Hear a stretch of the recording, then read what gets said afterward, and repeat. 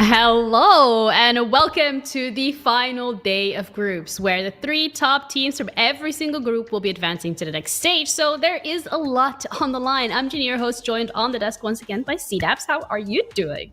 I'm doing really well. I'm kind of glad that we're at the end of groups. It's a bittersweet moment because, not as much Siege, but we don't have any more BO1s. I'm definitely a fan of the BO3 format. I think it's going to be a lot more exciting. Yeah, let's have a look at the standings from Group A just to see where everyone is at currently and how today might impact the results.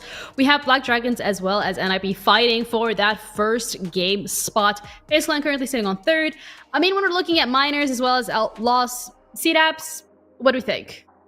Yeah, that Netshoes Miners game versus Los was definitely a game. It was one of the most games. It was a game, perhaps. Yeah. It was one of the most games perhaps ever, but Netshoes Miners, they got their only points of the stage, and unfortunately we also don't get to see them play today. They've played all of their matches and are locked into that 4th and 5th spot where they're going to be going into open qualifiers, but those top two teams, we do get to see them play today, and it's going to be really exciting to see who takes first in the group. Absolutely. Well, if Lost wins their game today against FaZe, then maybe Miners won't be on the first spot. But, some wishful thinking. Group B, however, is also very much standing. You got a couple of teams in there as well. E1 as well as W7M. Again, that fight for that first spot happening. We have Vivo Keyed on third. Liquid, everybody, on fourth. And MIBR on fifth. Yeah, it's been a rough spot for Liquid because now they have to beat MIBR in order to even get third place. They could see themselves go into the open qualifiers, which would be very scary for any of their competition, but also as a Liquid fan who are trying to really lock in the SI slot, going in through the open qualifiers is going to make it a little bit more cloudy and not really as clear.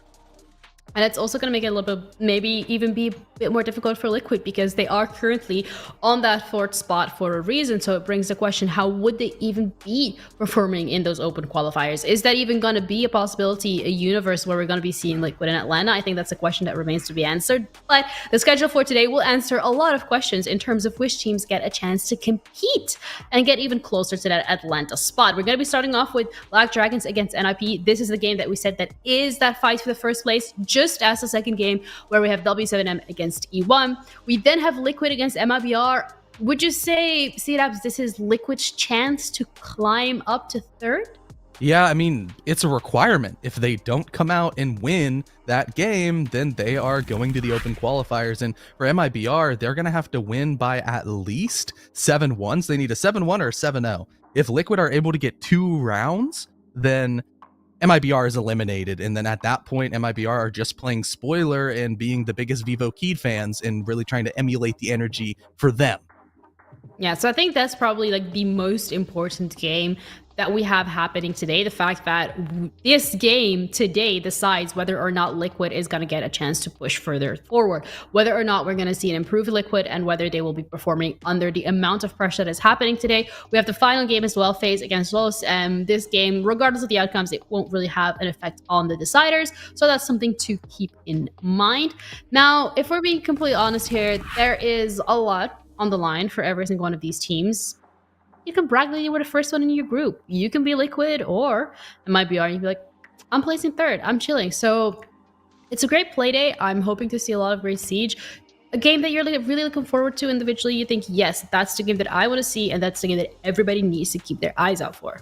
Well, I think directly playing for a spot for Liquid versus MIBR is huge, but both of those first games you don't really want to gloss over because they're battles for first, and you might think, hey, these teams are already confirmed for playoffs, but if you get that first seed, having that 1-round bye, the first round bye, really just cuts your chances of not making the major almost in half because you have to win only 1 BO3 as opposed to having to win 2, maybe 3 in order to get that spot. Yeah, so you're chilling. And staying on that theme of playing for first spot, the first game of today is going to be Black Dragons against NIP. Now, both of these teams, really, CDAPs, have had such a formidable performance over the last couple of weeks. And just looking up at their numbers, the map record specifically for Black Dragons, it's what's standing out the most, but they haven't played NIP yet.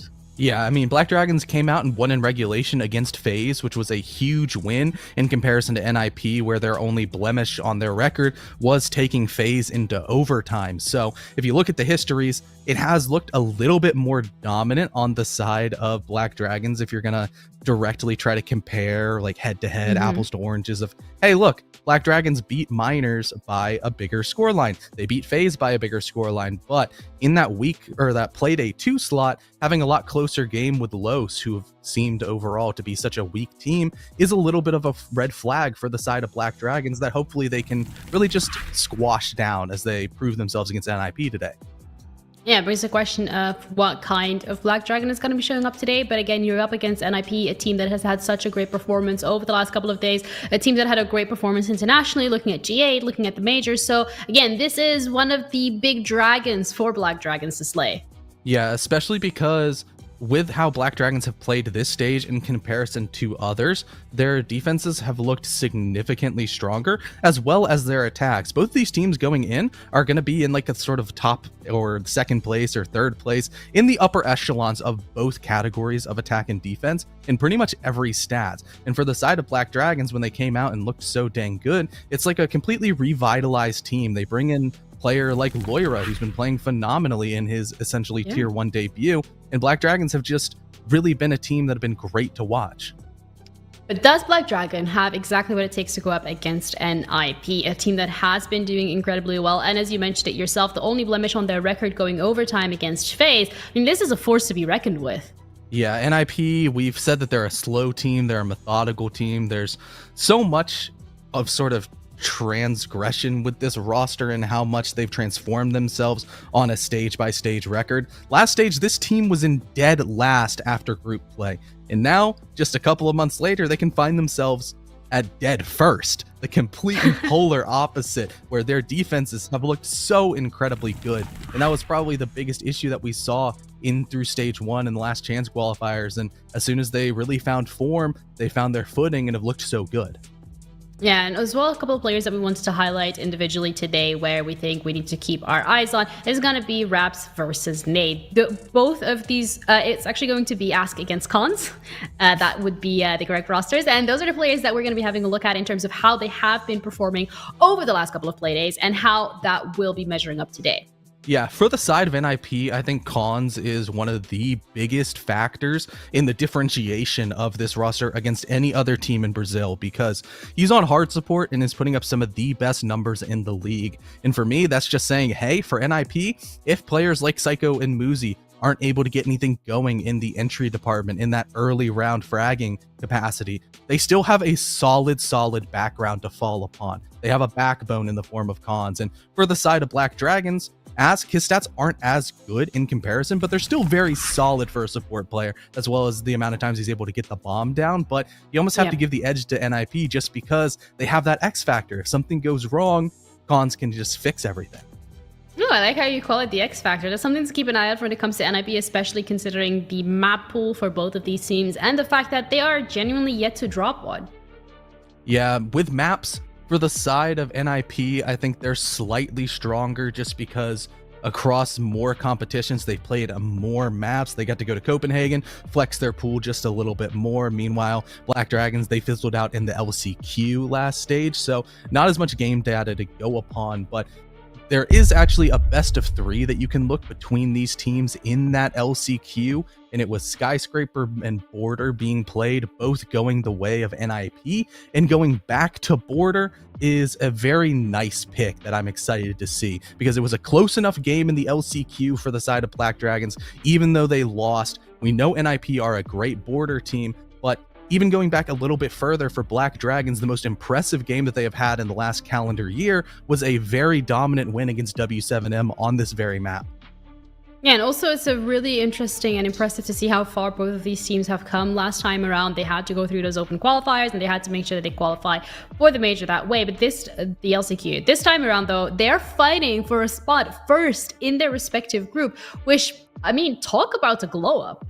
Yeah, I mean, NIP as well on the side of their attacks for this map have looked stronger than their defenses, which is a very just confident way for them to be, because attacking on border, sure, some teams might say it's a little bit easier, but when you're playing it about like 5 or 6 times and you're rocking a 67% attacking win rate, it's definitely going to be looking good in a overall region of Brazil that's defender sided. So if we're going to just continue to say like, hey, these pieces for NIP are just all falling together, where their defenses have gotten so much better this stage in particular, and we know historically their attacks on border have been so good, it's almost seeming like it's a complete puzzle, a perfect picture, and they're going to be looking dominant today. All right, it's looking very promising for either one of these teams. Again, battling for first is what we're playing for, but let's bring in Pengu as well as Intero, who are going to be covering our matchup for today. Pengu, that was a really enthusiastic wave. How are you feeling? I'm excited. About this? Yeah, you're excited about the first game? You got a preferred team you think looks stronger on border? I want to see NIP do good. They had a bit of a sloppy game last time we saw them against Miners. Despite them winning 7-2, it's like a very, I don't know, it wasn't like up to what I would say like that's NIP standards. So honestly, do better today. All right, respect. So Parker, did you do what Carter tried to do last week? Are you trying to like get ahead? No, I'm not doing that. You're going against everything that you think is going to win, or are you I'm generally... trying to blaze a trail here, Ginny. I'm a trailblazer today on the broadcast. All right. I'll blaze a trail that many who come after us to cast Nip and Black Dragons will then follow that trail. I think it's going to be a close one. I mean, I'll talk about it later when we have the Team Liquid MIBR match as well. I think that either way, I think it's going to be... I honestly think most of today's matches are going to be close. All right, well, I'm going to let you trailblaze this one with the cast, so have fun, guys, and thank you. Talk to us about NIP against Black Dragons on border. Thank you very much. It is I, the Trailblazer. I am with the washed former pro of Niklas, who has...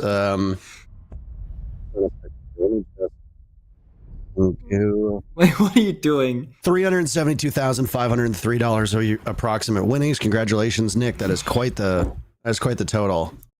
Thank you. I mean, and for you not being a player, you won what, $600? That's actually very impressive, man. How do you do that? 5,500. Okay, and it came very damn. hard earned through my Twitch Rivals matches where I tried. You're a streamer too. Oh, I didn't realize. I haven't seen you on for a while. Hurtful. I'm sorry. I just want to say that it's one of your fans. I'm one of them. When you don't stream, I don't need to stream. I am paid dozens and dozens of dollars to work on these broadcasts. Okay, and that is enough. That I don't need to supplement my income and shamelessly sell out. You know, you're not going to see me on any mouse pads. That's for sure. All right. I'm not hawking my wares on Twitter. Don't use that term. Code hawking. Code Pengu for 20% off here. No, there's actually no code. Don't debate people like that. I don't care about your mouse pad. I'm going to say it. Okay, Parker. Well, at least you care about something today, right? It might not be me or my thing that I'm going. No. Well, we care about Siege, right? Got some good Siege today. Is it possible to have Siege without Pengu? I say no. Oh. Mm-hmm. Okay. Starting on border. These two teams undefeated, Nick. You said the Ninjas in Pajamas would win. How clear-cut do you think this victory will be for them? I mean... I'm not sure I want to go as far as say like clear cut, like, oh, they're gonna stomp them 7-1. But I'm expecting NIP to show up in like, I said like peak performance. I said earlier like their game against Miners and Chalet, yeah, it was a 7-2 victory. But it was so slow and sloppy. It's like, what are these guys doing? This is border, NIP starting defense, and look at their lineup, right? They're feeling it. Rook-Doc combination, you know it's gonna be a bang of round, and you get the Warden as well. This is NIP saying we want to fight you everywhere in the map, at the same time, all at once. Look at this lineup. Rook-Doc, oh my goodness. I mean, I saw the armor packet put down and I was like, are my eyes betraying me? No. What's going on here? Oh. Yeah, this lineup from Black Dragons. Things are very normal on attack, I will say. This is an aggressive hold from Nip off-site. Over towards the lobby area. Yeah. The only thing that stands out is the Nuke and Laura, right? You don't see Nuke that often border these days, and you don't have that much map to work with. It's usually pretty obvious when you're gonna get into a conversation. But Cons, C-Dubber said he was a great player, and look at that, he starts things up in a 2-0 streak. Very correct. Ninjas in Pajamas getting on the board first. And you've taken out the Ashe, you've taken out the Yana. That's pretty much all of your soft destruction, with the exception of the 4 Rotero drones in the hands of Stem, who has been an extraordinary player so far. He gets the very first pick on his team. Nitro Cell thrown out in desperation as Black Dragons do get on the board, but with the Doc present, Psycho can get his teammates back up to snuff if required. One of the players that you discussed was Loira, who now lurks not too far away from Office. So close, yet so far. Down goes Stemp to Pino. Black Dragons with only 2 players remaining. Very challenging spot they found themselves in. It's also old school and IP, right? They're taking the fight to the attackers. They're like, yeah, sure, they lost one members of Office, but they're fighting everywhere that they're allowed to, really. Still got CC control until recently, and even there, the cross is established, and Wizard finds 2 of his own. This is that good old NIP where they will fight their opponents, not walk back off the bomb side, not hide in corners. No. Pick up a good weapon, pick up a good operator, and just simply fight. Yep. Ninjas in Pajamas have looked indomitable on both sides of the equation, at least since the start of Stage 2. This team always seemingly having an identity crisis as to whether or not they are a slow team or a fast team, whether we think they're a slow team or a fast team, whether you spend about 2 hours composing a manifesto with sources citing your arguments as to the speed I think of that's how Ninjas in you should Pajamas. do it, no? Yeah. If somebody's gonna say, hey, I actually think that you saying they're a slow team right now is wrong because they've always been a slow team, and then you go back and you check their average timer for like various years and go, actually, they used to be much faster. I don't think that's a bad thing to do. This is do your this is research. Nick arguing with Redditors. Example 5. 5, that's very 500, Yeah, I was gonna say. you know? Yeah. When I was younger, there was no holding back. I mean, it's really open to interpretation.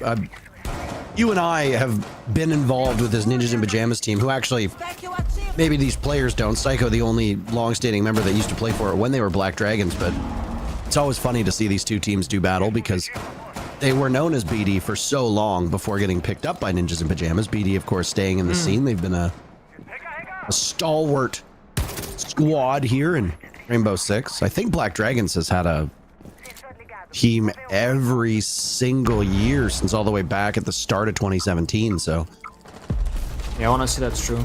yeah, this NIP team obviously has undergone a lot of changes on defense. In that first round, very aggressive in the way that they held those holds. They did not concede map control whatsoever. They played very well together, just narrowed down the numbers for Black Dragons. Now they pull off the same thing. Well, they've got an avenue upstairs, as you can see, the beachhead that they've established being over towards Fountain, an office with that Black Mirror, or Black Mirror rather. Players still up there holding onto those spots. Gotta be careful though. You got soft rotations and Fountain towards Easters, and if you go too far forward here, you will meet the attackers literally in their first initial entry point. So the fine line to play, but it's, again, it's NIP doing it better. I mean, Stemp is there for the So follow-up, free. but what are you going to get for it? Nothing, right? You have no information. Yep. No time really either. I mean, it's very slow paced with Black Dragons, and this is the problem that you run into when you're attacking on border. If the enemy on defense is playing in your face, it's hard to get really into any of the rooms in the map that matters, and you're essentially locked out. Yeah, you look at Psycho, he's just chilling here. No one's really doing anything about it. You know, Psycho's fallen off. Excellent map control for Ninjas in Pajamas. They lose Cons to a nade tossed out. Musi on the ground inside of CCTV. Still holding this position. The silhouettes evading him for the time being. Going all the way to top east, where there were players previously. All the while this is happening, Ask shrugging off a little bit of damage. Believe that was Wizard who was lighting him up. Black Dragon's falling a little bit behind the 8-ball here. So now they'll open up the soft panel into the A-bomb site. E-bomb site, rather. Ever notice how it's weird that the Ace A logo pops up over the B? Ask rushes on in, and he's got the diffuser in hand. Coverage from Loira inside of lobby. Psycho will need to play around this. Down goes Ask. Diffuser does not go off. Musi managing to completely blow up this Black Dragon's execute. Now it'll come down to kills. Loira tagged on in. Down goes Wizard to Stemp. And it's Musi to clutch out the round, as this time the diffuser is successful for BD. Musi top east, lighting up live, giving his position away in the process. There's one in hot pursuit. Musi for the reload. Down he goes, long range with eyes from Black Dragons. Not staring at him, but close enough so that when he hops on that diffuser, they'll have him. Nook giving the position away, but Stemp is there for backup, and Black Dragons hold true after that diffuser gets planted. They get the round. And I mean, Black Dragons, yeah, it was looking tough for them, but they actually found like a very small gap in the defense from NIP. They simply didn't create any self-destruction in the wall leading to the Tellus bomb site, which meant, yeah, you have workshop control and blue hallway control and, you know, customs in control, but you can't see in towards the bomb site itself from that area of the map. And the bomb site itself isn't very playable on Bathroom Tellers. So the whole concept of, you know, roaming around outside the bomb site kind of fell apart since there was no self-destruction being made that allowed those lines of sight to be established. So NIP kind of, you know, playing the decision-making of where to play on the map really well, they just kind of forgot about the bomb site itself and how they can support that from those external positions. But you got various bomb sites to go through, armory into tellers, down to ventilation, and they all kind of play in a very similar yet very different way, I guess you should say. For tellers, you're playing above the bomb site and spread very thin, like what you saw from NIP, and then eventually you'll get back to the bomb site itself. But for ventilation workshop that we see currently, you're gonna be playing most of this round above the bomb site. Archives, armory, fountain, office, and you can hold everything vertically with the self-destruction that you see from Musi right now with the Solus. The only thing in IP they don't have a lot of is bomb site intel. Because Valkyrie's banned, they're not playing Maestro, not playing Echo, so if Black Dragons can kill Solus and Musi early, that could actually allow them to plan relatively easy later in that round. Black Dragon's lineup is favoring the same operators. Loira's been the flex pick, which is something that we've come to expect. Stemp was actually on this same role, I think it was 2 play days ago that we were talking about it, where Stemp was just juggling operators, playing like 5 operators over the span of the 6 rounds. Good flexibility. Talked about intel being the name of the game. Well, the previous round, the deficiency for Black Dragons, especially during the mid-round, was lack of intel themselves, and you have to suspect that leaving the Solus up, not punishing Musi on those roams, was doing them quite harm. I mean, if you looked at Black Dragon's drones at the time, they only had 4 on the board by the final minute and a half of the round. That's not an ideal number. Just a little bit ahead of that at this point. Still got 1 drone in back pocket, 5 have been deployed. As the rubber hits the road upstairs, again, Nip holding on to Fountain. This has been a big focal point of all 3 of the bomb sites that they have defended so far. Previous round, Black Dragons weren't really proficient at shaking them off of it, but they just punched the site instead, forcing Nip to retake, and that strategy proved to be successful. It's a good change from them. Again, they kind of get what they want. Upstairs control, big presence. No one's dead yet either from the attacking side, and that's the most important thing here, because in IP, you're gonna have to fight for armory, surely. If you surrender all of top floor, you will lose bomb site shortly after. There's the first battle that'll come, and it's right at their doorstep. Loira getting kill number 1, but it's a fist fight back and forth. Another team at the moment coming out ahead as Pino keeps the numbers close, but then gets paid for by Stemp. Loira now taking some damage. Stemp too. Musi far back, firing away at what remained of Stemp is now gone. Loira, a ghost of himself. Musi taking some damage. Still just trying to play keep away, but doesn't have the benefit of an angle in that engagement. Patoxy with the pick, but again, sacrificing a lot of HP in the process. Cons will need to clutch out. 30 seconds to go, and completely oblivious as to where these players are. More damage has been done to Patoxy. Only a single bullet will be required to eliminate Loira and Patoxy with a Vector. That will be very quick. Bullets come at you pretty fast. Cons still holding this angle. Where are these Black Dragons players going to come from? There's one. Line them up, and a pre-fire as Cons wins it. Relatively easy work for Cons, but everybody was so low on HP, it could have gone either way. Nip survive a scare, pick up their second round. Yeah, all it took was a single bullet and a bit of a sloppy play from NIP there again, surrendering the crossfires and not really playing together. Moosey certainly could have tried to help his team of Con somewhere on the map at least, and it comes down to that star player that we saw the player highlights on the analyst desk. It was Cons, and he's again 2 times in 3 rounds showing up pretty big for his team. He was the man to get 2 opening kills in that first Armory defense earlier on, so he's sitting on like 5 kills currently. And yeah, you're a support player, but the thing is, this is Border. It's like no one's actually a support player on this map. Whether you're a Heartbreach on attack or playing Mute on defense or Mirror, for example, you're always going to have to be next to your teammates and be able to play together and take those questions. Sure, you might drone first on the attack inside, but usually you're gonna, have 3 to 4 people alive when you need to just frag it out. And those walls get breached relatively early in most of those rounds. The only exception is if you can't deal with the mirror windows, that's just going to be a tall order really because you can't break through them. But Black Dragon's done a great job so far in all these rounds at dealing with just that. They haven't really been faced with a wall yet or a mirror that they can't clear. Sure, in the first round they couldn't clear player positions, and mostly comes down to gunfights and just NIP's sheer confidence to play in those spots. Heartbreacher though this time. Amaru Lion instead. This could be one of those rounds where all Black Dragons they want to do is storm the building. Because if you ain't got a Heartbreacher and you're up against the mirror, well, that's just too bad. Ask has not at a very productive stage when it comes to kills, and this match so far is no exception. Sitting on 0-3, not ideal. This time online with the 417, you should be able to get at least 1 kill. I mean, there are a lot of offensive threats for Black Dragons, so really anybody could pick up that slack. It has been Stemp more often than not, who leads the way on Black Dragons with 5. Tied with Cons for the same amount of kills. It's an EU1D as the magnets go, and oh my! Patoxy flying up the hatch, but Psycho has it under control.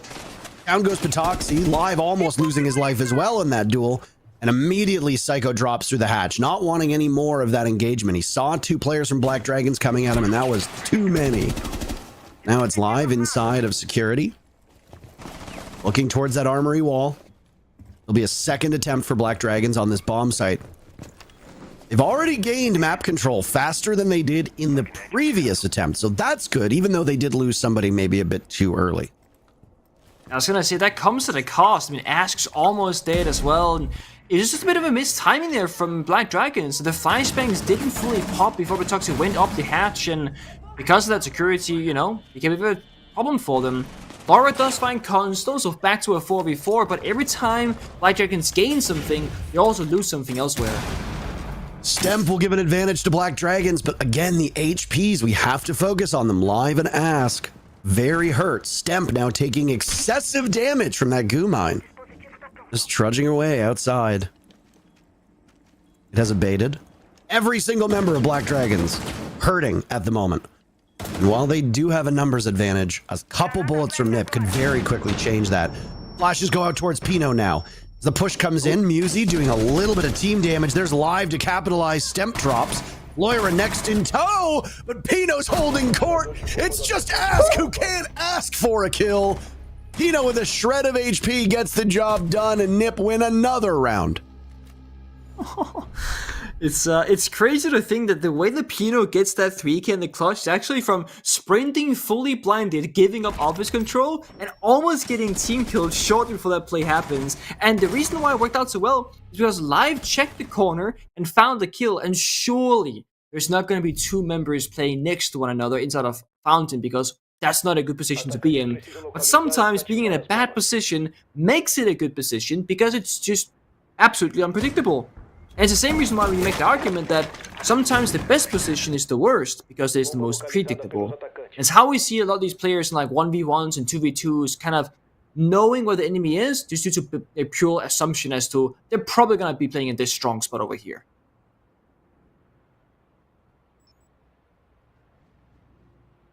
There you go, the bottom of your screen. While we look at the beautiful top down of Border. Team that wins this match gets first place in their group. A lot on the line here between these two teams, as you might have heard from the desk. Nobody is lost. The only, I believe the exact wording was, hold on, let me do my best impression. Oh no. The only blemish on their record is an overtime against FaZe Clan. Other than that, NIP have been exceptional. It's hard to emulate CDAPs. No, Even just doing that now like made me a bit like I need to like clear my throat. Just trying to do his voice.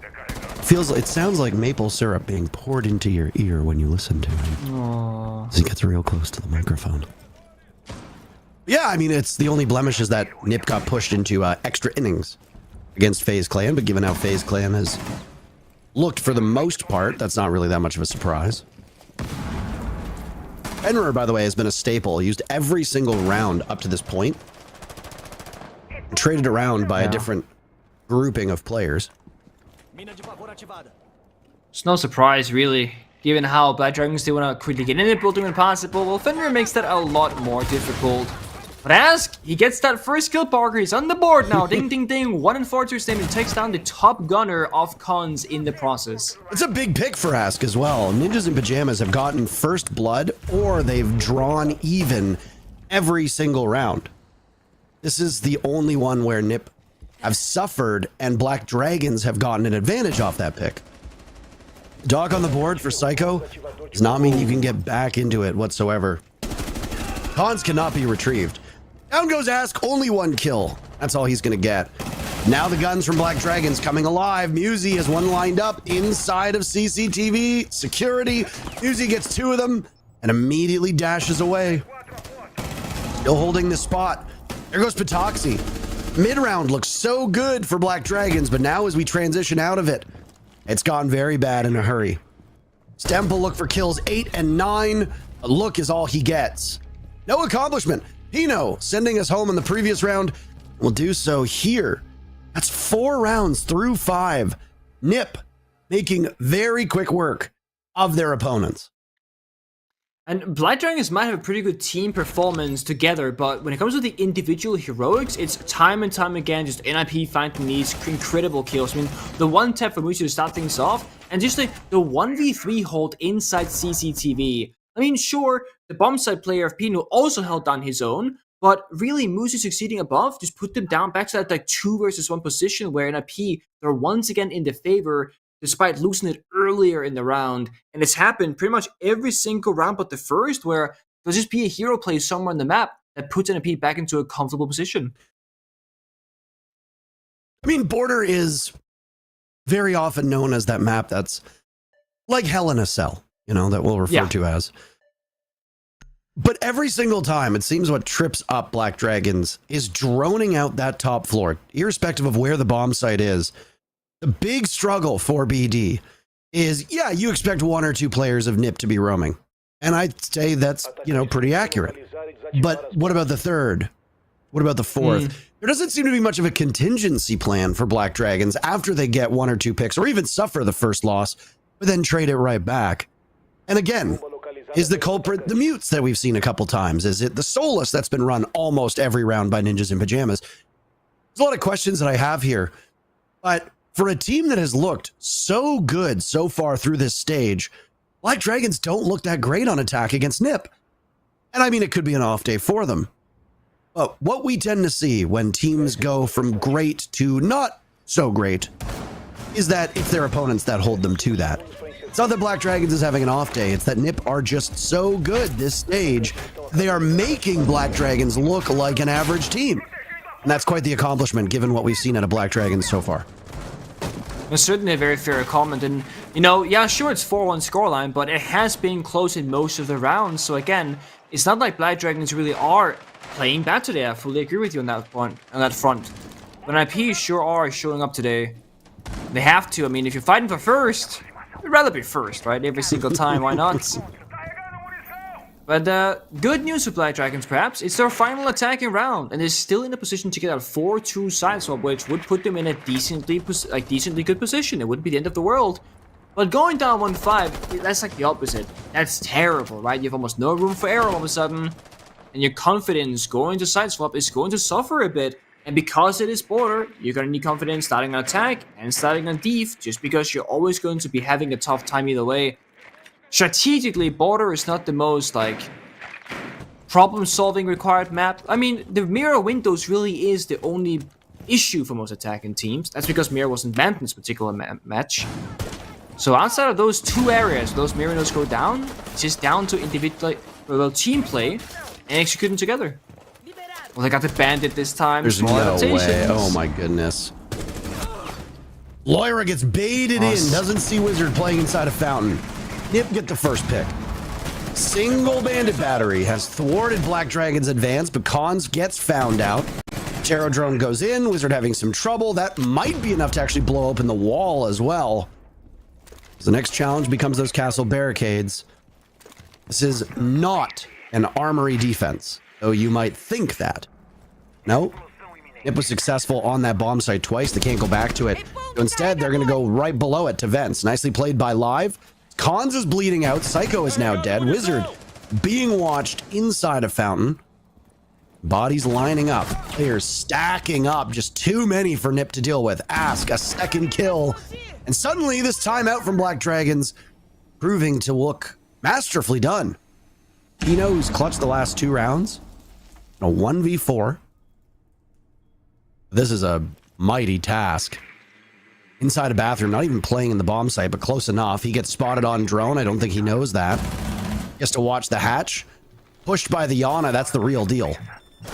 Terror drone to flush him out, and Live finishes it off. Yeah, you're just treading water at that point, trying not to drown if you're Pino, because there's really no way that Black Dragons are going to let you win a 1v4 inside of a relatively open bomb site. Black Dragons end up salvaging the first half by winning a second round. 5-1 will not be the advantage that Nip has. 4-2 is still pretty good, but relatively standard. Teams will swap sides. Now, Black Dragon's turn to go on defense. Yeah, and there wasn't even Black Dragons in a 4-1 being like, okay, let's play it safe, let's plant in this corner and hope for the best. No, that was 4 members just running for that kill. 1 member of the hatch, 1 on each doorway, like Flores was dropping down as well from the corner hatch inside of Armory. Like, they wanted that kill, just guarantee the crossfires to be established, because again, playing on diffuser and plant control isn't really all that common on border unless you're going for those either rush strategies, or the defenders are simply playing so passive that you are allowed the space to go for those plants. I'm curious to see how NIP are going to change things around though, because historically the way that Black Dragons have been attacking this stage and just, you know, across the board, how long has it been playing, and NIP, they don't really have the same style per se. In NIP, they do have a bit of flexibility with cons these days where, for example here, brings out the Osa. We know NIP can play the Monty, which is why Black Dragons banned that particular operator. Otherwise, I would likely see light on this border match, I can imagine. Dokkaebi from Wizard as well for the roam clear. You're always playing on 2 horses here, right? Because the roam is an issue and the site's an issue. And the Dokkaebi and the Osa kind of gives you just both those things covered between those 2 operators. I like that Nip isn't running with the same lineup that we saw from Black Dragons. I mean, these teams are going to approach this map from a very different perspective. Already changing out the hard breach, but then adding separate tools. You know, like the Osa as we see right now for Cons, who I imagine Cons will probably be the player on this team who cycles through various operators. Osa finds a lot of value on a wide variety of maps, but with this armory bomb site, Osa provides a ton of value playing outside of that armory wall, or even just working with somebody else to push off a roamer independent of the bomb site. Capkin traps on the board as well, so that's something Nip is going to have to keep in mind. Oh, that is so close. The nade is not quite there.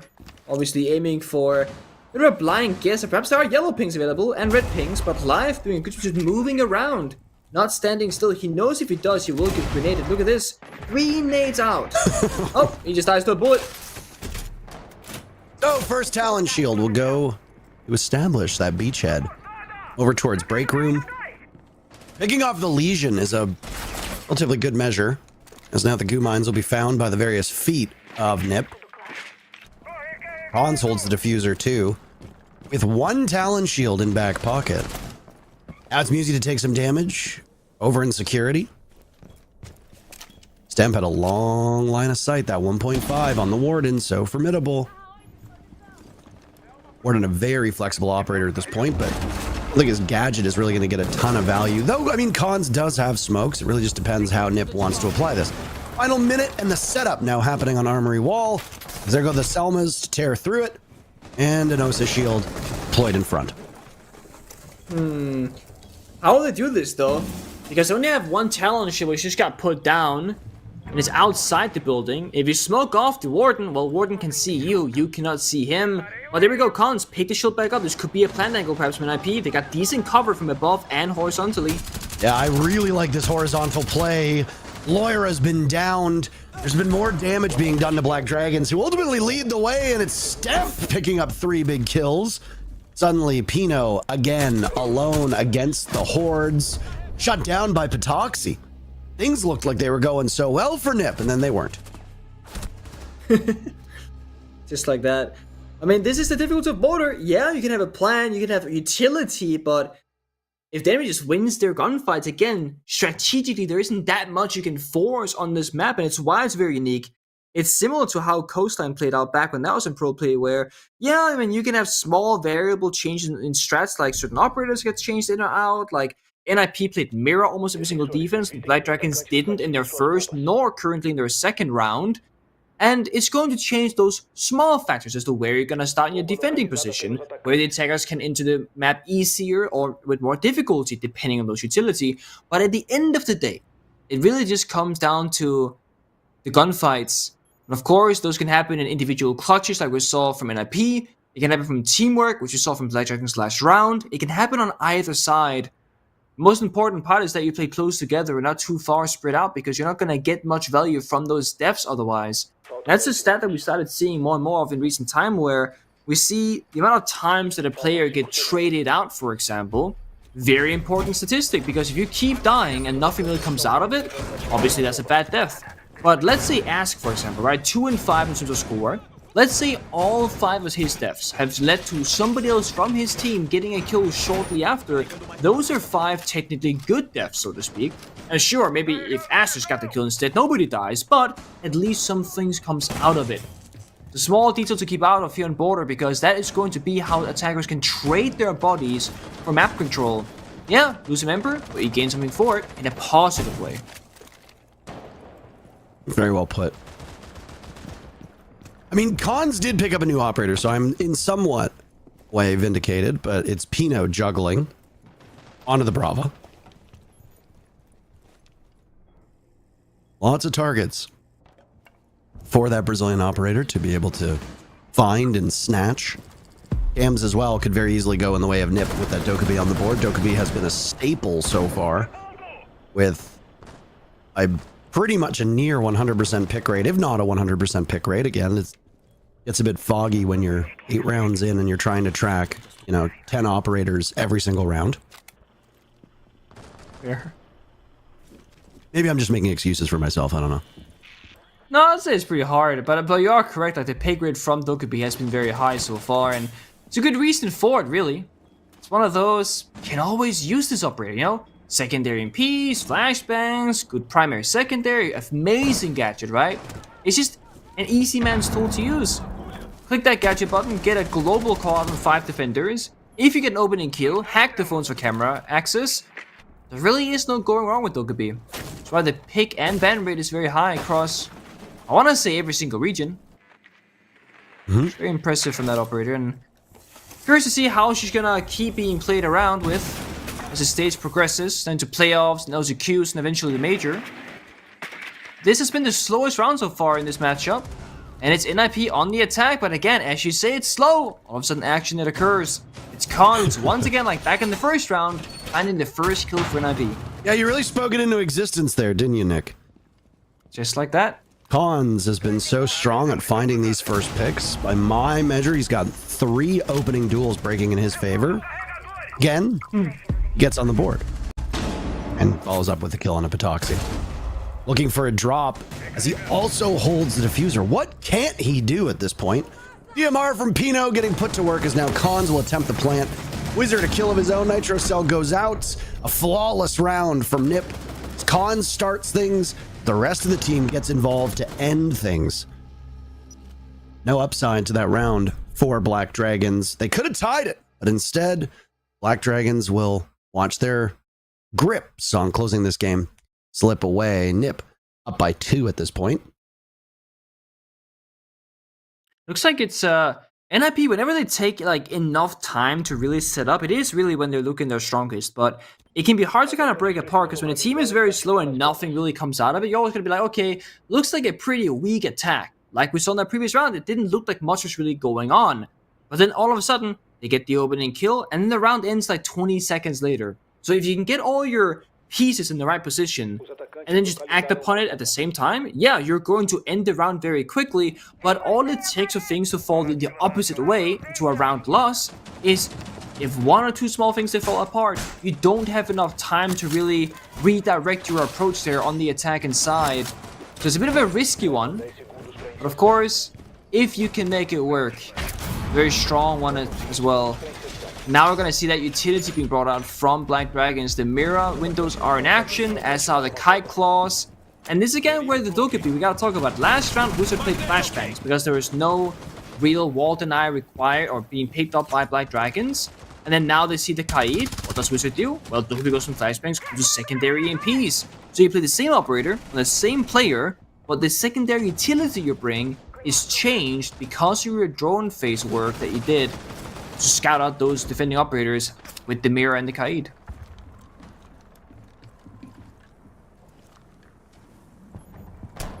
Are my eyes deceiving me? Or is this the exact same lineup from Nip? Same players. Oh, you are correct. It's a 1-to-1. We are in a DMR meta, it looks like. Wizard, Psycho, and Pino all bringing the guns where if you click fast enough, you can try to emulate auto fire, but not ultimately close. Remember back in the day when you could map it to your scroll wheel and there was no fire rate whatsoever, and you just spin your scroll wheel and the Buck DMR basically became a full auto weapon? Yep, the unkept DMR meta. That was something. Didn't really take place in Pro League, however, no, yeah. But there's a thing in Ranked and whatever else for a little bit, yeah. And I guess the thing about it being in Brazil is that because they're playing on LAN, the DMR will tend to get more play in the regular league, because DMR is usually the approach of pro players is that on LAN with like 0 ping and 0 delay, etc. DMR will just 2-tap players in the body. It's phenomenal. Whereas online, it's a bit more dicey. Ask might not be coming out ahead in most of his 1v1 engagements, though he'll certainly pick things up from the first couple rounds. Nitro Cell will take out Cons. Saw how influential Cons was as just a player, let alone as an operator in the previous round. You have to hope that all your hard destruction is done at this point because there's no more available for Nip in the final minute. But Psycho to take some damage as he toils by the window of what is not the bomb site. This is a vents and workshop take for Nip. Demp is dead to Pino, and now Pino will die as it trades right back. Action occurring all over the map at this point. Now it's Wizard punished. There's a down though. No secure. Lawyer walking away as Wizard dies. Musi and Psycho, the only two remaining for Nip. Oh my. Ooh. Psycho cannot afford to lose this engagement, but he does. Black Dragons just need a single kill to keep themselves from stopping Nip getting that match point. Musi inside a small office knows what needs to be done, but it's a joint effort. Black Dragons get a couple players in on the fun, and they'll pick up their 4th round. They're within 1 of tying it. There we saw, again, the big difference. With NIP, they play a little bit faster, more spread out, and they lose those members early. They don't seem to have a backup plan as though, okay, now when they got 4 or 3 members alive, we've lost the hard breach, what do we do now? And they all just kind of do their own, okay, let's fish for a kill. They don't find it, so they don't find the round victory either. But NIP, they truly need those 5 people alive all the way through the first 2 minutes to seem to find success on their attack so far. So if Black Dragons kind of read into this and just keep on, playing on the offense as they have been, they might be in a great position here in border defense, which isn't typically the place you want to be. Border has been one of the most attacker favorite maps for a long time, but of course things they change. Certain team playstyle play into effect as well. You do have the mirror open. I'm sure that plays an effect to it. Even though Black Dragons don't tend to always bring the mirror, only playing in 1 out of 4 rounds so far, they do have it available if they feel like they need it. But Border also has those really fun rounds. And this might be one of them because NIP, they're showing us an OSA, a Capital, Amaru, Glass, Blitz. So there is a good old Archives rush. We've all done it in ranked before, right? You storm in the Archive store, you play in the Archives window, smoke goes out, flashes go out, etc. It is chaotic. And when you put the Blitz in the mix with all that, you can make a really fast push come out of nowhere. Well, they're in a position to open up that Archives door, like you said. The big thing is the Monty ban. In normal circumstances, Monty would take this role. Not to be had. Use the OSA instead. Wizard's smokes will be the starting gun, and there they go. Pino rushing on in, Patoxy at dueling him. Wizard actually killing Psycho. This has gone very poor for Nip. Stemp is the only casualty at the moment, as that diffuser in the hands of Cons is miles away from the site. Now it's Pino with 11 kills, leading his team. Suddenly Nip ain't a big advantage, and one player's trapped outside. Musi can capitalize. Things look terrible for Nip. Then they win the round and they move to match point. What is this game? It was backwards. I mean, they went for an Archives execute rush, but they gained Amaru control. The Archives players died. It was actually Amaru and the Blitz, the usual players who will get sacrificed for the plan to go down. Those are the players who actually stayed alive, and they got the kills. And what was it? A C4 onto balcony, the Capital Fire team kills and denies the third guy from planting. It was a massacre. But actually, NIP, for the first time so far in their attacks, they looked like they had a really good and instantaneous backup plan when things didn't go their way.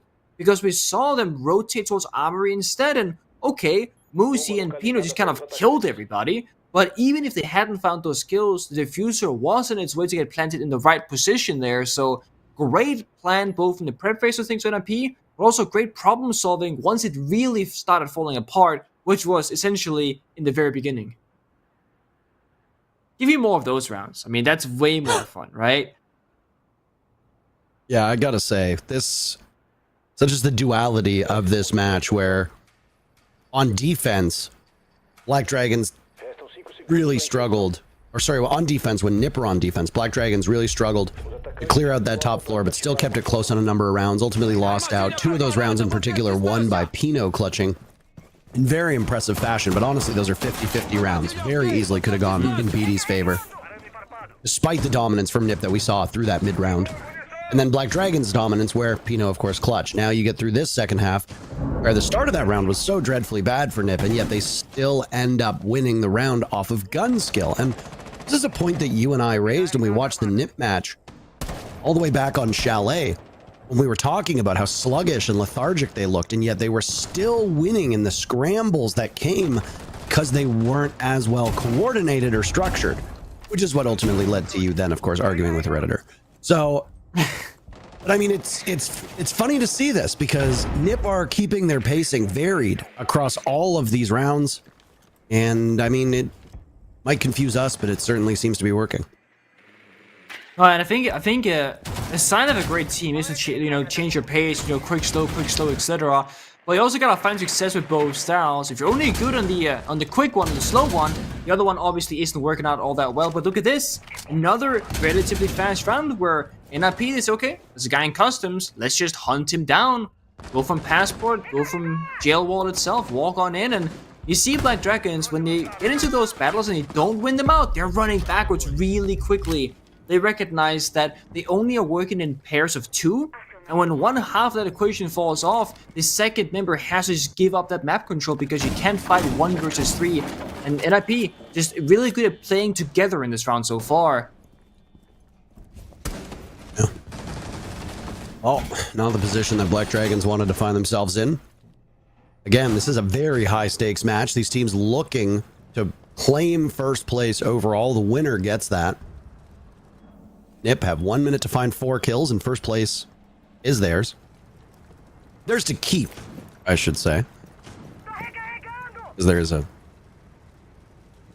trailing Black Dragons at the moment. Neither of these teams losing.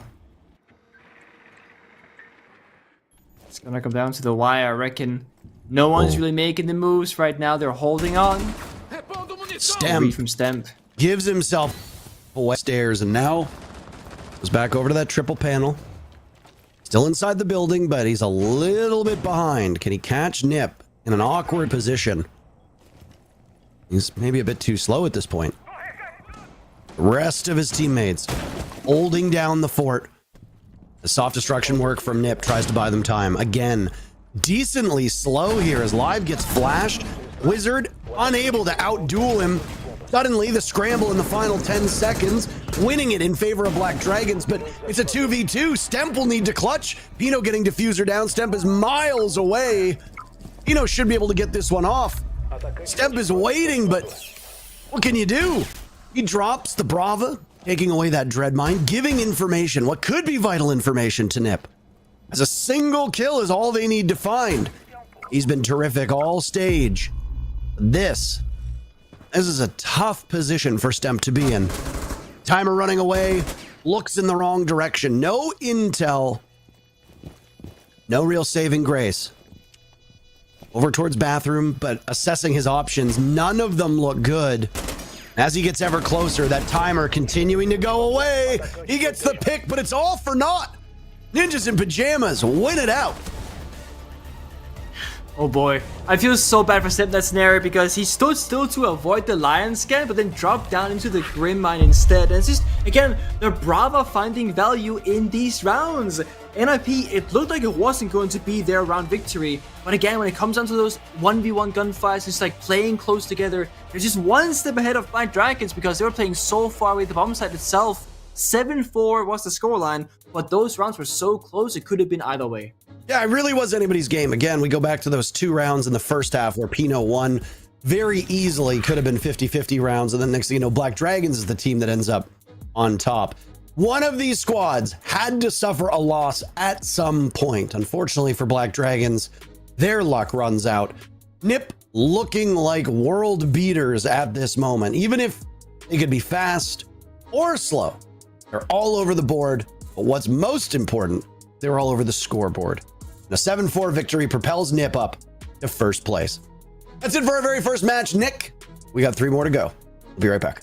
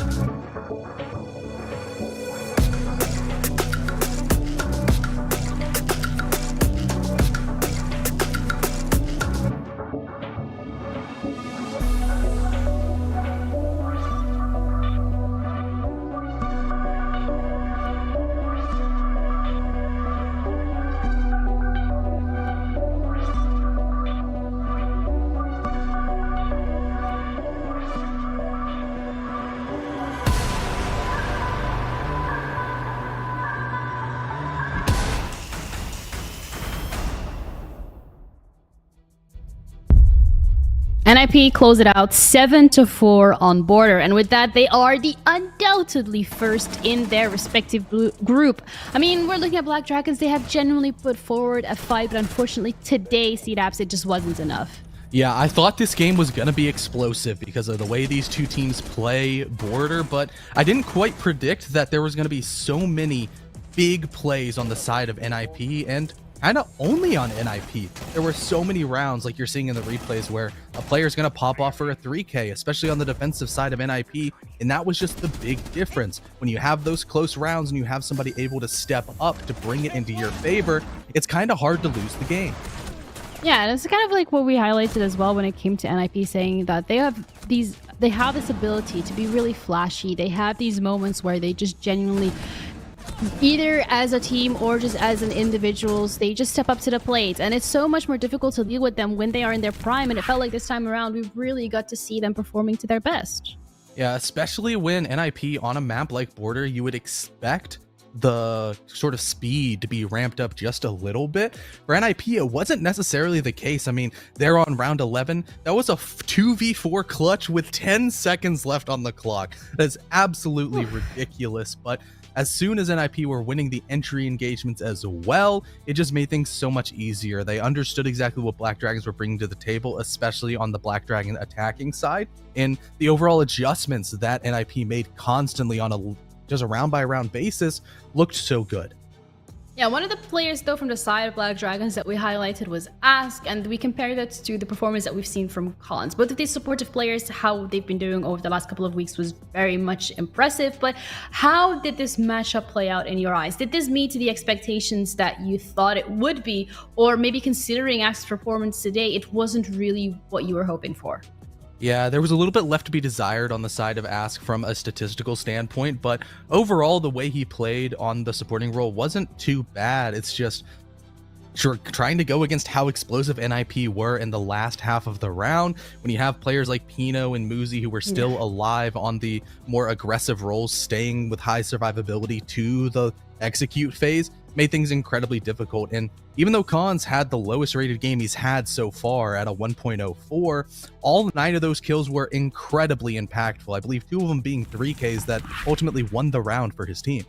Yeah, absolutely. And with this game as well, as we said, it was the fight for that first spot. NIP securing it also means that Group A is now officially locked. We have our top 3 teams that are going to be heading into the next stage, being NIP, Black Dragons, as well as FaZe Clans. I think coming into it this time around, these were the 3 teams that we were expecting, especially FaZe as well as NIP, to be in these final last 3, the ones that were going to the next stage. So expectations have been met, but I think for me personally, Black Dragons have exceeded them.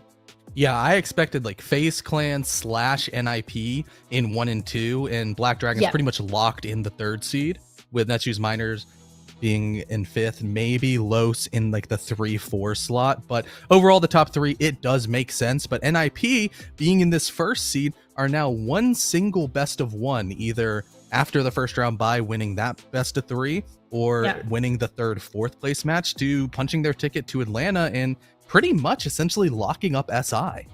Yeah, absolutely. And that is such a great spot to be. They have the momentum, so they got to keep it going. But then we're looking at Miners as well as Lows. And as much as the top 3 are locked in and loaded for Group A, we still have a matchup later today, FaZe against Lows. So depending on how that one goes, if Lows has an opportunity to, get a W on the board for them this time around, that could flip potentially Miners with Lows. But how realistic are we expecting it to be, CDAPS? It's going to be pretty unrealistic with how Los have been playing, but even with just the difference between 5th and 4th place in a group, it does mean just a little bit of SI points difference. And then if by some miracle Los are able to make a Herculean effort through the LCQ in the open bracket to make it to Atlanta, then maybe they wouldn't have to go as far in the Atlanta Major to potentially punch a ticket to SI, kind of sneak in towards the bottom seeds. But it's still a really uphill battle for them. Yep, absolutely. We're going to have to wait and see for that one to play out. But that is the first game of today done and dusted. Game 1 was a battle for the first place, and Game 2 is also going to be the identical story. W7M going up against E1 Esports. Coming up next.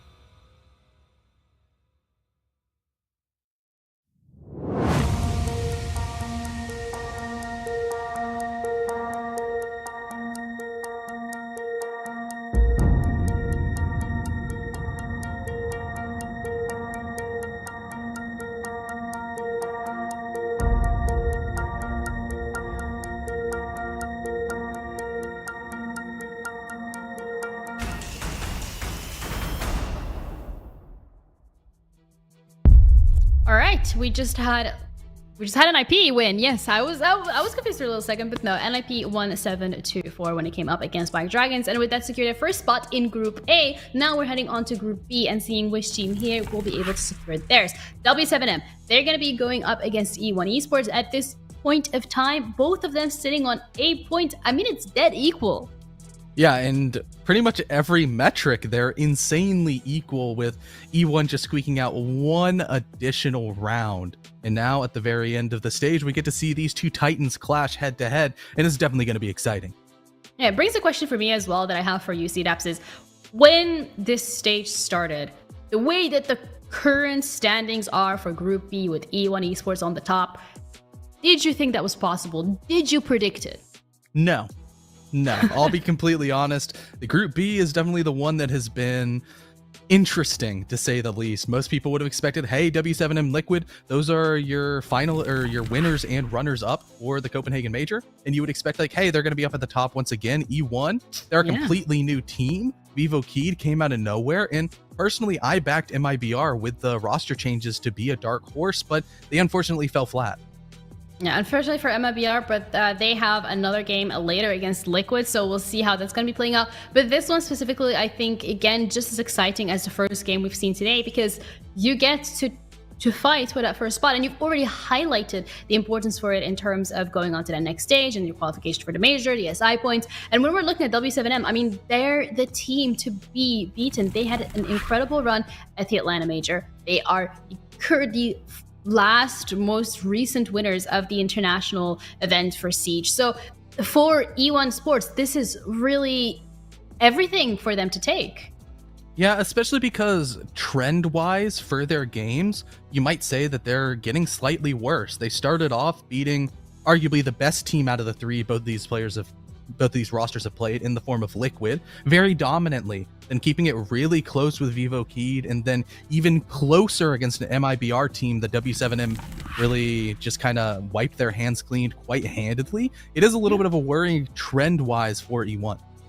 I mean, you can kind of like flip the coin as well. You can say, yes, the honeymoon period for E1 Sports might be over and they started off really strong and they're going downhill. Or you can go the other way and say, W7M, a little bit of a slower start. They had to get back into form and now they're just going guns blazing. I think we can be an advocate for either one of these and how we've seen the last teams perform, especially when we're looking at E1 Sports. You said it yourself. The expectations weren't even there for them to be where they are at the moment, and they have been doing it so incredibly well. It's just that attacking side, CDAPS. That attacking side is the thorn in their side. Yeah, especially when they started off with a pretty dang good attacking half split against Liquid on Oregon. Then when they went up on Cafe, it struggled just a little bit more for the side of E1. So really dropping off that attacking side, it is a worrying side because of how strong a team like W7 is on the defensive half. That is going to be an uphill battle for that. Yeah, absolutely. And that also kind of brings the question, when we do eventually get to that maps, what team is going to start on what side and who's going to be able to build the momentum the quickest. Because when we're looking at W7M, I mean, what else is there to say besides the fact that not only individually, but also as a collective, it feels like they have everything on their lock and key.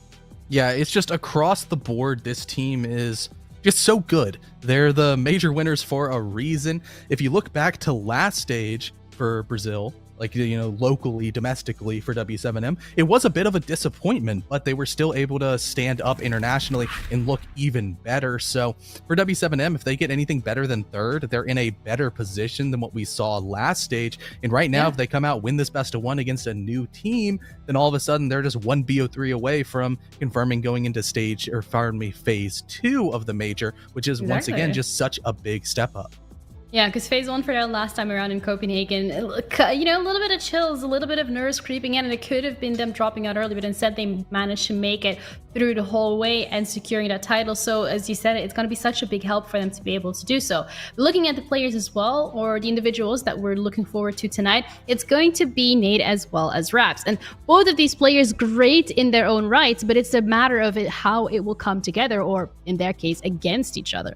Yeah, it's once again a very similar story to what we saw at Black Dragons against NIP, where the backbone support players for one of the teams is just a little bit better despite both of them being strong. Nade, the highest rated player on his roster so far, more so playing the support flex on attack and hard support on defense, has been incredibly impressive, especially because just in the late round for W7M, he has such a big impact and has been so great to see.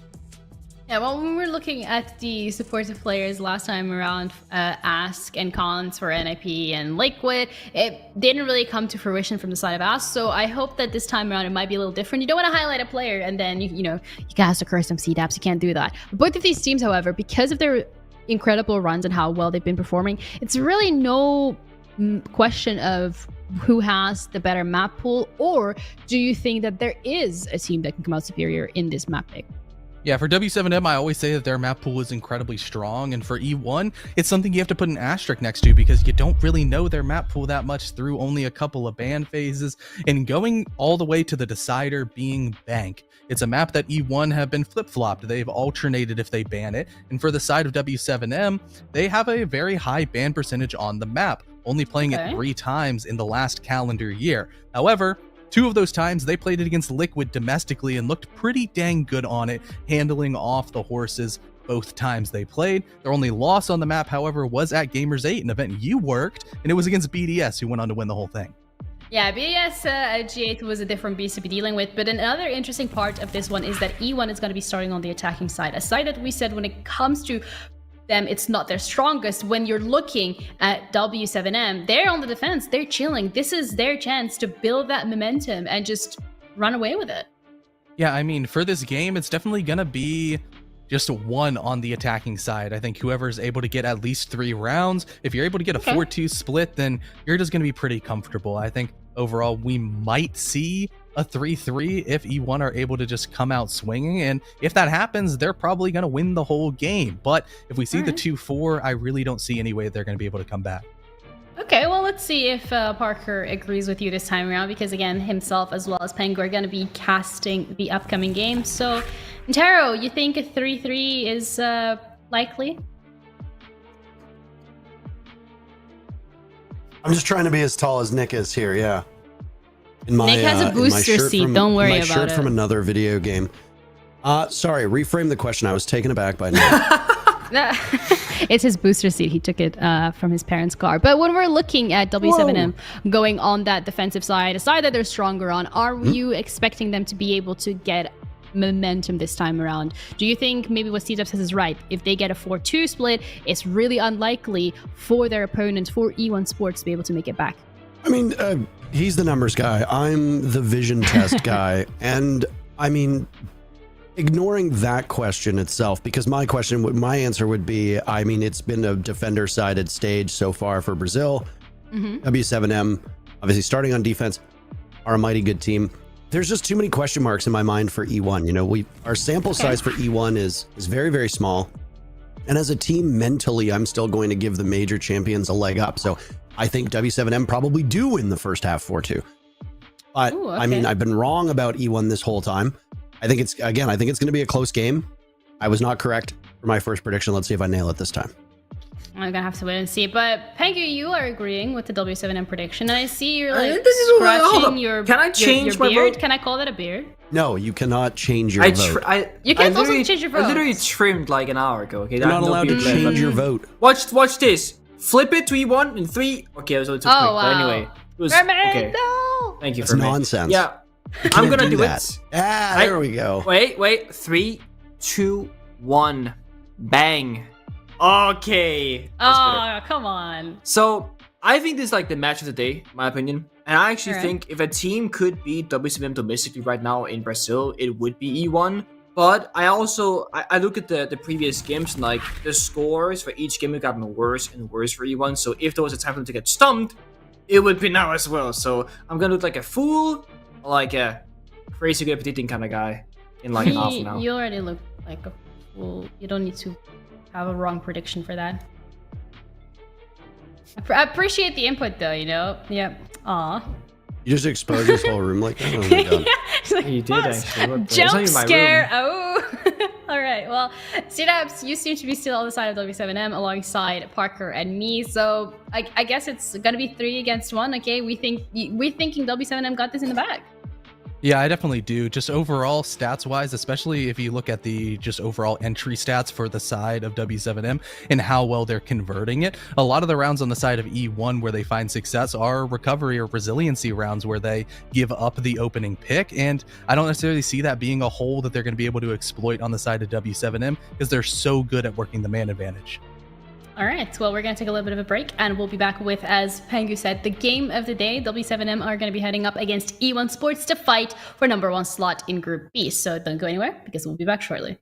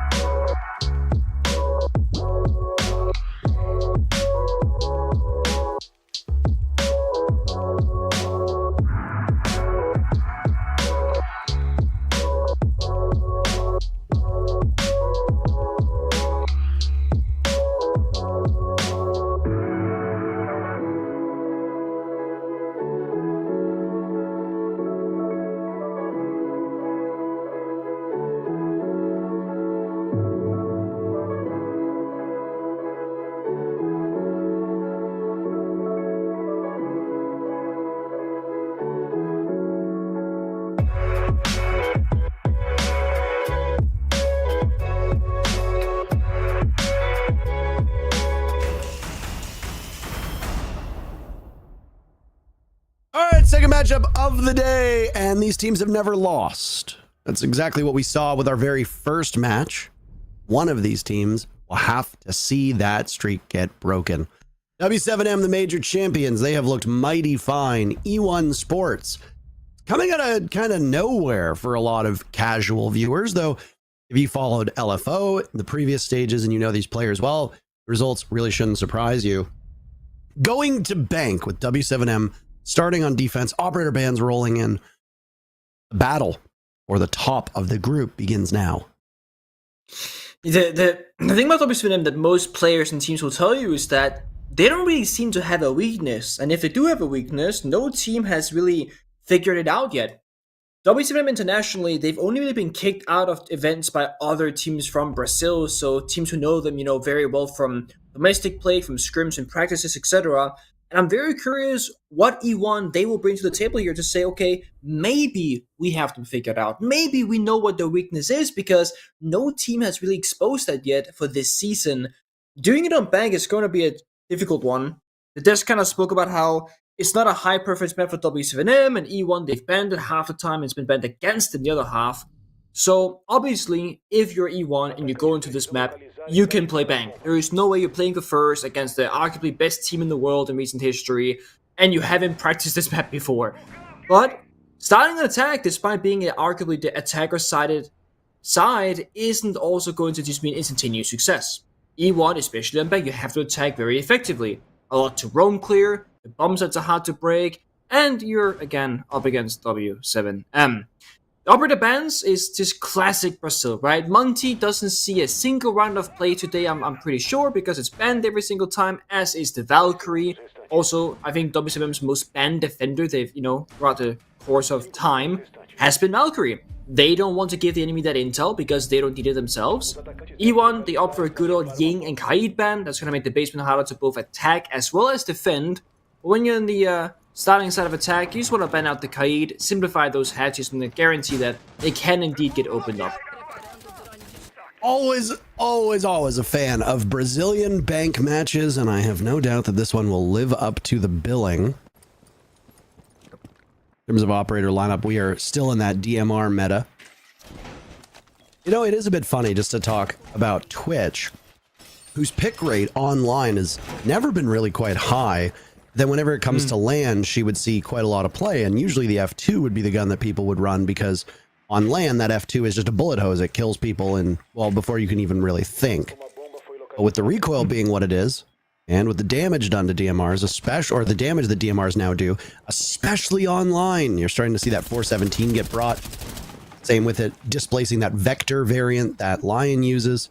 And the C8 is an excellent gun. The DMR is what Lucid will bring on the buck. It's fun to see how these things change over time. Just little tweaks to guns. We basically had a change to Zofia, and then Finka became much more meta, and next thing you know, we're seeing LMGs everywhere. So... let's not talk about the LMG meta. I'm still haunted from that scenario. I mean, I'm much more happy with the DMR situation. We see a bit of a different take here on Server Staircase, though. It's gonna be a double Goyo canister, a Rooney gate to kind of block that out. And this is W7M playing a heavy utility game on this first round. And the reason why they do this, they want to keep Casey alive for as long as possible and smokes, just use those toxic babes later on when they have a higher impact value. But the thing is, so much time is left in this round. E1, they did such a quick roam clear. They have a full minute to work with, but it's again, as always, W7M with the opening kill. AZ makes his presence felt, but it's traded off rather quickly. E1 lose 3 players like that in a flash. Raps with a desperation pick onto JV. In Lucid, last 2 standing. Herds still holding from above, so... Raps' focus might be on the bomb site down below, but Lucid's main floor clear. Bit of a challenge.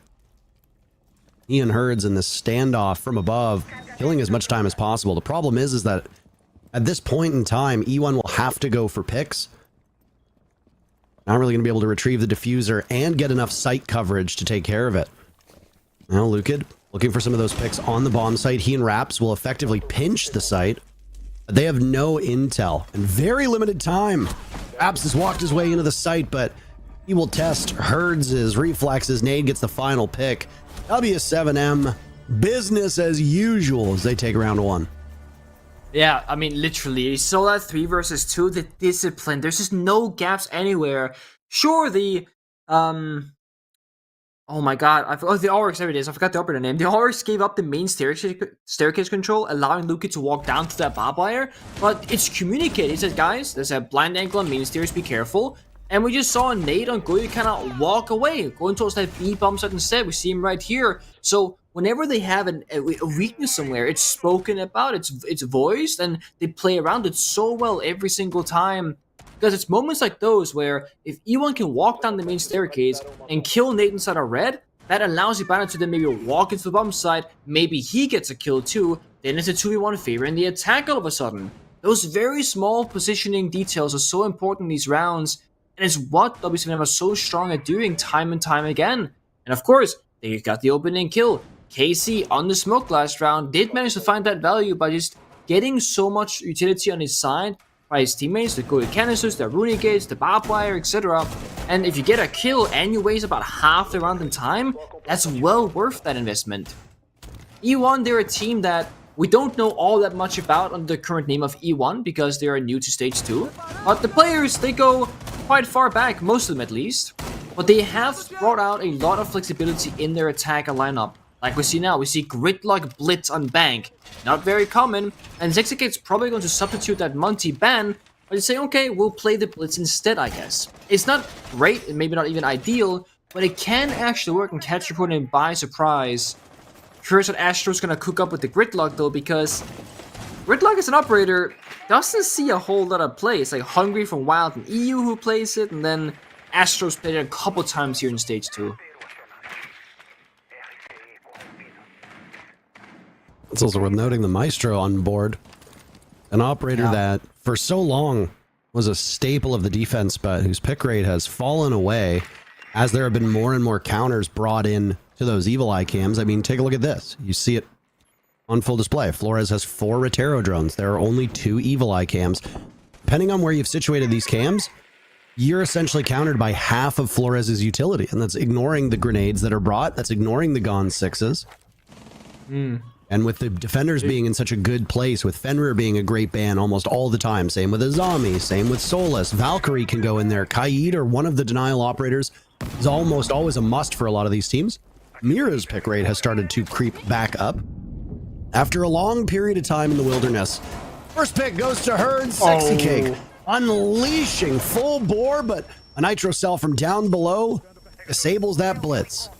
Also, watched Herds get the down. Lukin's there for the follow-up. Things are bad for W7M. It says 3v3 on the screen, but that's only if Herds is retrievable. KZ trying to get back to the bomb site. Doing some serious damage now inside of Square as Godez repels on in. Raps holds Diffuser. Moment. He's inside of paper, and no, the lights going darker for Herds. Diffuser going down. Nade from below sees it. He throws up an impact. Can't stop it in time. Herds finally bleeds out. There goes KZ2. Nice pick from Nade, but they know the jig is up at this point, and there's still 40 seconds left on the clock. Diffuser going down yet again. Nade getting underneath.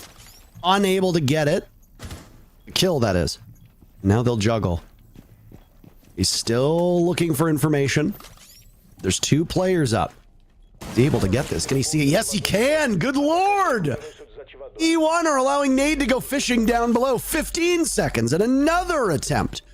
As Nade will pull out the shotgun, but can't get the angle. Frustration will set in now. He'll have to retake. In a duel against Lukid, 1v1. With only a sidearm to accomplish it. Lukid will have the advantage of range, damage. Nade takes that intel away. There's no way he wins that. There's no goddamn way he wins that. Oh my god. And Nade has plenty of time to get to the diffuser. Holy smokes, Nick. That was honestly, I mean, if you ever want to know how good Solus is an operator in the right hands, I think this would be your perfect tutorial video because that was excellently played by Nade. I mean, he had the primary shotgun and 2 impact grenades, and what other players will do, they will make a hole right below the enemy player and then look straight up. but it doesn't give you a long enough line of sight to actually see the planter on the table. So what Nate did was that he see here, he plays him really far back, and he gets the angle that lines up so you can actually see the member twice here on the actual plant spot instead, and that makes the big difference. Of course, he hits some disgusting shots. That was his great play individually, but in terms of the strategy and decision making behind how he played those impact grenades and the shotgun shells, that's the sole reason why he's able to pull that off. And E1, a little bit of lack of, I guess, understanding of just how lethal the soldiers can be from downstairs. Nobody chased for the kill, and they just try to keep forcing that plant down on soft destroyable floor, and you can't really, you shouldn't believe that's possible. The initial execute was beautiful. We saw G2, I think, at Invite earlier this year do a similar push, where Sophia stun or Capital Fire, the janitor's hallway, or janitor's room itself. Blitz will push from Skylight into janitors, and because you distract that janitor player, you allow yourself to repel in the CEO window and go for an immediate plant. But again, W7M, they always have an answer, right? Because what happened, Blitz rushed in, and yeah, Blitz got the first kill with his teammate, but then he gets C4'd immediately in a really awkward position that shouldn't really be happening. So it feels like W7M, they know all the C4 lineups, and they know all the, I guess, variable attack and strategies that they should expect coming their way. And they just do so much good work at countering those things immediately, time and time again.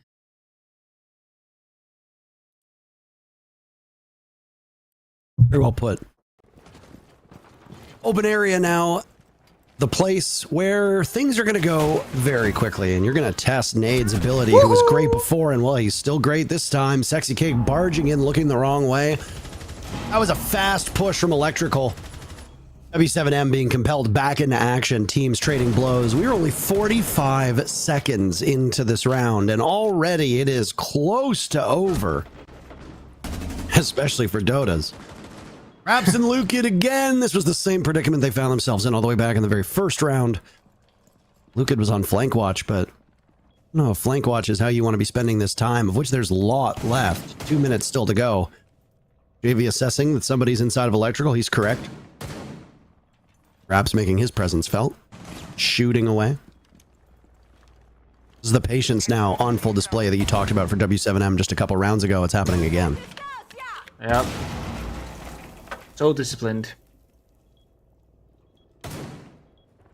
It's like the calm before the storm, but with how much time there is, it's the calm before the storm.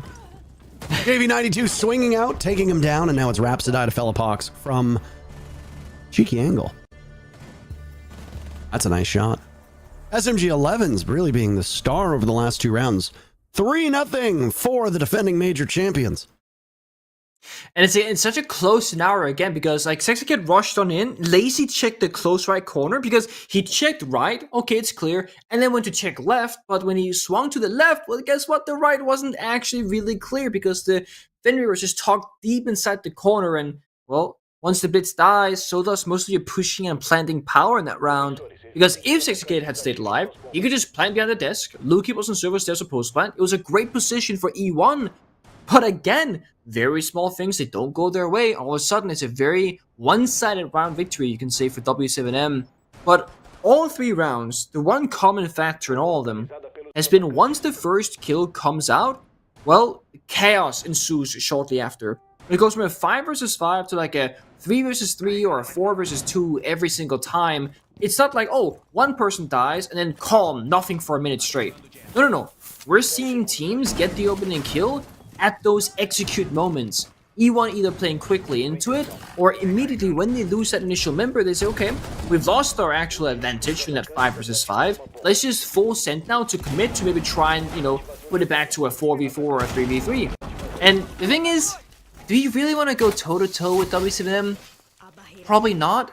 But where are you going to find these opening kills? I mean, look at their player positions every single round. Nobody is truly isolated on the defense. Nobody's playing solo roam halfway across the map. No one's going for, like, really risky spawn peaks. W7, they play this very stable game of, okay, we only really care about these very important positions in our mind. And because they're important, well, we've put utility there. We have a backup player to trade you out. We have intel if we need. There really isn't any weaknesses on their player positions, and it's making E1 really fight hard for these opening kills. And I guess in turn, maybe it's forcing them to play more for the execute. We see an Osa and a Glass. These are not operators that are meant for the roam clear or for getting those early kills. This is, hey, we're on the bomb side. We can smoke an angle, put down a challenge shield, and maybe go for a plant. And it's the same reason why I think this roam clear is a little bit slower from E1. Because they just want all 5 players alive this time to get to that bomb side and then push that go, go, go button. But for W7M, what do they have for it? They have 1 C4 from Phillypox and 3 toxic baits from Nade. That's the only true counterplay to a Glass OSAP because they don't have impacts, and that's really it. It was a good breakdown. And I mean, excellent time to discuss it, especially since there really hasn't been that much action over the first 90 seconds here. Good bait to try to draw KZ out of blue. We see teams really struggle to take control of blue, and well, I mean, if you can get KZ to swing and pick up a kill, it's a pretty good way to not use any real utility. Other than, of course, the Yana. It's gonna be tough. I mean, those keeper barriers, he's in a pretty strong spot on the A bomb site. Woo. Those are nades now going in. Trying to flush out these players from W7M on the site. Herds will reaggress. This is quite the fight for him to take, but I think he knows that if he doesn't win this fight and they lose control of blue, it's going to be a big challenge.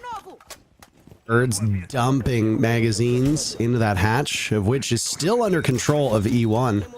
One thing to keep an eye on as now we get to the final 30 seconds is how Astro is able to influence these rounds. He's a player that has taken more of a backseat role on E1, but can still light it up. It's not happening at the moment. He's got 0 kills to his name.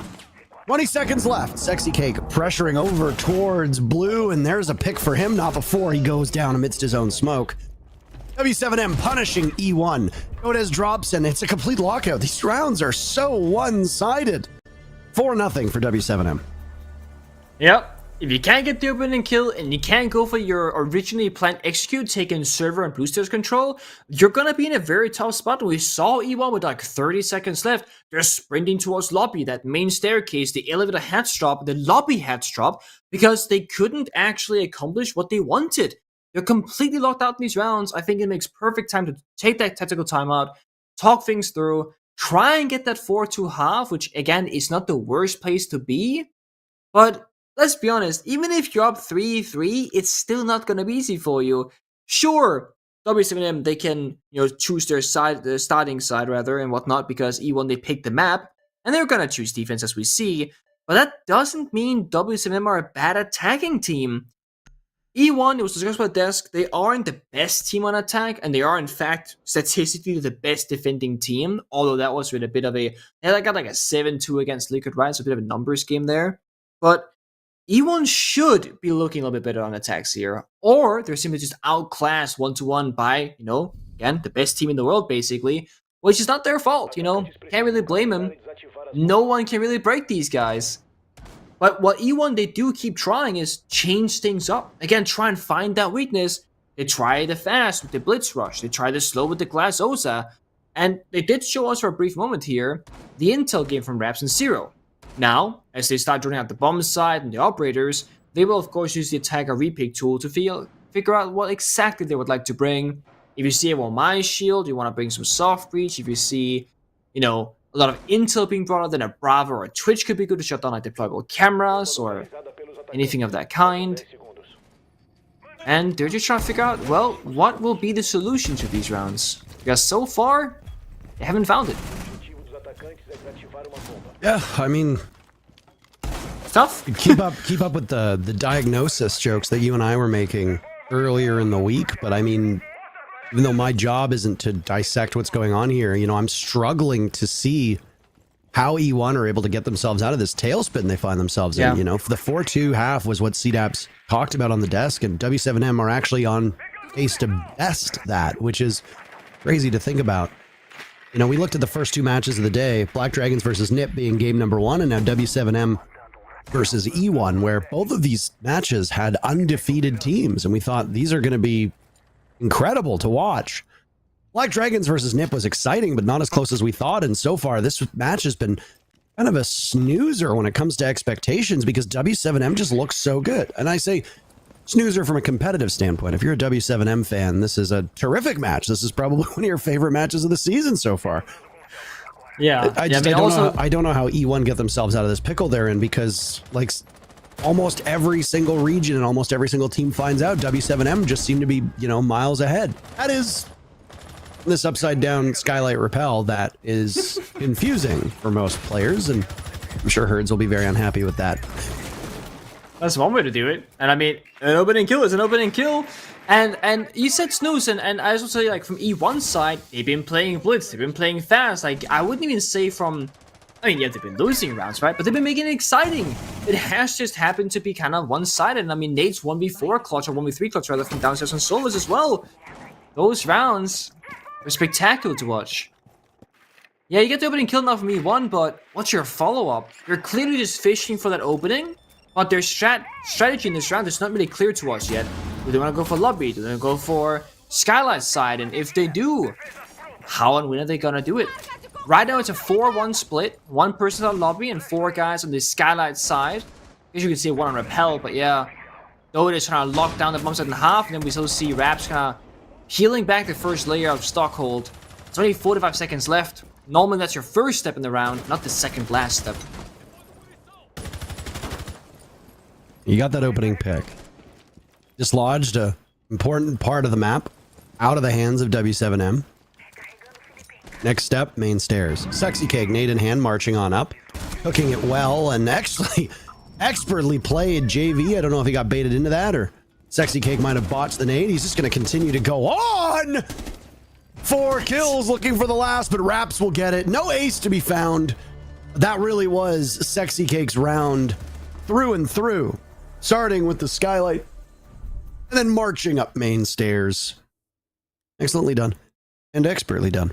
4 kills for Sexy Cake, 5 in total, with the last going towards Raps. E1 get on the board finally. That looks so easy. I mean, it was all Sexy Cake, single-handed, but also look at this. Nobody was really looking in his direction but the Asami who swung on in from the elevator. So it's one of those, like, that's probably not gonna happen consistently. And it's very out of character for that to happen to W7M, especially given that they had just lost a member top lobby stairs, and now no one seems to know that he's actually gonna push that direction. So maybe a bit of lack of intel or miscommunication, which of course can happen.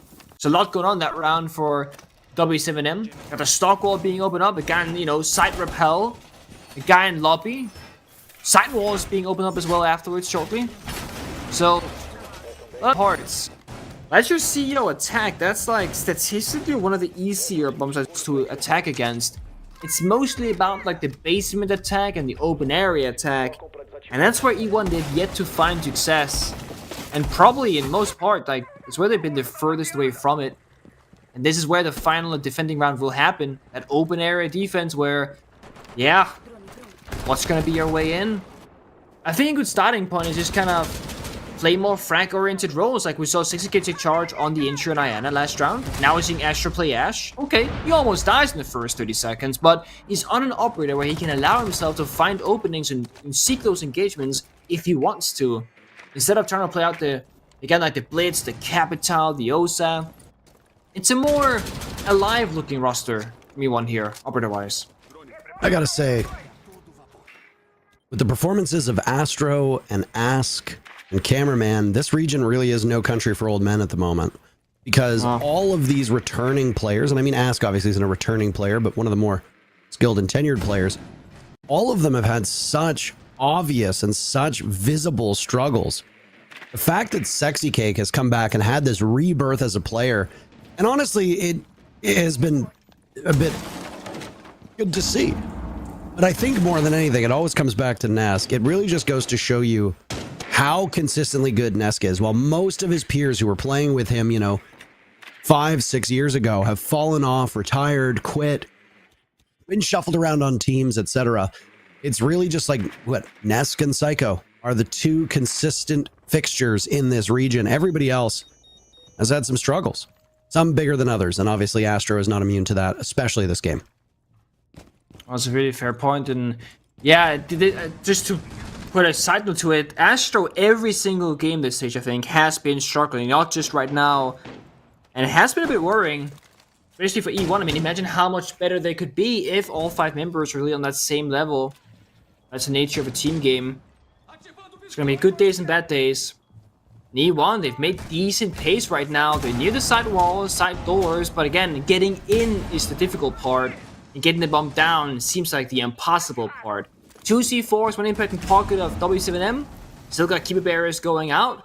They are looking to lock out E1 effectively here, and so far they're doing a damn good job at that. Nobody's dying, no one's overexposing themselves, no one's taking any risks. They know they don't have to. Yeah, with like 30 seconds left and everybody's still alive in the lobby, things are about to get real messy. Whoa. Sexy Cake dropping, throwing out a nade against Felipox. KZ attempting to buff it. Whatever wins come his way. Rap's getting diffuser down. They're all over by the same cubicle. Now JV needs to retake from above. Nade trying in vain to stop it. There's that hatch control. Good enough for 1 kill. Another impressive round from Sexy Cake. E1 showing signs of life. Lucan is down. Hurts to clutch out, but he can't get it done. Sexy Cake picking up 3 kills on that round to go with the 4 from the previous. And boy, oh boy, he is willing his team back into this game. 2 in a row for E1 Sports. W7M still with a commanding lead as they take the first half 4-2. I think they found the weakness of W7M. It's you just gotta bring your own Sexy Cake. I mean, he is single-handedly winning the last 2 and only rounds for E1. A 4K into a 3K, but not just the kills, he's also the injury player now. That round was Sexy Cake dropping the hatch while cooking the grenade, just yogging it to the first corner. That gets a kill. Then they get flanked from the hatch that they dropped from. He swaps to his shotgun, gets the second kill. Then he swaps to his pistol, gets a third kill. He got a kill with every single way imaginable in that round. And no one else is really doing the job that he's doing right now. I don't know if it's because they're scared or just like Sexy Cake right now is having like an incredible game and he's saying, guys, let me do this. Let me become the entry. I got this. Because there are many instances, many teams, even back in G2 days when I was a player, where someone says, hey guys, can I play this operator? Because I'm feeling really good, I just want this gun or I want this gadget, etc.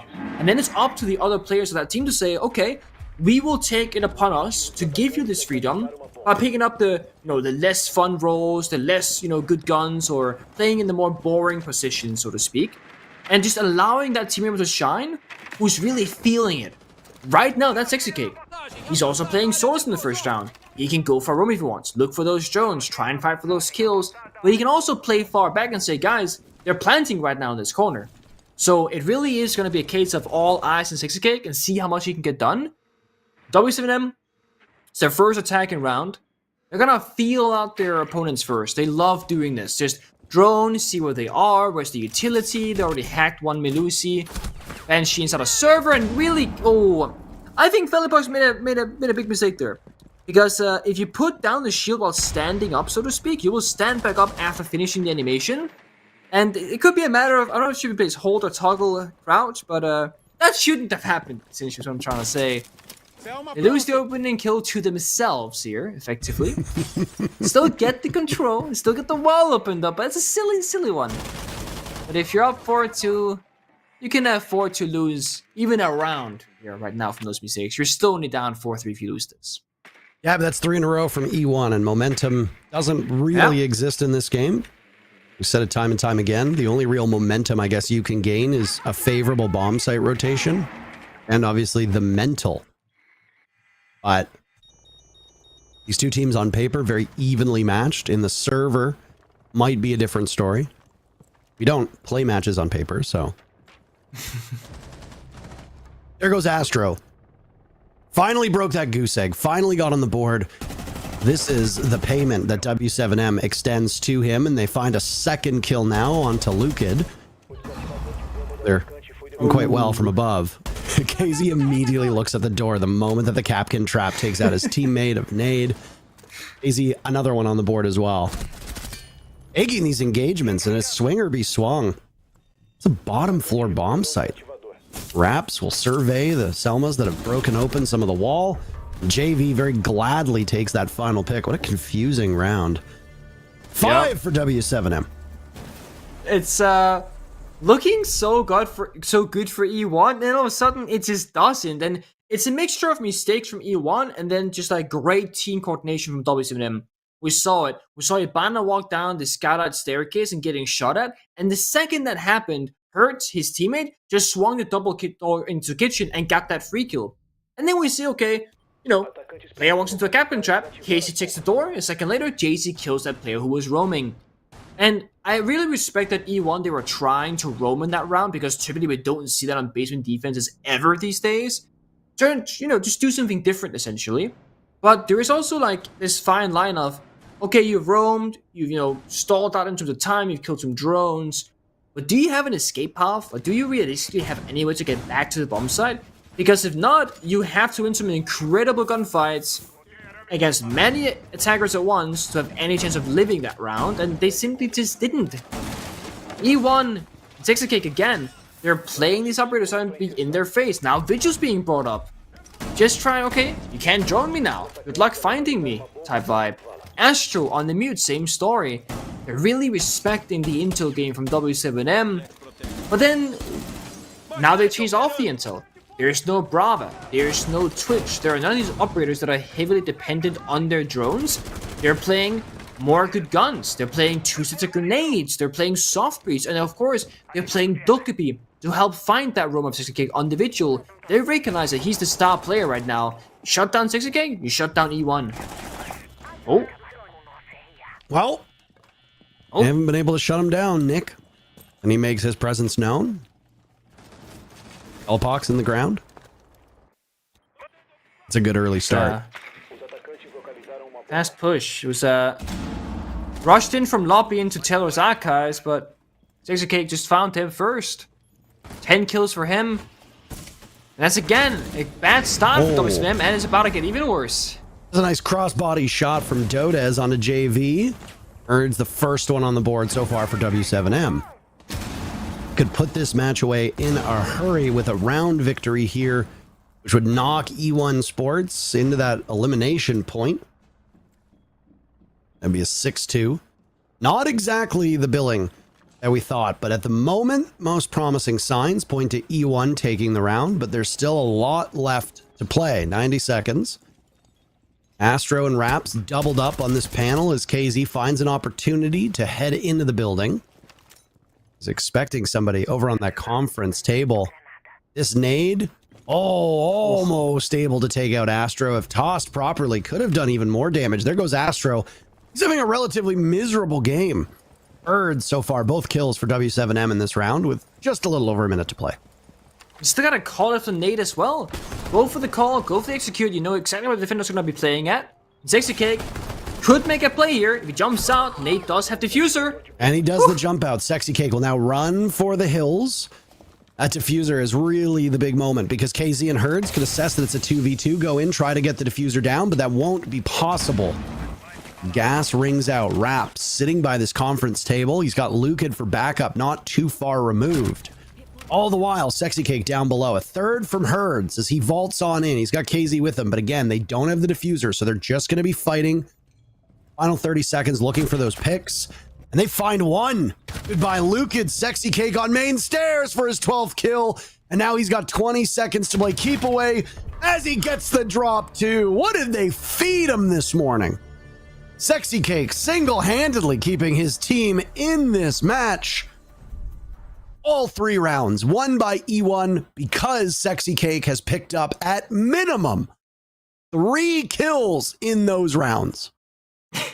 This is it's been a while since I've seen this kind of performance from a single player and just how much his team is struggling because Sexy Cake has figured it out. All the problems, all the counters, all the variabilities there.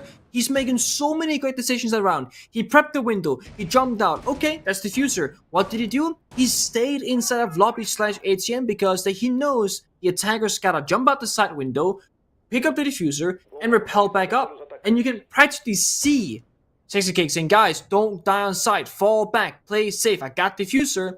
But then Lukid, he just steps a little bit forward, right? And again, loses that gunfight. And no one's really helping Sexy Cake. No one's playing around him. And it looks very much like he also doesn't play around his teammates because it's almost like it's going to bring him down if he does. He's playing these isolated solo roles. The solo is now then the Vigil. And now, of all things, the Echo. Not sure what that's about. But it's working. But it's one of those, if he dies, you lose a lot of your lethality as a team. And your clutch potential, your round potential, everything goes out the window. The Echo's interesting here. Obviously, it's trying to make up for the Valkyrie ban, get some intel on the board you can move around and put in various positions. But W7 are a great team at droning. They'll likely find at least one of those two yokais pretty early on, shut it down, and then still leave 60k with a good gun, 1.5x scope, impacts to make a play, open up some soft walls, lines of sight, etc. And if anything, I think the attackers should just slow it down, take more time in these rounds. And you see it here, so thorough on their drone. Even goes with the call on Dokkaebi as well, just to double up on it. No roamers in corners, nobody's top floor. And look at that, Casey. He's brought out the ram. When they get top floor control, they're gonna break the floor in about 5 seconds. It's gonna go so quick. Always love seeing the new operators at play. Except Fenrir, all my homies hate Fenrir. That's so real. Especially playing against a Fenrir. Oh, I don't know how the pros do it. Would you have the mental fortitude to deal with some of these operators? No. Yeah, that's what I thought. You'd be shaking in your $320,000 boots. I mean, I would just be on drones, but like, guys, there's a door here. Walk in, take this gun. Oh, you got a Fenrir? Too bad, man. Couldn't be me. Oh, I would hate it.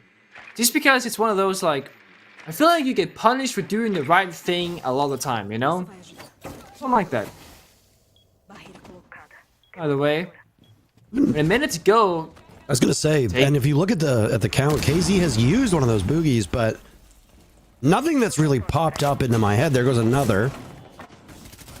I don't know how successful they're being. Herds vaulting in towards Copier. Taken out by Rap, still in this position. It's Nade to trade that one right back. And there goes the wall. Astro trying to survive the storm in open area as we see the line that's been created by Ram's drone above. This also gives a big window for the defenders to play against the attackers. Luke on 2 and 7, looking for 3 and 7, lighting up Nade, who's got hold of that diffuser. Down goes Astro. Nade getting diffuser down, so that was a failure from Lucan to stop it. Sexy Cake get the Yokai drone in place in time. Yes, he does. Now he will emerge from elevator and try to retake above. He has to hurry because the rest of his teammates are all dead. Sexy Cake needs 3 kills to win the round at minimum. He started with 1. He gets the drop on the KZ, but his luck runs out as JV92 sends W7M to match point. And I gotta say again, Sexy Cake on Echo, he played it well. He stopped the plan 3 times. Yellow ping for his team is almost, I gotta kill Anna down at the end, but he's 1 versus 5 or 1 versus 4. Imagine you put Astro, for example, on the Echo instead. Give Sexy Cake that more free role like we saw earlier to allow him to make those plays. And I feel like that round could have gone differently. It is puzzling because it was going so well and then they changed it. They were changing a working formula. Don't exactly understand why. Fenrir being brought now.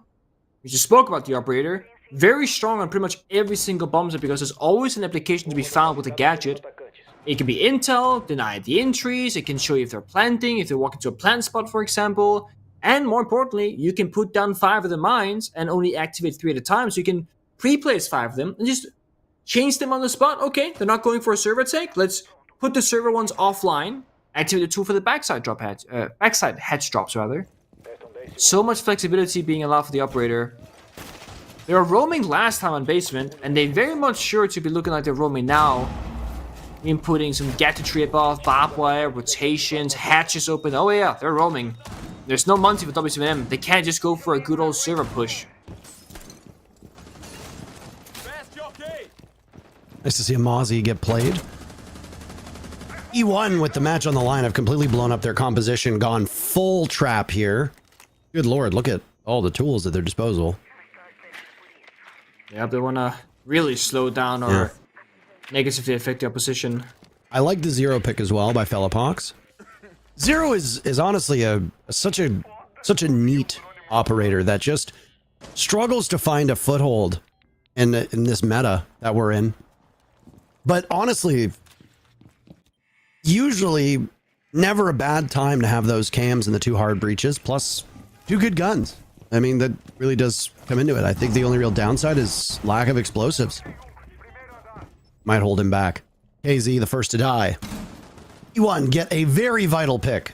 Looks to stave off defeat at the hands of W7M. Do they stick around? Do they have what they want? Do they want more? And it seems like they want more, but it's not really worth it necessarily. It's a 1-for-1 trade, still in favoring E1, of course, but stick around the room for a little bit too long and Philippox might just find you, and you've lost your advantage if that's the case. Duel between Lucan and JV does not go in their favor. Now it's Philippox next in line. Half of the round to go, and it might just be all on the shoulders of Nade. It is 1 pick, 2 picks. Eminently winnable. Round number 2. Won by W7M when Nade was allowed to exist. Playing that Solus down below. Now it's Sexy Cake on that same operator. Nade priming, but can't get it done. Sexy Cake unsheathing the shotgun and keeps his team in it again. He might not have been a factor through most of that round, but he gets the kill that counts. The final kill. Yeah, I mean, I guess that's the most valuable kill you can get, right? So you end the round effectively. And if he had lost that gunfight, Nate gets into a 1 versus 1, picking up, 3 kills. He's going to have good confidence going to that 1v1 himself. And the roam was successful. It's not a very common strat to see, but it works quite well because the Monty has been banned out by W7M. It just means that you can't go for that straight server push like I mentioned earlier, so you have to deal with the roam.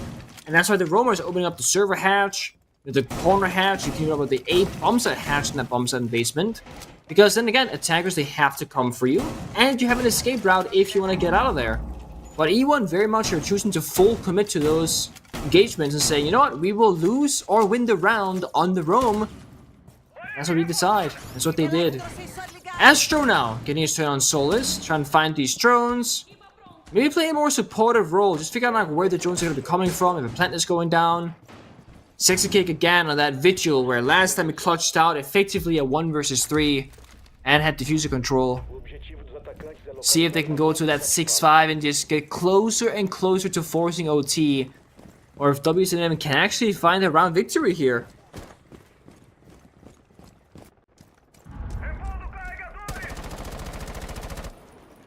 Well, I guess didn't need to see the full fruits of the labor from E1 on their previous round's defense, though they brought some very innovative tools, and none of the action actually happened on the bomb site. Womp womp. Things are tightening up, though. I mean, defender-sided bank. If you're E1, you need to go 4-2 to match W7M. That means winning 3 rounds in a row, which honestly, winning 3 rounds in a row against W7M seems so unlikely. But I mean, if you want to be the best team, you got to beat the best team, right? Astro 1-9. Oh my.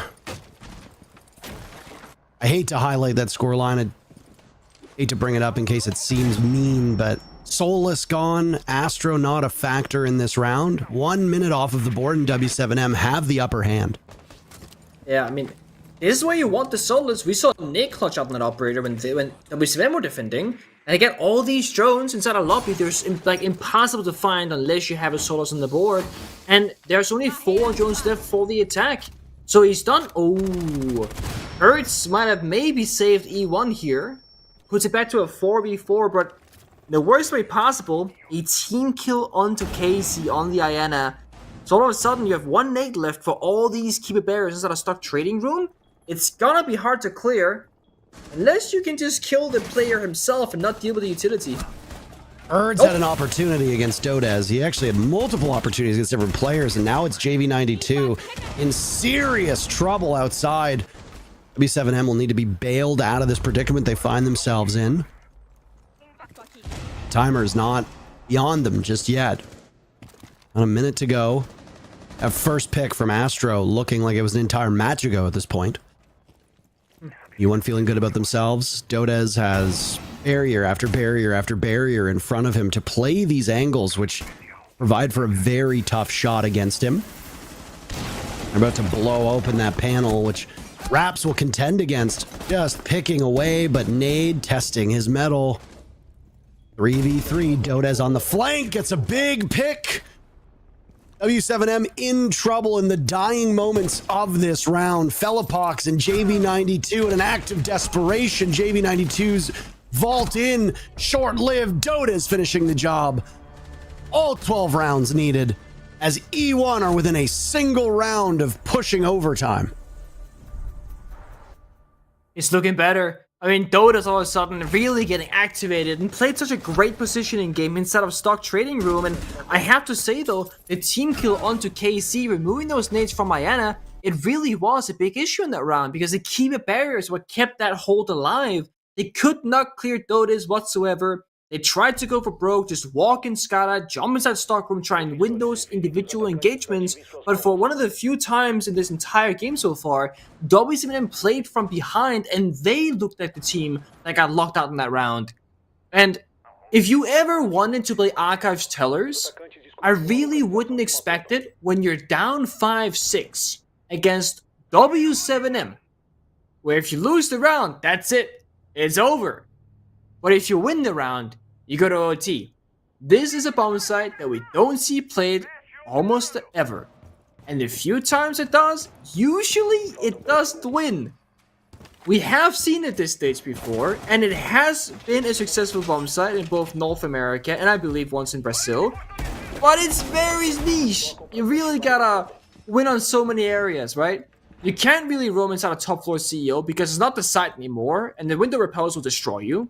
So the enemies can take control over that. We see Casey on the ram that heavily signifies that W7M, all they want is vertical control. Break the floor, defenders can't play on site, you walk in, you plant with nade on Osa. It looks like it's so simple here. 60k will hide inside of CEO with the Vigil, and this is one of the few rounds without a Dokkaebi. So if he stays inside of CEO and does not get droned out, there's no simple way to find 60k. He could literally win the round here if he can find one or two attackers as they enter the building. Oh, he's singing his praises in terms of his effect in each of these rounds, but you see those 16 kills? 10 of them came in 3 rounds that were immensely consequential, but E1 are going to have to do it without him. Elapox picking off Sexy Cake. It is hard to overstate how important that first pick is for W7M. Yep.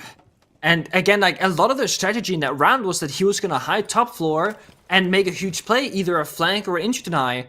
Now that's gone. Attackers have stock control. Again, they can open the floor with the ram, then walk a diffuser with nade on Osa, and there's nothing E1 can do about it. Yeah, they have 2 C4s, but they can't play in any positions where they're allowed to use them because look at this. Goodbye ceiling, goodbye floor. You have nowhere to play on site and you're going to be completely locked out. C4 is not going to be in reach. So a hero play is very much needed here from E1 to win this round. Yeah, this is going to be tough. They're going to gain valuable information from Felapox as Iana Clone will go on in. Astro down below, looking to not go 1 in 10 as he's made his way towards lobby. Right now, just sitting behind that teller's desk. Felapox will go for the drop. There goes Dodez. They have the read on Astro, who now hits the deck, popping up. Felapox simply too much. But Raps trades back. Still vital signs for E1. Herds is on the board. Rap's gone. It's all up to Lukid, who takes some damage, not knowing where it's coming from. Sees JV92 in an engagement as they encircle him, and it's Herds to send W7 onwards. First place, all theirs. As E1 came close, but W7M win 7-5. It's very impressive. And I mean, if you go back and look at that nade 1v3 clutch from below on Solus, you're thinking that's overtime for E1 if they don't lose out in that round.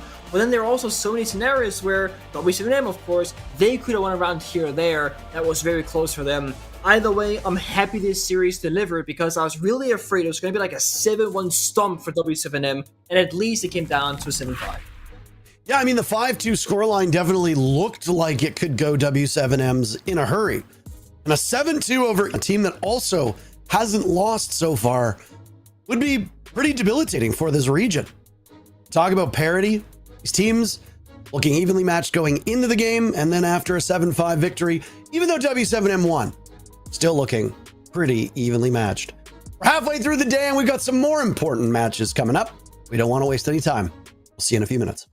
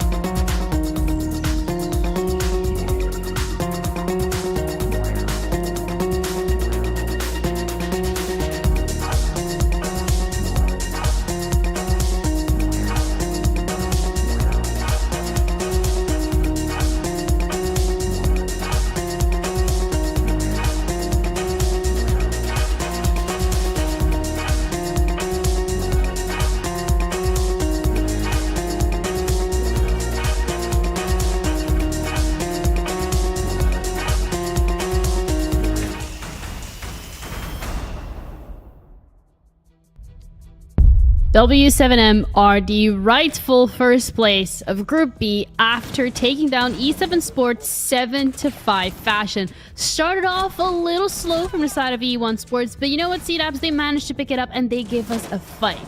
Yeah, and you could argue that they should have started a little bit faster here in round 2. What you're seeing is a ridiculous clutch from the side of Nade. Probably the best clutch that I personally have seen on Solus. Her just perfectly utilizing the kit that she brings to the table and getting a great clutch, constantly denying the plant. And for the side of E1, that was almost the difference in this entire game. Getting a 2-4 versus a 3-3 split was so incredibly massive, and it led to this game not going to overtime where it arguably should have. Yeah, W7M, they do manage to close it out, and as you mentioned, maybe it could have been a different universe where E1 Sports managed to get this one, they get the first place, but W7M, they have had some great performances, but it's really when we're looking at one individual player from the side of esports. Cake, Sexy Cake, really making sure to step up today. Yeah, you really got to add that adjective in there. He's not just Cake, he is Sexy Cake, because Exactly. my gosh, was he turning back the clock and pretty much single-handedly won those 2 attacking rounds with a 4K, with a 3K, and made this game as close as it was. The entry battle, it went the way of W7M, and like I was saying before, they don't necessarily like to give up the man advantage once they work it. Yeah, well, technically everything went the side of W7M, the win, but also the kills, the entries, and we're looking at the cost even. When it comes to W7M, maybe one of their more closer games, as we've seen from them so far this stage, but still they do manage to come out on top, and they've shown us that whatever you throw at them, they will always have an answer for that situation. Yeah, I mean, it's just, they're a good team. There's nothing to say. It's every time W7M loads into a lobby, you expect them to win, and if you're betting man or woman, then you're probably making a lot of money if you bet on them every time, because they do win. They don't choke games. They look so good. And even when you have somebody like JV92 not necessarily performing the best, if you look within his role, he's playing hard support. They didn't need to get the bomb down on their attacks. Yeah. And if you flip to the other side on Astro, sort of sandbagging the side of E1, it's just a tough position to be in, because you already mentioned, you know, alternate universes. What would the scoreline have been if Astro was shooting like he should have been? Yeah, also Sexy Cakes though really does stand out this time around, 16-7 in terms of the KD. Incredible. 3-2 on the entry, has had a really great performance individually. Kind of already highlighted that, but just wanted to reiterate that and bring them home, because yes, the fact that E1 Sports does play second doesn't mean that they're out at all. It gives them another chance, another fighting chance, and they have that opportunity to continuously prove themselves. And I think as well, this is maybe like a little bit of the quote-unquote downsides of these best of ones. Both of these teams have poured their hearts and souls into this one game. You're not going to have a chance to kind of prove yourself once again when we're looking at maybe some of the players who didn't have the hottest game this time around. But when you're getting into a best of 3 territory, that's when, yes, you learn from your mistakes and you're able to just brush it off and go straight back in. Yeah, and for W7M and E1, they are locked into those slots of 1 and 2 respectively. In the 3rd place spot, it's really up in the air, because Vivo Keed has the opportunity, if MIBR win by a margin of 7-1 or 7-0, then Vivo Keed gets to go through. If MIBR wins 7-1 or 7-0, they go through. If Liquid win it all, they go through. And for us, I'm sure that you could have probably predicted that, yeah, Liquid would be here in the bracket play, but they're not confirmed yet. However, the rest of the teams, they definitely are. Are there any games that you're looking at right now that are immediately, maybe like if a certain team wins in quarterfinals and goes to semis, that you're looking forward to, Jenny? I'm looking forward to the grand finals, because I'm thinking, all right, call me crazy, but I'm thinking NIP, W7M, grand finals. I mean, that could very well be the case. That was pretty much the case last stage, where the top teams, you know, they came through, they won their games, and they're going to go to the grand finals. Didn't do so well in the international stage, so hopefully that's not a trend that we're going to see this time. No, they did well. There was 3 out of 4 teams from Brazil that made it there. True. The grand finals was fully Brazil. I know your EU bias is clouding you, but sometimes I gotta get rid of that EU bias. Sorry, I did you guys wrong. I'm sorry. Well, what happened again? It will not happen again. But I think as well, just further what you've already touched upon, the fact that either one of the teams in Group B can still get into 3rd place. It's Liquid, it's MIBR, it's Vivo Keed, however the next game plays out is going to identify or define basically the future for one of these teams moving forward. So I think that is Super exciting. I'm really looking forward to how that's going to be playing out. We're going to be taking a break, and we'll be back to break that game down because you do not want to miss it.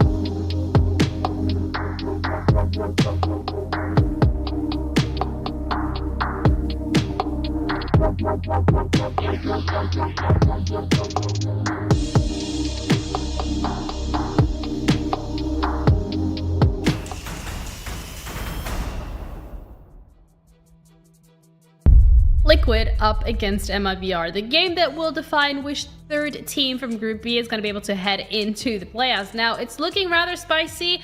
We've had the predictions, we have a lot to cover, but let's start off with the fact that when we're looking at Liquid, maybe a little bit not living up to expectations. You're placing second in Copenhagen, and then here it's, unable to get an a regulation victory so far.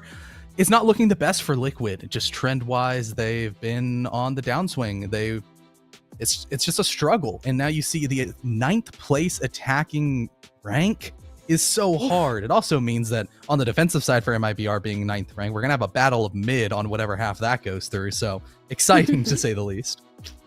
Yeah, it's not looking good for Team Liquid, but this is genuinely that last shot that they need to be able to get to the next stage. This is their shot at redemption. We spoke about it in week 2 and we said, yes, their 7-2 win from E1 Sports up against Liquid, or the 2-7 loss from Liquid against E1, was concerning. And week 2 was their chance to prove themselves, their chance to solidify their position and crawl back, which they did. But then going up against W7M, I mean, it is W7M, so you got to give it to them. It did go all the way into OT, but really, this is it. This is do or die for Liquid. We're then looking at MIBR, and they got to win this pretty convincingly to even be placed 3rd. Yeah, I mean, they have to win 7-1 or 7-0, and it's going to be definitely an uphill battle, despite both of these rosters being on the upswing out of form-wise. Liquid, you know, starting off really rough, getting an overtime win, and then taking a point away from W7M, where you might see, and you were saying that, hey, that's still impressive nonetheless. I mean, they're the closest matchup that W7M has had so far.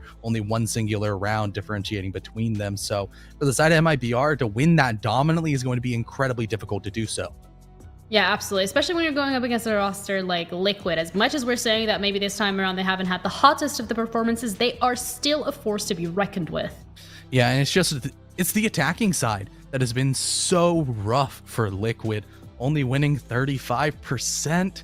It's really, really difficult because when you better than 34. Yeah, it is better than 34, but it's also worse than 36 and all the numbers that are higher above. So, but when you see a roster that has Nesk, Palu, and Volps as the top 3, you would expect them to be so incredibly dominant on the opening engagement side in that entry battle, but that hasn't been the case so far. On attack, they're 9-8. On defense, they're 10-11. They are barely going positive overall with the entries and struggling on that attacking side, especially when they don't get the opening pick. They only have a 12% resiliency rating, which means if they don't get that opening kill, it's almost a finished round immediately.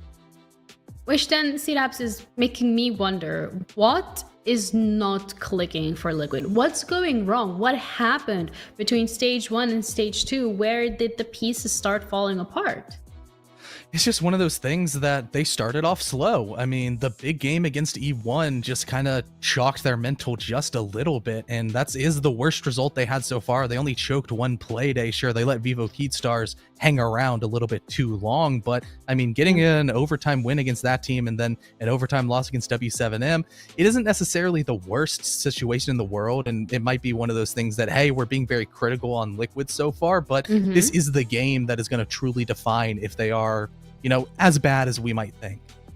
Absolutely, and they're going to be heading up against MIBR to prove themselves this time around worthy of heading into the next stage and also to get themselves at 3rd place. MIBR, though, a roster that when we're looking at the attacking side, it's also not looking the best from their side, but it is 37, which is 2% more than 35.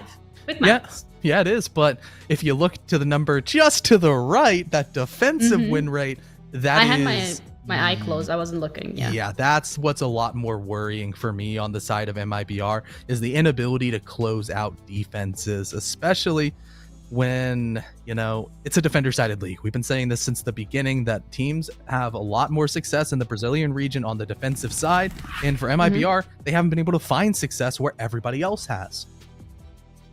All right, let's have a look at the players as well that we're looking to compare, Volps as well as Fantasy, when it comes to how they have been performing over the last couple of plays. Pretty close in terms of some of these statistics, but all in all, who are we expecting to be the one to step up to the plate? I mean, for Fantasy, he had a kind of rough game 1 and then was able to bounce back in the next couple of matchups. And he was somebody for the side of MIBR that I was really excited to see on this transfer because MIBR struggled in the fragging capacity. And all of a sudden you bring in Fantasy, who is a international level fragger that should have swung this roster into contender status. But also when you're having to go up against somebody like Volps, who has domestic and international success, it's going to be hard. The way that Liquid play is very well paced and well controlled, as opposed to the side of MIBR, they're a little bit iffy here and there. Yeah, but when we're looking as well as Liquid, as much as we're saying they're very well controlled, very well paced, it's maybe not something that we've seen from them as of yet. And it's, even if so, it hasn't really worked out in their favor. So maybe that unpredictability from MIBR could be something that just throws them off a little.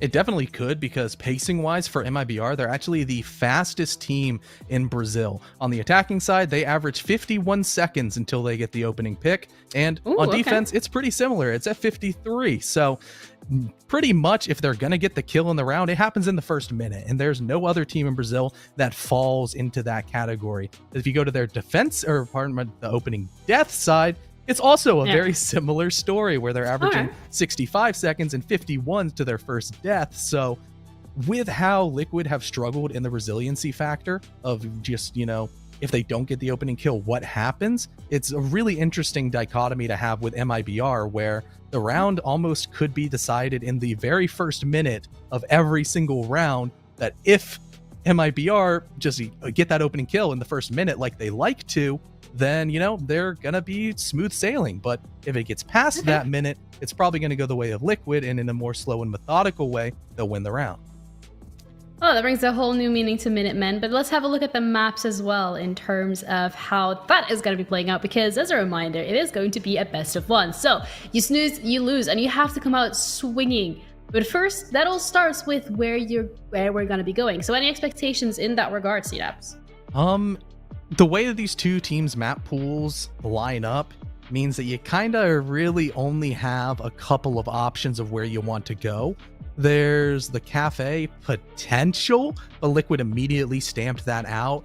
And it means as we go through, there's the potential of skyscraper, only because neither of these teams really ban it that often. And that is where we're going to go, actually. So for MIBR, they don't necessarily have the most storied and fabled history on this map, but it's not the worst thing in the world, because Liquid, when they do play it, have struggled despite the games being close. So there is just, you know, so the door is open just a little bit for MIBR to kick it down, but you do have to kind of give the edge to Liquid. Yeah, MIBR also starting on that defensive side, which is definitely better than their attacking side. So are we expecting that to have an impact on how this plays out? Because the attacking side from Liquid also just wasn't what we expect from them. Yeah, I mean, for the side of MIBR, starting on the defensive side, I mean, they've got to come out swinging, because they need that big victory. It's not just that they need to win. They need to win 7-1 or 7-0. After two rounds given away, which would be kind of the default half for Skyscraper, it's over. They can no longer make playoffs, and then they really are only playing to be Vivo Keedstar fans, where if they are able to beat Liquid, that's where Vivo Keed will go through on the third place slot. So I don't know exactly what the mental might be if those two rounds go through, if all of a sudden, you know, MIBR, they just no longer have any wins in their sail. But starting on the defensive side, it does potentially lend itself to that dominant victory. All right, well, thank you for your insight, and also let's bring in our casters who can maybe also have a little bit of an insight. We have Intero and Pangu that are going to be covering this game once again. So far, you know what, Intero, you've been doing all right with your predictions, and if I remember correctly, you are a Liquid fan this time around as well. Your memory serves you well. Yes. Yay. Yeah, and I'm very glad that they stuck E1 as Nick's pick. I'm really mad about that, actually. You did that yourself, brother. I mean, they were close. I didn't look like a big fool, and I kind of just wanted OT, but we didn't get there. Aren't you like 5'2", so like technically you can't look like a big fool? Anyway, let's go back to that's really rich coming from somebody who's Let's go back actually to 5'2". Intero's. Let's go back to Intero's prediction on Liquid and your belief in them. Right. Yeah, I mean, call me a Liquid homer. I think there are a lot of games where when they go up against evenly matched teams, Liquid should do well. I mean, Liquid exists in this weird paradox where it's like they're usually bad against bad teams, and then they can be really, really good against good teams. But when they're against evenly matched teams, it's just such a crapshoot. And both of these teams have earned their positions, and they're going to be fighting for their lives. I hate to sound the same as I did for the first two, but I think it's going to be ultimately a close match. Ooh, okay. So, thank you. You agree? Is it going to be a close match? I mean, You're it's more the on the MIBR classic side. example of a bad defender team starts defense and a bad attacker team starts attack, which means like, where is the wall gonna meet? You know, it's gonna be like a super tight 3-3, or is one team somehow gonna pull ahead because Skyscraper is historically very defender-sided. MIBR, they can't buy a goddamn defending round, so I'm not sure what's gonna happen. You sound really confident in your pick because you did go for MIBR as well. Now, we're gonna take a little bit of a break. We'll be back with the third matchup of today, so stay tuned because it is the battle of third.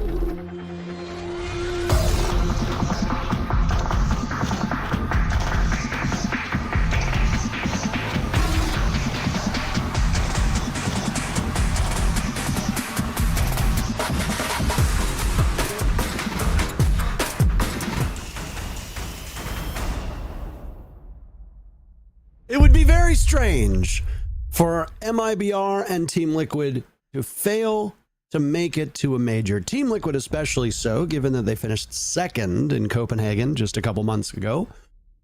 But the results of this game could show us that the only way for one of these teams to qualify will be through the last chance qualifiers. Team Liquid and MIBR, the battle for third, very conveniently situated as our third matchup of the day.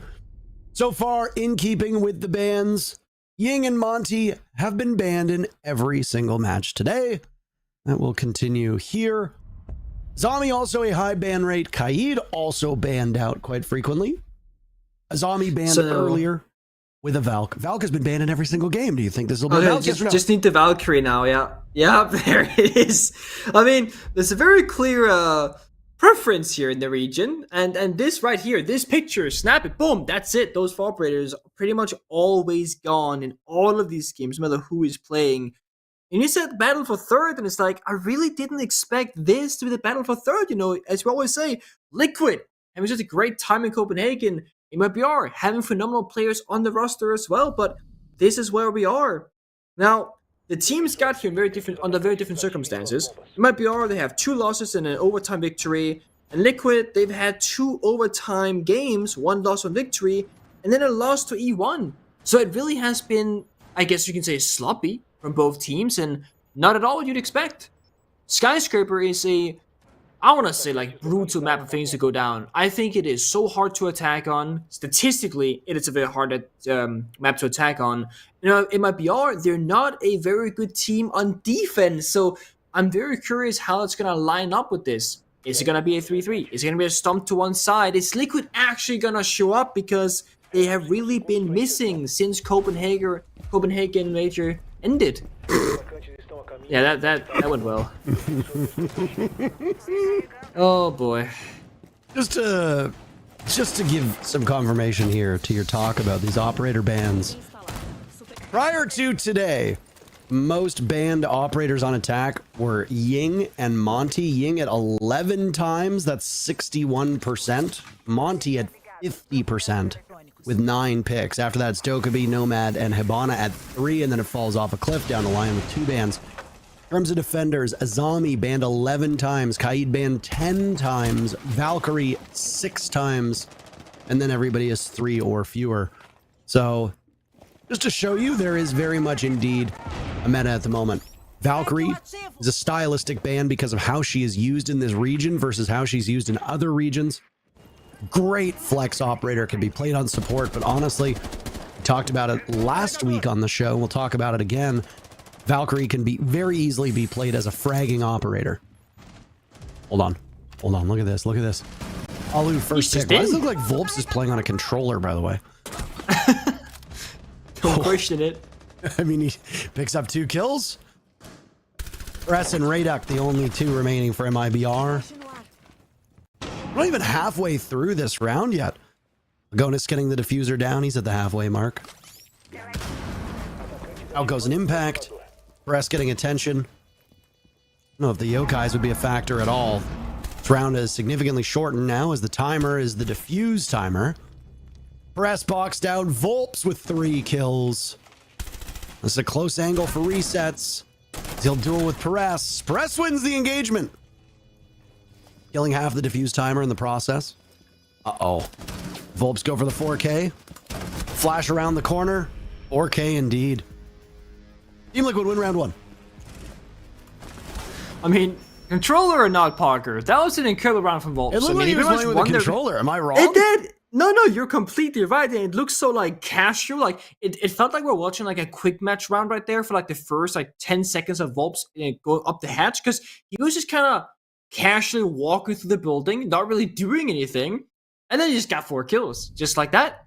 And this might very well just be a case of, again, it might be our defense. They're not having a great time this stage at all. I mean, how often can you just armor up the Geisha hatch middle of the round and just pick up kills and you somehow don't die? Shouldn't really happen, to be honest. Here's the stats on the bottom. 3rd place team, Liquid win, it's them. MIBR wins 7-0 or 7-1, which is impossible past this round. If MIBR lose this round, it's no longer in the cards as Team Liquid have won a single round. MIBR wins 7-2 or worse, and it's Vivo Keed who finished 3rd. Us, meaning Liquid, will have to make a run through the LCQ. Bottom portion of this group, Vivo Keed, Liquid, and MIBR, very, very close. It's the other group where you've got some of the quote-unquote also rans, where you've got Netshoes Miners and Los, both not looking like themselves as of late.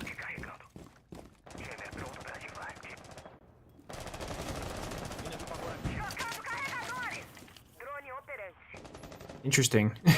Vanity is prone in the middle of the hallway, looking at the exterior window. Classic fantasy fashion, always looking for a fight, always looking for something to be happening. Of course, playing that very front-forward kind of playstyle in Skyscraper can be very difficult. There are so many engagements that happens from outside the building and in from the attack inside, where usually you're just better off waiting. Kind of like Perez is doing right now, Nigel as well. You're just kind of waiting for Liquid to get to the building before you do anything, because why would you swing outside when you don't really need to? ABCs of Siege, an Ace charge goes off. It's going to destroy the mute jammer that was placed for the wall. It was destroyed by Volps on the Thermite. The nade, resets, cooked it a little bit too long. It wouldn't have gotten him a kill, but instead he's going to pay the price, take the damage himself, and force out a finger boost from Nesk to slowly heal resets back up to full. Quite the endeavor. 2 more adrenal surges there. That should do the trick. Yeah. As long as Nesk stays alive, but if there's a player that might be involved in early action, you put good money on Nesk. Now these teams come very close to blows. Focus 4 Team Liquid is over towards this karaoke and T portion of the map. The bomb site is no longer here. Down goes resets, so adrenal surges can be used maybe a bit differently. Nesk slapped Fantasy so hard he literally turned into a drone. There's no advantage gain, so even though first pick goes to MIBR, it's a glorified trade. Next step, once you've cleared out that karaoke T portion of the map, make sure there's nobody down below with a nitro cell. We can see from our lineup, there's a lot of barbed wire on the board. Really nitro that was in effect was fantasies. Down goes Rare. He decides to engage. Maybe not the duel that he wanted. Maybe not the duel that he sought. Esk has an opportunity for another, but Perez plays around that bar so effectively. Rayduct killed inside a Dragon. 30 seconds remaining. Very quick rounds so far by Team Liquid, as they've gone for the throat of MIBR to try to knock them off their stride. Rare's been picked back up on flashing HP. He can still make some serious noise. Nice play by Nigel. Gets Lagonis. Down goes Rare. The remainder is found. Now Nigel will position himself differently to engage with Volps, but Volps is just having a banger of a game so far. Perez trying again. He's got the read, only a couple seconds remaining, and he wins the duel. A tough state of affairs for Volps to find himself in, and MIBR wins the round. So messy and all over the place, right? I mean, in MIBR, they got this really strong bomb set of office, but they end up taking most of those fights actually before Liquid, they hit the bomb side doors, so all of a sudden the bomb side looks weak. Liquid get into the bomb side, and it's Perez, the last defender who's outside, has to almost play for a retake. Of course, no bomb was, getting planted by Liquid, so it wasn't like a full-on retake, but it looked dicey there for a moment. Very close in these rounds, and it started off very quickly. Fantasy getting to that opening duel, a minute into the round, but it goes all the way down to the last 5 seconds before it actually ends up being a done deal. I kind of want to see my BR support Fantasy more on their own. This was a critique I had of them last time they played where, Fantasy takes a fight and he won it, right? He traded 1 for 1. But imagine he has a little bit of team support, either stick around in that position or maybe get escorted back to the bomb side or to a safe position, and you can get so much more out of those rounds from your member who is the only person with a C4, like you pointed out. Because Mute's the only C4 player, but he's the only guy who's actually playing in a position where he can't use the C4. It's a bit puzzling in terms of value. This run out from Geisha, we've seen this more and more frequently, and it's something that's hard to expect as an attacker. And it just kind of makes you have to be on your toes, drone out on the balcony before you rappel on up. We see Perez just, okay, he's repelling, he's not coming, he probably knows, the gig is up, reinforce the wall, nothing is lost. Neat little trick you can do. Please don't shine a greater spotlight on that Geisha runout, because I'd like to see it as infrequently as possible, especially in ranked games. Fair. You know what? Don't do it. It's bad. That's why, Perez reinforced the wall, because it's such a bad play that he even realized, what am I doing right now? I'm a professional player in Tier 1 Siege. I should know better than to do this right now. Well, Volps has been having a very strong game. He'll be on drone now through the discovery phase, 1 minute off of the clock. As expected, the top floor of great concern for these teams. Back to a karaoke T defense. We have to say it every time on Skyscraper. As you see, Rayduct holding over towards office side. Down goes Nesk. Nigel teasing a run out, a different one than the one that we saw inside of Geisha. This time, by that office panel, could go for a run out on the balcony. The top floor is required holding for every single bomb site on this map. The Skyscraper's only 2 floors. You've only got one other option to hold. Don't see necessarily the most downstairs play when the bomb sites are up top. If Vasolis is left up on the board, there's opportunities. MIBR really is making it their own at this point. Lagonis and Resets, the only 2 players remaining for Team Liquid, as action is broken out all over the map. Now it's Resets in trouble. As you hear one of those proximity alarms going off, there's a swing through the newly reopened Geisha wall. Lagonis had opened it with the exothermic charge. He was almost taken for a spin. I don't know if he's going to wait. What a vault out from Fantasy that is. Classic. Why not? 45 seconds left, and it's a 1v4 that Lagonis is in. Talented player. How does he get himself out of this situation? He doesn't. Well, I mean, I suppose he gets himself out of this situation, but in a body bag. MIBR put together 2 in a row. Go ahead, break that one down, Nick. Okay, let me break it down. I'll make it real simple, okay? Liquid they need to figure their stuff out on attack, because that was Nesk as the only guy inside the building and everybody out on rappels and drones waiting for something to happen. And when Nesk died, they all ran as far away as possible from his dead body, saying, you know what? That's on you. We're gonna figure this out elsewhere. And they also died, sprinting into the building, trying to get somewhere else. And it did, like that round in particular, it's like that big question mark that I put on Liquid this stage where, how are these things happening? You go from getting second place, Copenhagen, you had a great time, you played extremely well, and again, Liquid are always so close to winning, right? Always close to success, but never quite getting it. And then stage 2 starts, and it just looks like they forgot what they were doing before, or maybe because they did not find that success, they deemed themselves unprepared or prepared incorrectly, where, okay, let's change our playstyle. Let's change how we fundamentally view the game. I don't know. Because it's not like MIBR are putting up a really strong roaming defense here. It's just Liquid walking in really sloppily and lazily into gunfights single-handedly. And it's not how you're supposed to approach these rounds on Skyscraper. I mean, Skyscraper isn't the new map anymore. We've all played it in ranked a ton of times. We've seen it in pro play now a fair bit of times, especially in Brazil, where it gets played rather frequently, at least in the past. And it just doesn't look like Liquid they have a good read on things. I mean, if you're struggling with the roam clear, play Dokkaebi, play Lion, play drone operators like Nesk now on Twitch or something like that. I don't know. But more than anything, play together. Liquid has always been known for their teamwork, their ability to drone someone in and have effective entries do the job. I mean, Nesk and Liquid were the creators of, like, put a drone behind a talented player's feet and just get kills, and now they're not getting any entry kills. They're just dying on repeat. Resets 0-4 on Yana, on Nomad, on these operators, and on this role where you anticipate some level of success. Nesk with only 1 kill, Palu with 2. Volps' first round is really the only good look at any killing we've seen from Liquid up to this point. Obviously, the caveats here are that, yes, Skyscraper is tremendously defender-sided. Yes, this is a defender-sided region right now. Most teams are winning their defenses over their attacks. Yes, these teams are relatively evenly balanced. There's a lot going on, but Reset's going 0-4. Not getting droned in, not getting the support he needs. After you wagged your finger at Fantasy not getting that on defense, I think you can do some finger wagging with Team Liquid now. You can. Like, this is good, right? They're all inside the building together, but again, they still lose the only gunfight that they're being given right now. That's Perez this time fighting that kill. There goes Nesk. Down for the count, not on the Finca now. Volps running that operator instead. Volps has been swapping it up. In fact, Team Liquid have been quite fluid, pardon the pun, with their lineup.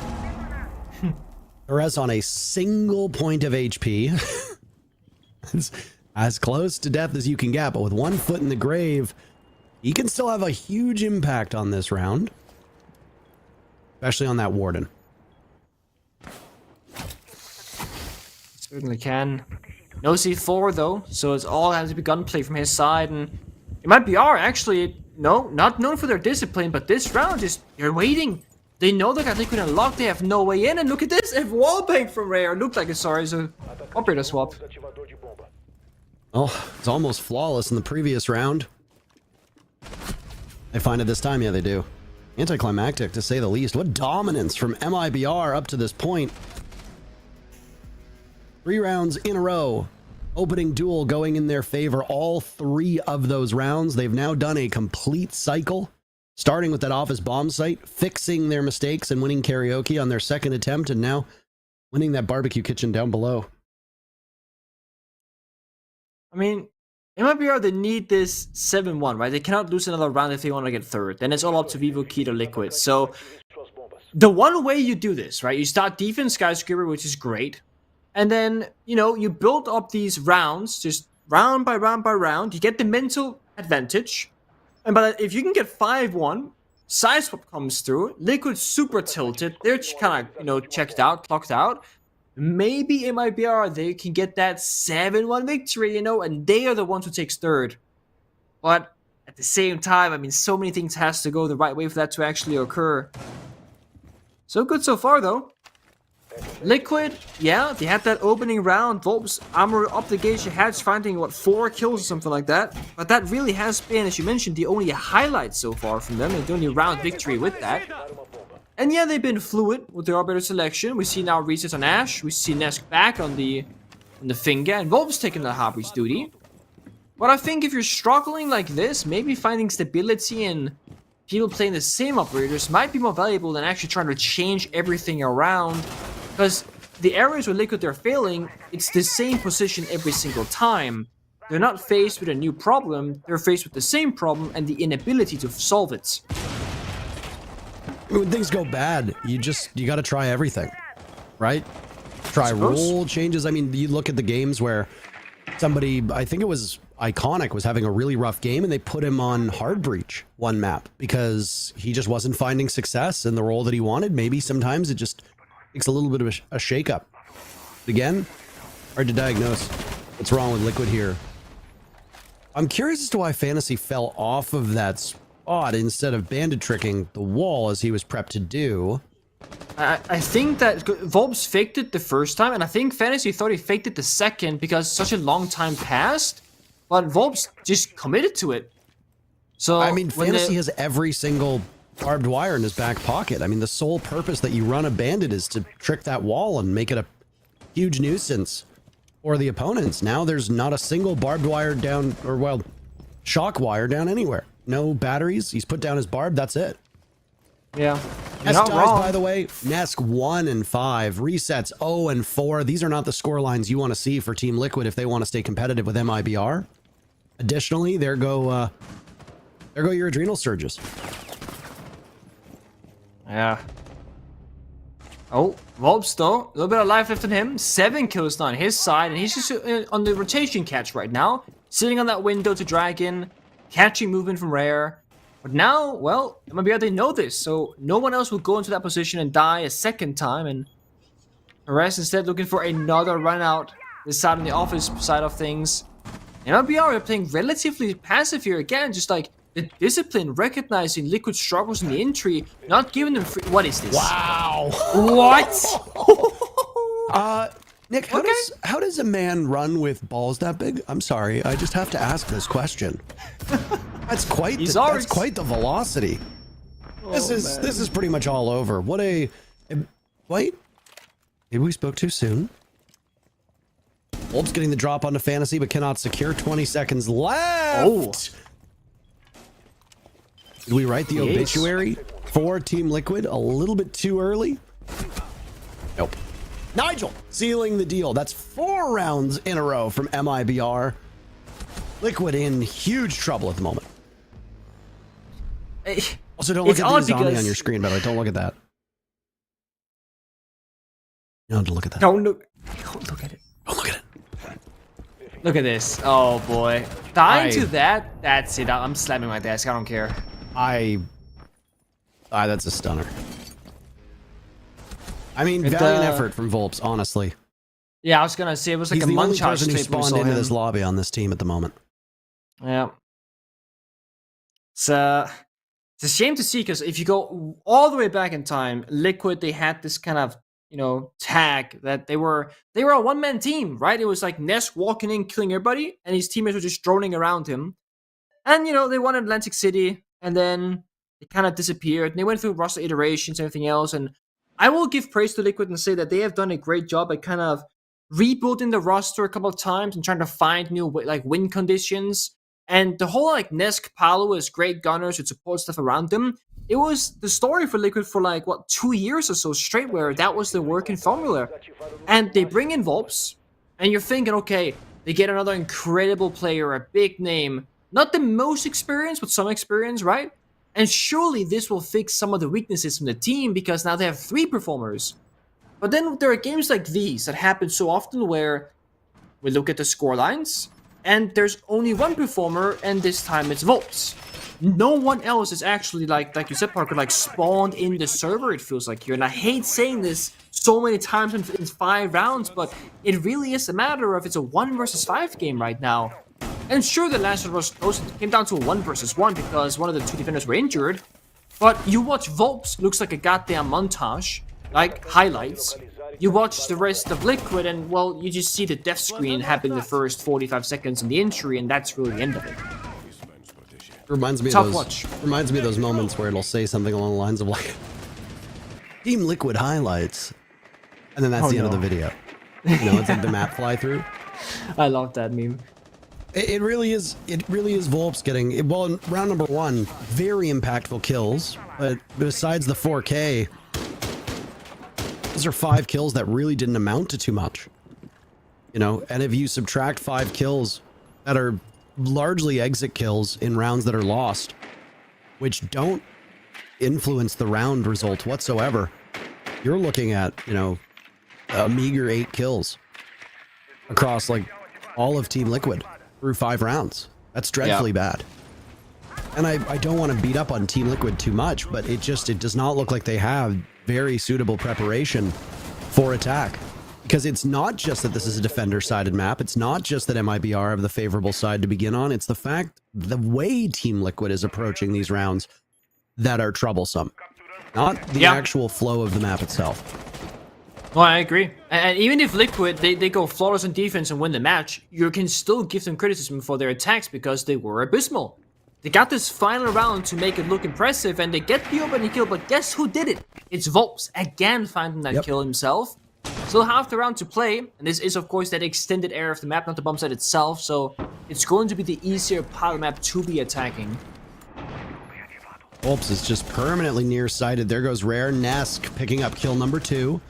Things going in favor of Team Liquid. So the timeout, whether it's settled some nerves down, whether it's screwed their heads on straight, I'm not sure. There's no way Fantasy flanks as the smoke and gets a kill. Nope, yep, that's exactly what he does. Back to Dragon, he goes. Fantasy and Perez, with the way that they've been playing, are 2 excellent players to keep in the dying moments of a round. Now it's Perez lined up to get a single pick. He gets away with his life intact. Over to Karaoke. Now repositioning, he's got a soft wall. Standard diffuse plant. Perez has to read into this correctly. He does so. A lot of faith that Lagonis has in Volps. Lagonis gets the job done. If there's any player that I would be handing my life to on Team Liquid right now, it's Volps. Team Liquid trust each other. They get the diffuser down, and they manage to win the round after a pretty disappointing first half for them. Not just in terms of results, but also in terms of performance in all 6 of those rounds. Volps putting on an absolute clinic today, though. This also means that MIBR cannot get third, right? Because that's 2 rounds for Liquid. Yeah, so there it is. So now if MIBR they win, well, it's Vivo Kid who gets the place instead. Liquid, of course, fighting for their own life here, but MIBR, they're effectively out of this one, unfortunately, with that round loss. Yeah, so that I'm certain that this is playing into their mindset. They were quite literally playing for their lives. Yeah. To the LCQ they go. Control the destiny, though, of 2 other teams at the moment. Vivo Kid, who's not playing this week, and Team Liquid, who are very much in this match, but don't exactly seem in the match just yet. But that's us just trying to read off of a single half. MIBR might look even worse on attack now. All we can do is speculate. First half was quite decisive, though. In terms of opening duels, MIBR won every round where they got the first pick. Round number 2, they got the first pick, but it was traded off very quickly. Team Liquid getting uncontested first bloods in rounds 1 and 6, and they won those rounds too. So whoever draws blood first has been incredibly influential. A 100% success rate for the team that gets the first pick. That's something to keep your eye on in the second half and see if that starts to change. I imagine it will. Bit of a cat and mouse situation there. Volps with the rebound to jump out, but equally good with the intel was MIBR, who was holding the jump out at the worst with trade 1-for-1. Losing Volps early on Solis as your top gunner would be a very big loss for Liquid, so I like the fact that Volps is choosing to just run away. Kill that drone, waste a bit of time, and that is 5 drones killed in the first minute of the round. MIBR also a very slow attack, but the difference is all 5 of them are alive still. So when they do hit this extension, they have equal gunpowder as the opposition. First pick goes to none other than Volps. So Team Liquid strike first in this round. Volps breaking double digits. Nesk holding firm, picking up a kill himself on an Nigel. Doesn't really matter to him that Logic Bomb has given his position away. If anything, it's a taunt to his opponents. Reset still searching for his first kill. Not going to find it this round. Fantasy overpowers him and continues onwards. Fantasy's going to look to the left, not knowing there's someone to the right. Almost winning the engagement against Palu. Could have almost won it. I spoke it into existence. I said maybe MIBR will show some issues on attack themselves. It certainly seems so. Rayduct against the world. Palu finishing things off. Very defender-sided. Skyscraper continues. Yep. And that's the thing, like, it's not a surprise that it's going to be a defender-sided map, it's just a surprise at how bad the attacks were. I want to emphasize that because I'm not expecting 5 clean attacking round victories from any team in the world, really, to be honest. But I expect you to get in the building and to show some competence around the roam clear and where you're going to be entering from. And again, just like the simple things like, are you going to go in alone and just die for nothing? Is there a trade? Is there a drone? Is there intel? Is there nade below? Because there's so many tools you have at your disposal on attack. We saw a classic fantasy move last round where his team was struggling on the intro because they lost the duels to Volps and Nesk. So Fantasy just runs in the building, gets his own kill, but then no one else finds success elsewhere. And of course, Fantasy eventually in the middle of the map, stuck between 2 enemies basically, can't get much done himself. But yeah, Liquid, of course, are going to be much more happy on the defense side. No surprise to us. They did have the tactical timeout, where I'm sure they spoke about the general direction of the rounds, more so than, oh, this round was bad, we're in attack, wah wah. I think it's going to be more about the fundamentals and the basics here, right? Again, they're playing together, make trades. Probably communication, I imagine, is a very big talking point for them during the tactical timeout, because they simply did not seem like they were communicating all that much. MIBR, they're gonna try a couple of things in attack. To no surprise, one of those is going to be the Nuke. Sneak around, look for those opening duels, because I do think they'll be very valuable here. Volps, very proactive last round on the roam. If the Nuke can find him, for example, be a very big pick from MIBR to start things off. But if not, in general, just having an extra set of grenades is always going to be valuable. Whether you're roaming with the Nuke or playing with your team, always find something to do on that operator.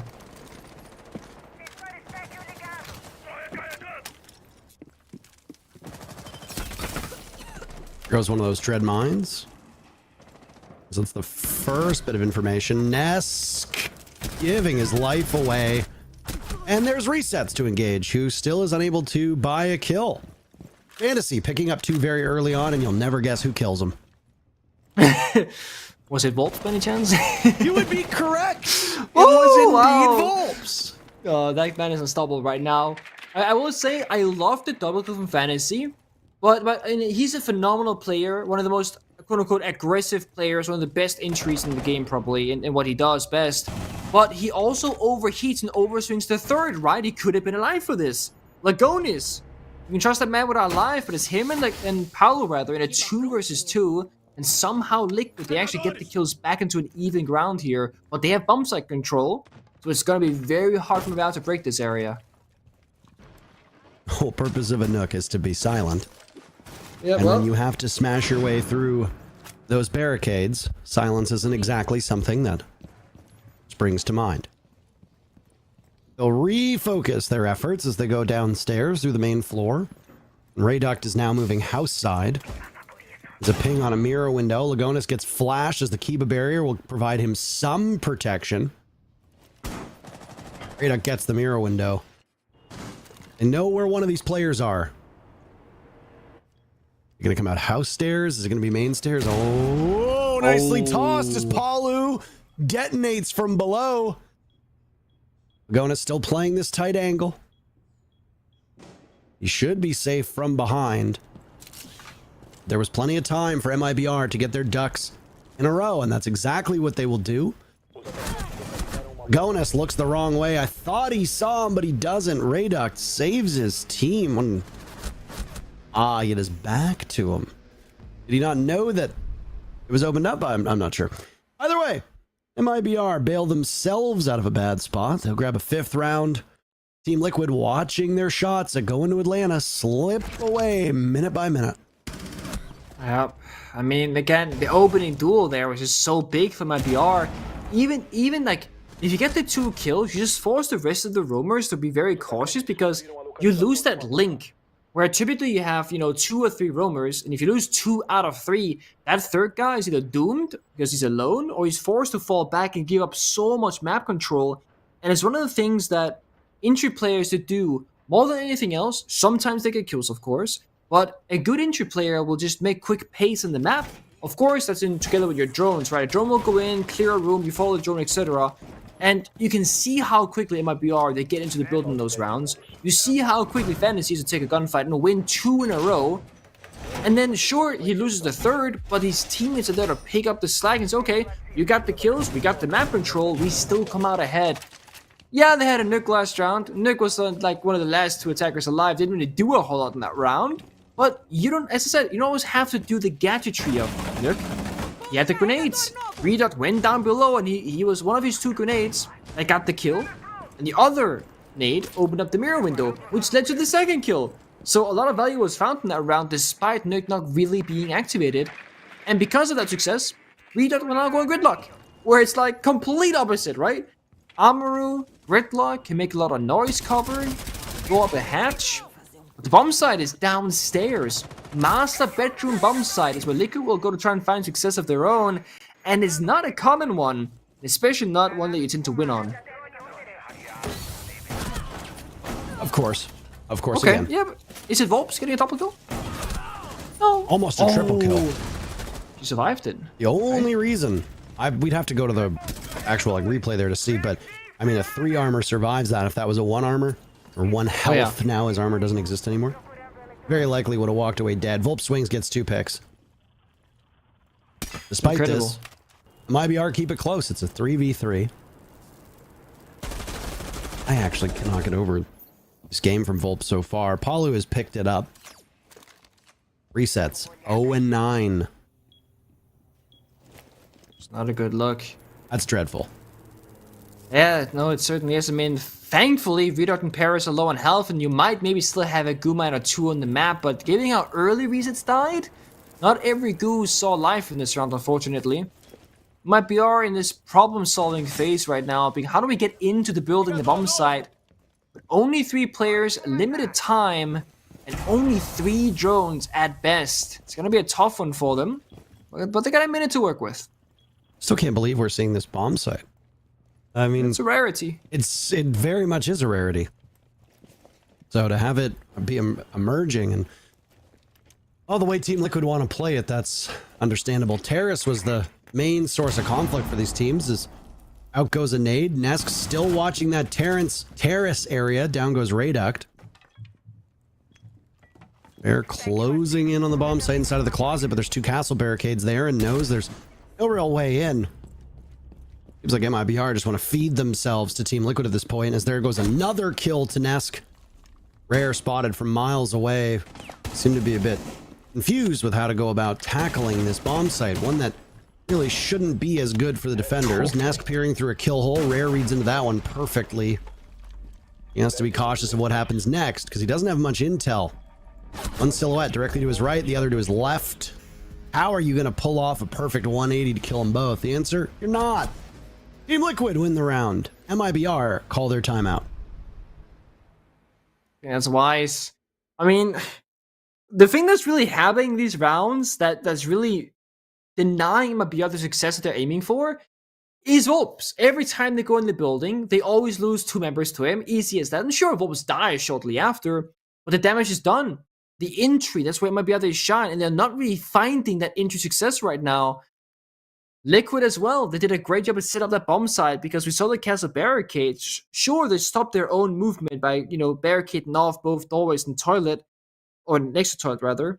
But it also means that if any attackers jump in that window, they're stuck. And we saw Rare with Ibana with 0 pellets left jump in. Castle barricades to his left, castle barricades to his right. Okay, I guess I'll jump out again because I literally cannot do anything in this room. Just kind of making some areas of the map inaccessible to anybody. And then just, roaming on the rest. It's a good look for Liquid. MIBR with the timeout, you know, that means both teams have called it. We still got a handful of rounds to go at least. There's only round number 10 here. Of course, MIBR could win a swift 2 rounds in a row, and that's it, but the current pace, I'm not really expecting that to be the case, to be honest.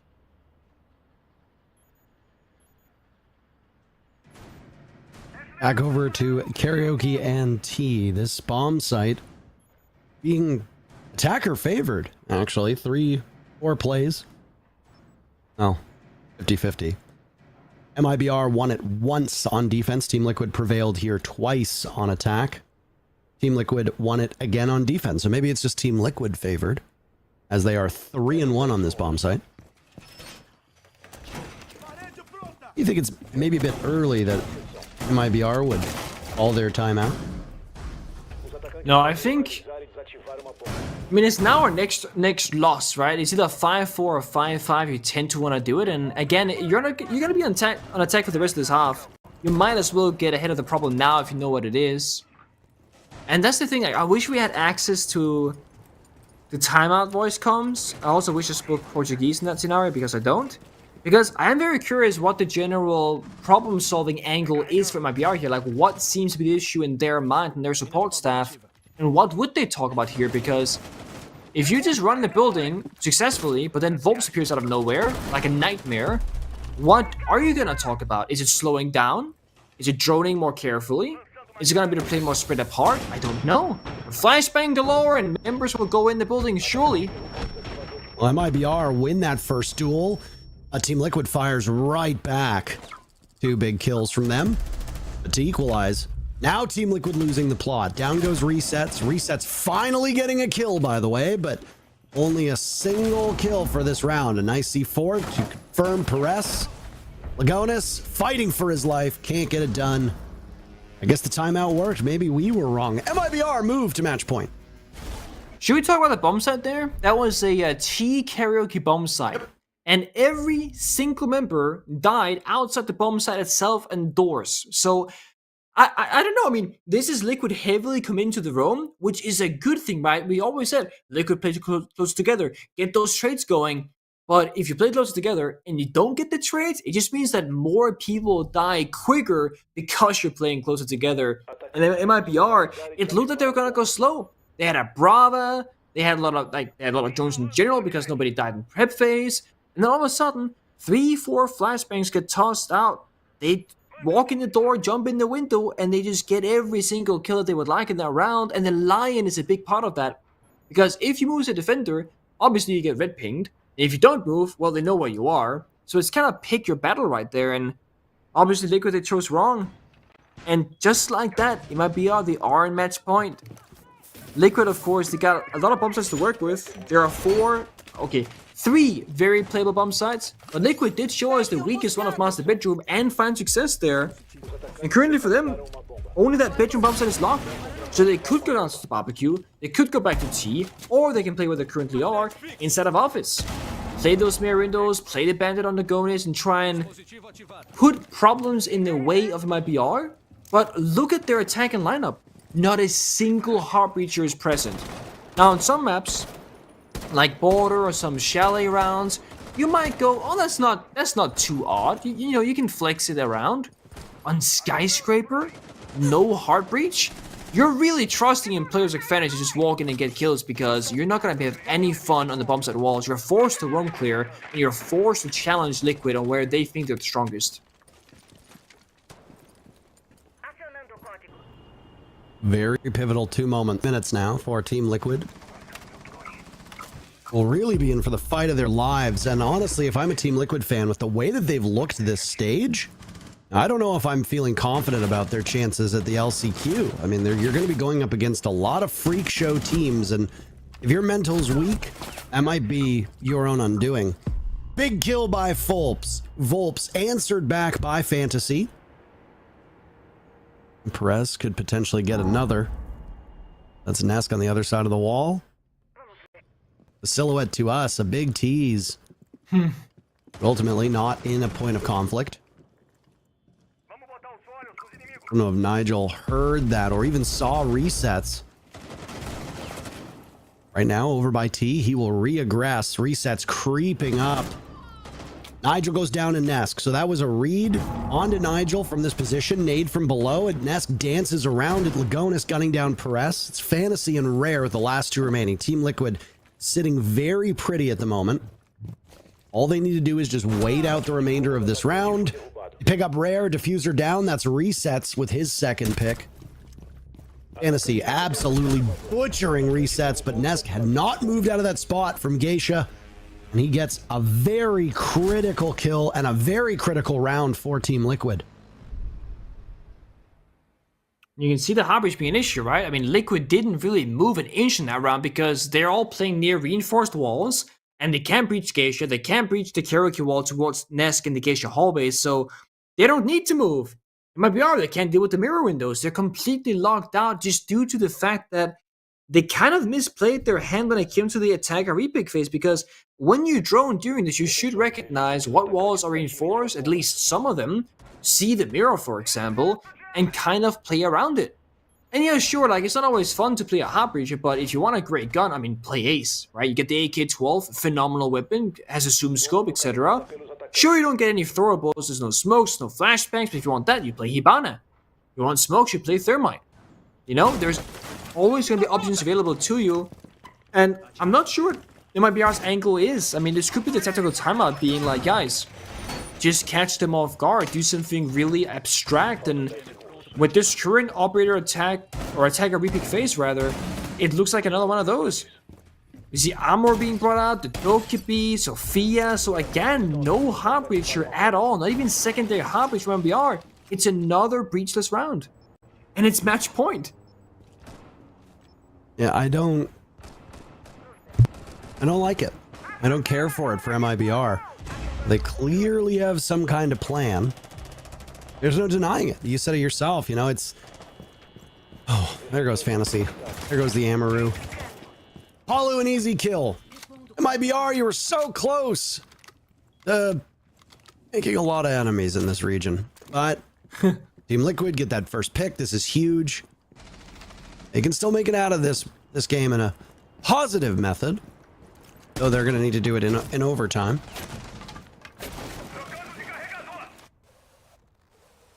I'm still trying to kind of figure out what the plan was there. I mean, let's imagine Fantasy was alive in Amaru. Because they haven't taken downstairs control, so it's not going to be flying up a hatch. They haven't roam cleared, so it's not a crossover. And they're not on the Geisha balcony, so it's not a Geisha angle either. I'm really curious what the exact plan is. There's one set of grenades from Nigel, but he's also not below. It seems like MIBR are all outside the building right now, just kind of fishing for kills, which that is a strategy we see teams implement where, you know, if the enemy moves a lot, you hold an angle, they run past you, they run into you, you kill them. But this is Liquid, who's in the last 2 or 3 defending rounds have moved as little as possible because there's no hard breach and because they don't need to. You need to force the defenders to move as the attacking team, and if you're not doing that, you're not gonna catch them anywhere. And you see Liquid, they look confused. They're like, where are they? They're calling us, but there's no one here. Like fighting ghosts.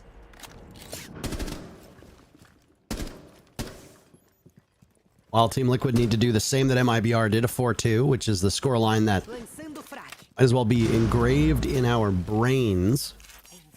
The way that these matches have been going. MIBR having some serious struggles now as they attempt to approach this karaoke T-bomb site. So far, seemingly in vain. Geisha under their command. Through the soft wall, they'll fire. Flashes go out as well. Brass will likely be the first person to get into an altercation through that wall. Nigel thinks he's found an opening. He needs to count his lucky stars towards those back stairs. He gets slaughtered by Volps coming back to the site. Volps could have more to be found, still in this position. Rare goes down inside the bomb site. MIBR trailing in numbers, but they've drawn it even. Liquid just need to find Perez, and it's Lagonis to do it. Oh my, a scare for the fans of Team Liquid. MIBR cannot close it out despite their lead. They are the victims of a defender-sided skyscraper as they were the beneficiaries in the first half. Overtime with Team Liquid on defense for 2 opportunities. They're gonna be very happy about that. But that round was so chaotic. I mean, it was just kill for kill and blow for blow for like 30 seconds straight, it felt like. And yeah, Liquid came out ahead because they started with the advantage in that round. The shutdown onto Fantasy really did the trick in that one. And MIBR, I want to see them play a Heartbreacher now. That's the only criticism, guys. Please, please pick a Heartbreacher. Liquid, they're really exploiting the fact that they aren't. Because again, they don't need to move anywhere. They don't need to play for the roam. Liquid didn't technically do all that much in the previous round besides play close together and just be patient. And that's the thing. Being patient and being disciplined, it doesn't always get rewarded in Siege because you can die from nature below and from utility and such. But when it finally does pay off like we've seen from Liquid in this game, it is so rewarding. Because sometimes doing a little is doing a lot. Simply staying alive. Having that extra gun late in the round, having a crossfire established, having a possibility of a flank like we saw from Liquid, just running up a staircase, because you have extra manpower, it really can and will often make a very big difference.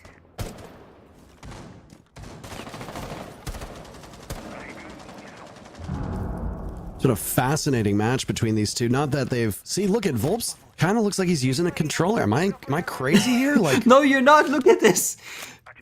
He actually looks like he's using a controller. Yeah, like it's... All right. He's got a really slow sense. I'm gonna look it up. One thing I will say is I haven't been seeing... We haven't seen any photos of them at the LAN today. We haven't needed to. There hasn't been any technical issues. Yeah, he plays a very slow sense, which often would give you the idea that it's a controller, because when he turns slowly, not fighting, it's really like, really slow turning, right? Yeah. That might just be it. I'm not sure. It's funny though. It is. 1 minute off the clock. Palu's taking his licks, as is Perez. Perez, the standout player from MIBR, matching up to the firepower of Volps. It took a little bit of time, but the rest of the supporting cast for Team Liquid came alive when the side swap emerged. The only player who still struggled is Resets. It's like a Team Liquid curse today, like W7M's former player Volps, playing really, really well. Ask, former player from Team Liquid, had a really rough day. And now it's Resets in the same state of affairs. Nade goes in, missing out on a kill on the Volps, but Rares died just moments before that. Advantage for Team Liquid. It continues to grow. Ness gets on the board this round by taking out Fantasy. MIBR have been in a very favorable position for the entirety of this match. Yes, they surrendered the very first round, but they have been in the lead since then. Team Liquid showing that patience and faith in yourself and the system might be rewarded as Team Liquid, if they get these final two picks, move into a position where they're in the lead. Nigel with 2, answered back by Volps. It's Raduk to ascend the stairs over by Drum now, looking towards the office bomb site. Out goes a flash. He's got pings in there, and it's Nesk to seal the deal. Only 2 players really mattered in this round for Team Liquid, and they'll thank their lucky stars for that as Liquid now move to match point. Now the final test, and kind of the cherry on top for all Liquid fans watching, is going to be, can they end this cleanly on an attack and show some success here? Because like this could just be Liquid having a really slow start to things, or it simply comes down to what side you're on. Yes, defender-sided map, but again, you can do more on attack than what we saw from Liquid, and also, to be fair, what we saw from MIBR in the final half of that second half. So, yeah, Liquid have an opportunity here to show everybody that they can do it right and don't need to crouch on defense to get it, but they've also earned it. If you start on the hard side when the game begins, you're also gonna go into overtime on the nice side.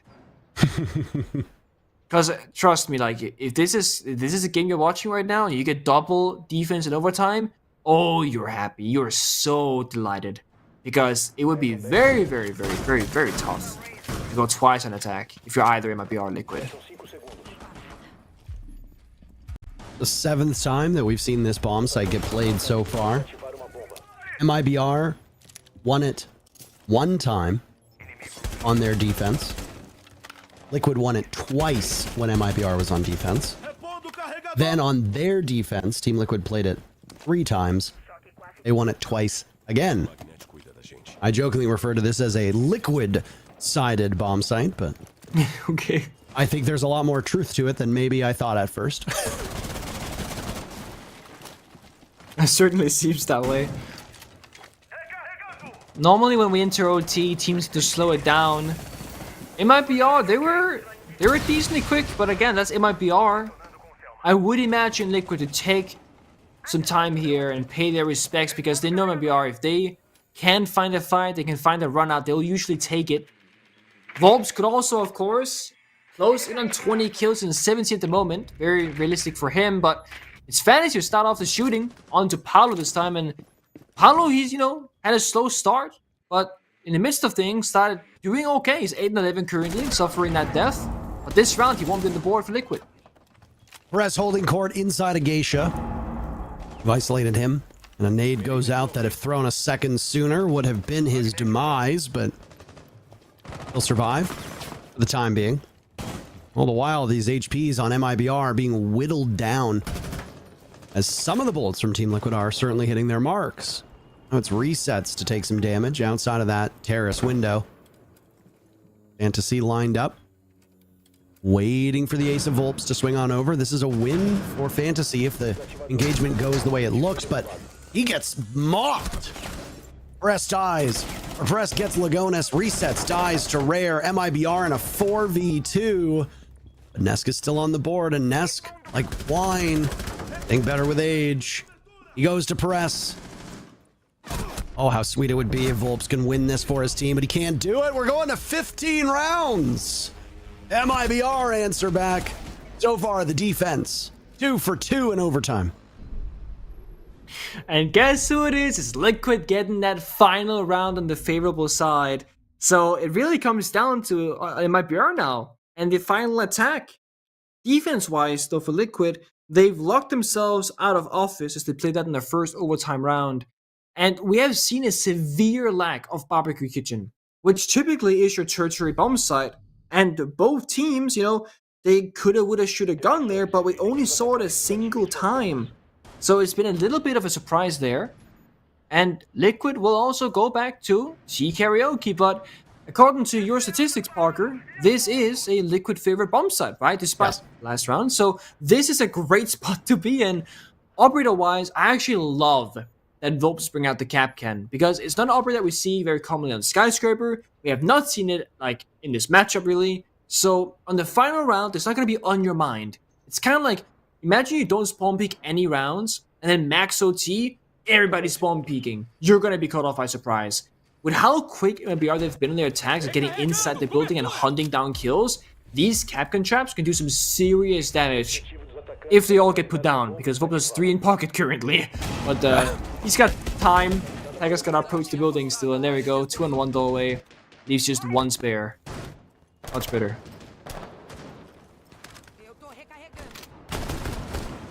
Team that gets the first kill still having a major influence on these rounds. By my count, and I could be wrong, by my count, the team that has either gotten the first blood or has traded back immediately has gone on to win the round 100% of the time. We have not had a round yet where whoever got the first blood ultimately lost the round. This is the ultimate best of one, best of one. It is a single round on the single map that you are going to play today. It's been a long game so far for these two teams. In 2 minutes, it will be at an end. Liquid make it to Atlanta. Will they have to fight through the last chance qualifiers? MIBR playing spoiler here. Oh. Volps first pick on to Fantasy of all players. That's what you like to see. And it's Dokkaebi, and it was through a wall, just kind of hoping for the best there. And this kind of flew the radar for me. Perez on 17 kills. I honestly didn't really realize that. But again, yeah, shutting down Fantasy, the primary entry, the Dokkaebi as well for the roam clear, massive value. And of course, it was Volps who got the kill as well. Things they started one way, and they're trending to continue in that same fashion. It might be they've lost half the round when it comes to the timer. They gotta start making their move in their advance. Rita did a great job of droning downstairs. He knows most of it is clear, but we also know that Nesk is looking for something. A possible kill of his own. Minute to go. It all comes down to that middle line of the map. That drum area. Once you break this line, you're staring down the bomb side doors. But first, you're looking at Volps. You gotta tackle that other side of the map. That's done. But you got the flank of Nesk. Rayduck knows, punishing him. Not quite a flank, but close enough where he could have gone through that restaurant side of the map down below. Equal numbers. MIBR looking to spoil the season of Team Liquid. Both teams 4 kills away from a very fateful result, but way more on the line for Liquid, as the timer is their friend. More hesitancy from MIBR, the better it serves Team Liquid.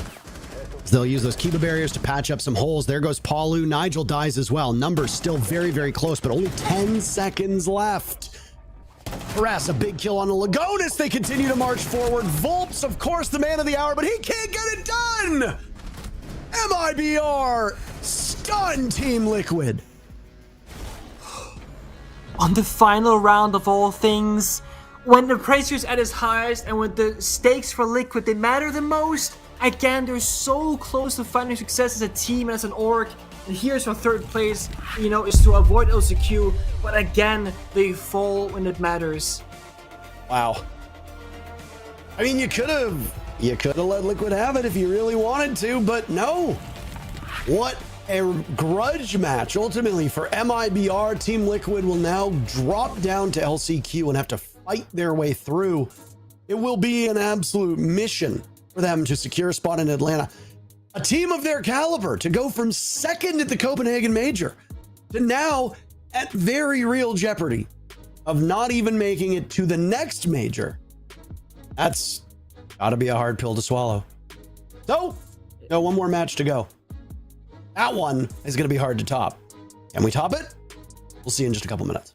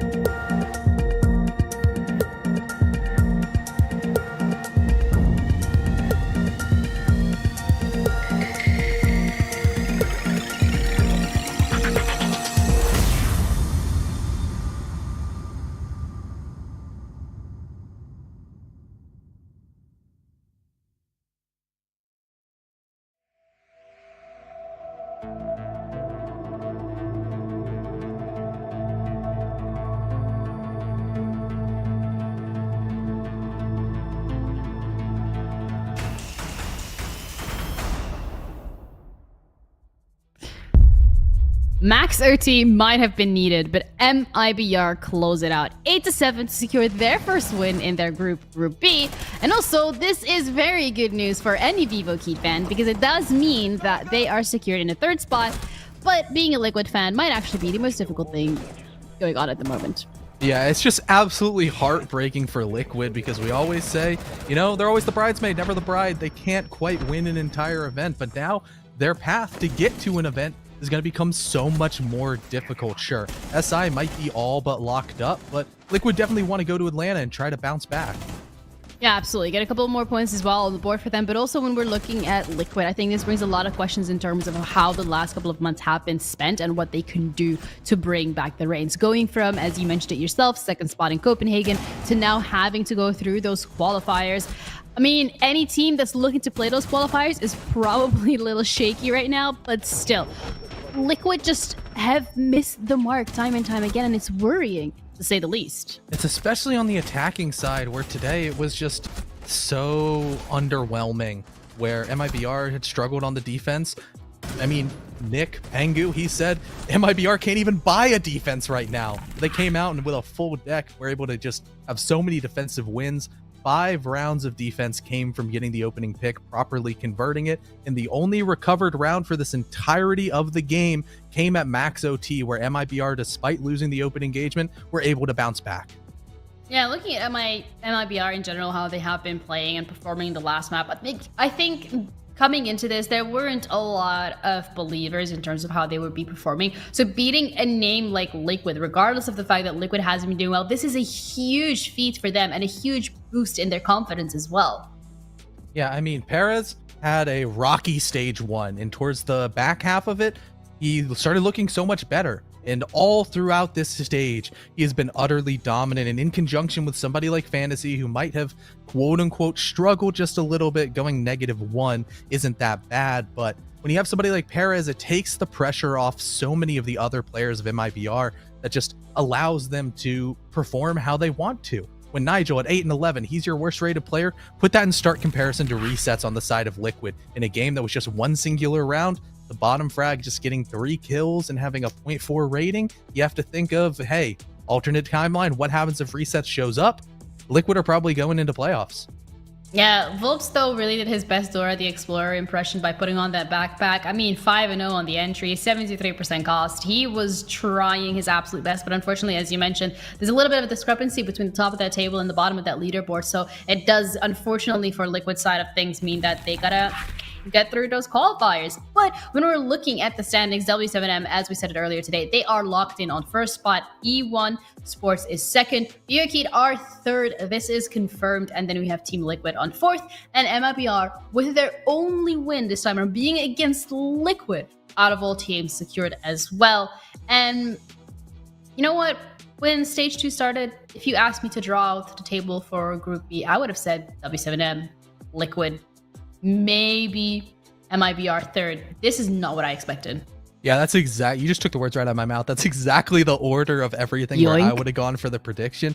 Vivo Kid Stars, they came out looking good, but not as much as E1, who just completely blew everybody out of the water and looked so dang good. You're even able to give W7M such a close matchup while being a completely new team. For E1, there is a lot of pressure as they go in towards this playoff bracket because they really need to get to Atlanta and do quite well at it if they want to go to their go back home towards their home region of Sao Paulo for SI. So that pressure, it's starting to mount. Yeah, but also when we look at E1 Sports as a team, a newer team, as you mentioned it yourself, the pressure, it's kind of, they have potentially even, unless we obviously speak to the players themselves, they could have potentially already fulfilled what their goal was, and that is to be able to be in the top 3 of their group. So it's really, really exciting to see how far they can push it, and I'm really looking forward to it on the last couple of games. So having a look at the bracket, we're going to know exactly who they're going to be playing up against, because they play 2nd. It means that they're going to be going up against FaZe, and then you have Vivo Kid against Black Dragons. I actually think with how FaZe has been performing and how E1 has been performing, I wouldn't be surprised if we see another rematch of W7M E1 Esports. Yeah, I wouldn't really be surprised either, because E1 are a more sound team, with FaZe being just kind of wishy-washy of which phase is Yeah. going to show up. The phase against NIP and that max OT loss, that was peak phase, and that was a phenomenal game. But then phase since then, they've had some rocky results, and maybe they can quell this entire conversation pretty easily if they come out in just a little bit and beat down on Los, which by all metrics they should, but with phase, should isn't always what we see. Yeah, so that's something really to keep in mind, because the next game as well that's coming up today will be phased against Los, and this will actually be the final game of today. Now, as much as Group A is already locked in and loaded in terms of our top 3, Los is playing for that 4th spot in their group, so make sure that you tune in. We're going to take a break, and we'll be back to break that match down and head into the action. So...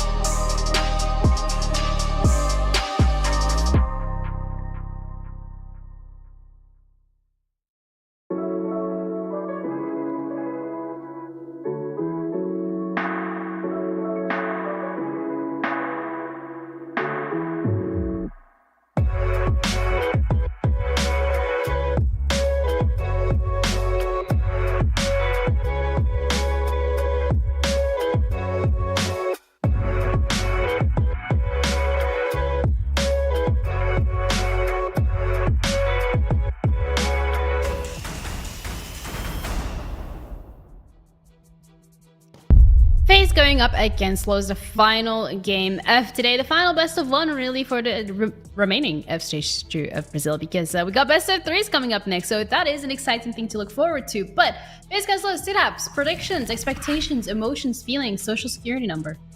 If FaZe lose this game, I'll eat my shoe, because they should not lose this game. They really shouldn't. But if they do, because coming into Liquid MIBR, we were like, so yeah. Hey, who predicted MIBR? That was Not me. That was me. Not I me. predicted MIBR. So yeah. I can hear Maggie screaming, me. Like, Yep. Okay, brother, we get it. We're looking at FaZe though, and how they have been performing. They've done, I would say, all right, but compared to like their performance in stage 1, I think it's definitely not what we had hoped from them. Yeah, especially because Los were a fringe roster that, you know, they were right there being competitors. They were so close to making the major. They make a roster move that on paper seemed so good. All of a sudden, they implode. Meanwhile, FaZe, they haven't made any roster moves, and they have a slight degrade of their stats. But all things considered, it's time to ring the alarm bells a little bit, but I don't think you need to like clear house and be super scared, because they're still going into best of 3s where they are historically stronger, and today they can make a big statement by just blowing out Los. And the Los, however, historically over the last couple of weeks hasn't had the best performances either. They lost 0-7 to NIP. They then lost 5-7 to Black Dragons, 5-7 to Miners. Miners is a team that got 7-0 on day 1 as well by Black Dragons. So it's something to keep in mind, though, is that when we're looking at Los, they haven't had the best performances, so that also sets the bar a little low. But then you're looking at FaZe, and also just won 1-8. Yeah, but they won it very dominantly, and both of their losses were to the top teams that have looked very good in the form of NIP and Black Dragons. You know, only 3 rounds separating themselves from us talking a completely different tune for the side of FaZe, where their defenses do look strong. Their attacks, they are a little bit lackluster, especially where last week I talked so much about what happens if Cyber gets the opening engagement, that they look so much better. But then when you go their next game against Black Dragons, then Cyber's not really able to get the ball rolling. So what necessarily happens if that is the case? And it seems like, you know, 41% attacking win rate is that result. Yeah, 63 as well on the defense, so not too terrible either. But we also kind of have to keep in mind that you're going to be going up against Los. And I think this team, as much as we've said that we haven't really seen what we wanted from them, and they haven't won a game yet, anything can happen, because MIBR got their first win today. So why not, could Los not be any different? You know, they very well could, but you know, when you had the opportunity to play the lower end team of the group and you squandered it in regulation loss, it really isn't looking good for Los, especially because all things considered, all metrics, they're just across the board not doing too great. Sure, the entry stats look decent, but when you put those in conjunction with the conversion rates, it just gets so dicey. On the attacking side, they've only converted 22% of the opening engagements that they've gotten. Is that potentially an issue? Probably, because we're going to be looking at the 2 players that we want to highlight for this matchup that we need to be keeping our eyes on. We have KDS up against Lopin, and especially when we're looking at KDS has had a much more solid performance over the last couple of weeks, regardless of the fact that maybe it hasn't translated directly into FaZe's success. Yeah, for both of these players, they are the second entry on the roster, where they're going to be coming in just trying to get kills. They're trying to either get the refrag of their primary entry if they lose the opening engagement, or they're just going to try to survive into the late round and make sure that they have enough of a almost stalemate breaker factor for both these teams. And for KDS, he's definitely found himself a lot more success, sure, on the defensive side as opposed to Loban, who's a little bit better on the attacking side. But stats wise, you just lean everything the way of KDS, and if he's alive for that execute phase, even the transitionary period against Los 1, he's gonna be trying to eat up. All right, so we've heard a lot of unfortunate scenarios when it comes to Los, when we're looking at their stats, when we're looking at the fact that I haven't won a single game yet. Just in terms of the odds, it's not looking very highly in their favor, but could the map veto be any different? Is there any map that you can take phase 2 that would actually potentially set you up for success?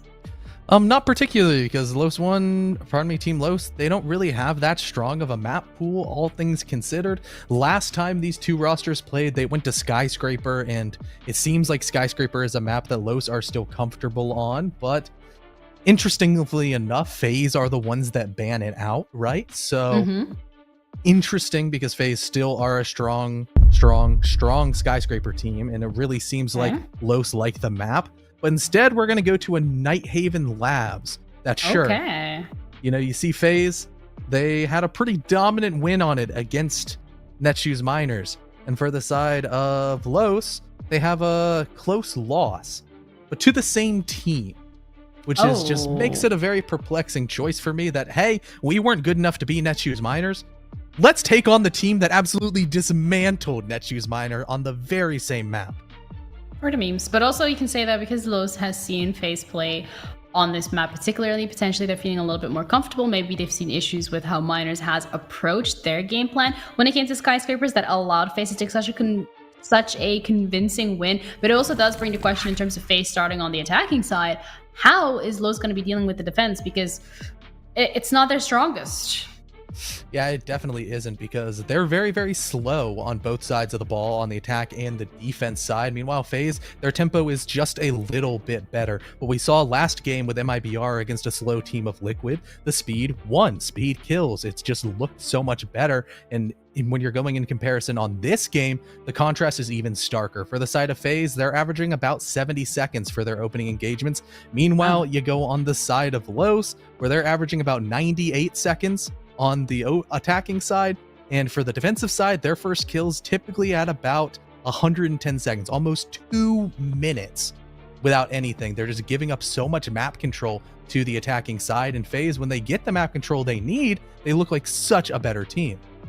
All right, that seems like a lot, if not almost everything that we've discussed so far has been going into favor of FaZe. So let's bring in Parker and Pangu and see if Pangu potentially can play devil's advocate and this time around defend Los and why they can win. No. So I will say, look at this. See Dapper, high five virtually. 1, 2, 3, bang! Boom. MIBR on top, baby. We saw this coming, because when Liquid needs to win, they don't. However, when FaZe need to beat Los, they do. Only Los? Yeah, because it's well, they would also beat Miners, but Los, yeah, that too. All right. Well, Intero, you seem to be on agreement this time around with your prediction.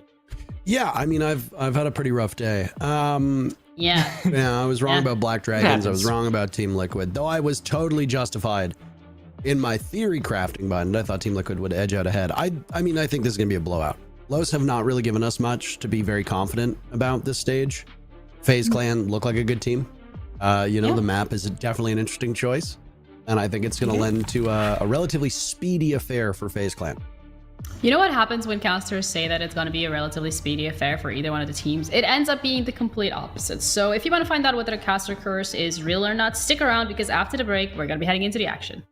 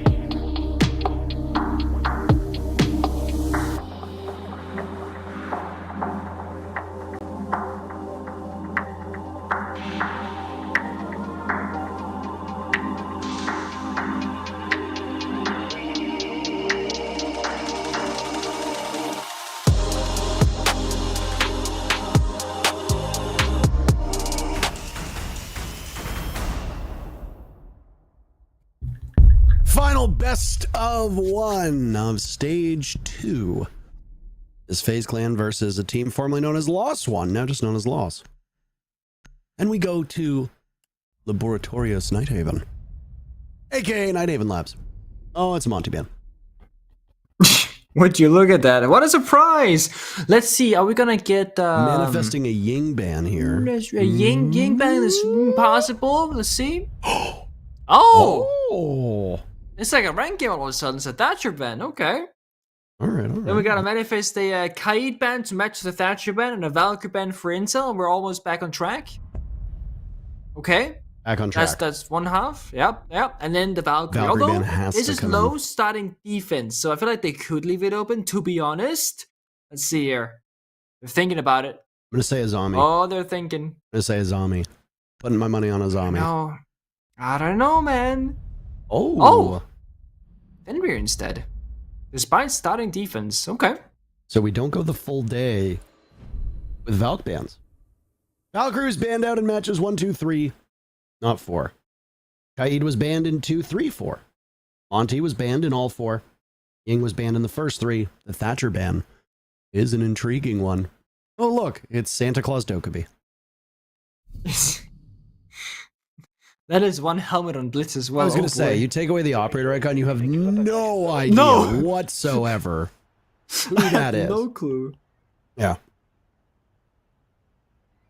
All right, well. I love me some Blitz gameplay though. We will see some Blitz gameplay as long as they don't swap off of it. Yeah, you never know. I mean, this is the map where the infamous Lows versus Miners match happened last week. And it was something. It was definitely a Nighthaven Labs game. And honestly, I have no idea what to expect here. Because, like, yeah, we all kind of say we expect FaZe to win in a pretty, like, one-sided fashion. But you never know. Like, I had in my notes for Lows, I was like, play a map with little room for error. Or, like, where small mistakes can get punished.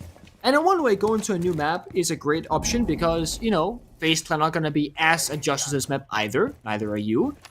But Nighthaven Lab is a very large map in size. I mean, a lot of rotations, you can roam, you can turtle, there's a lot of options to be made.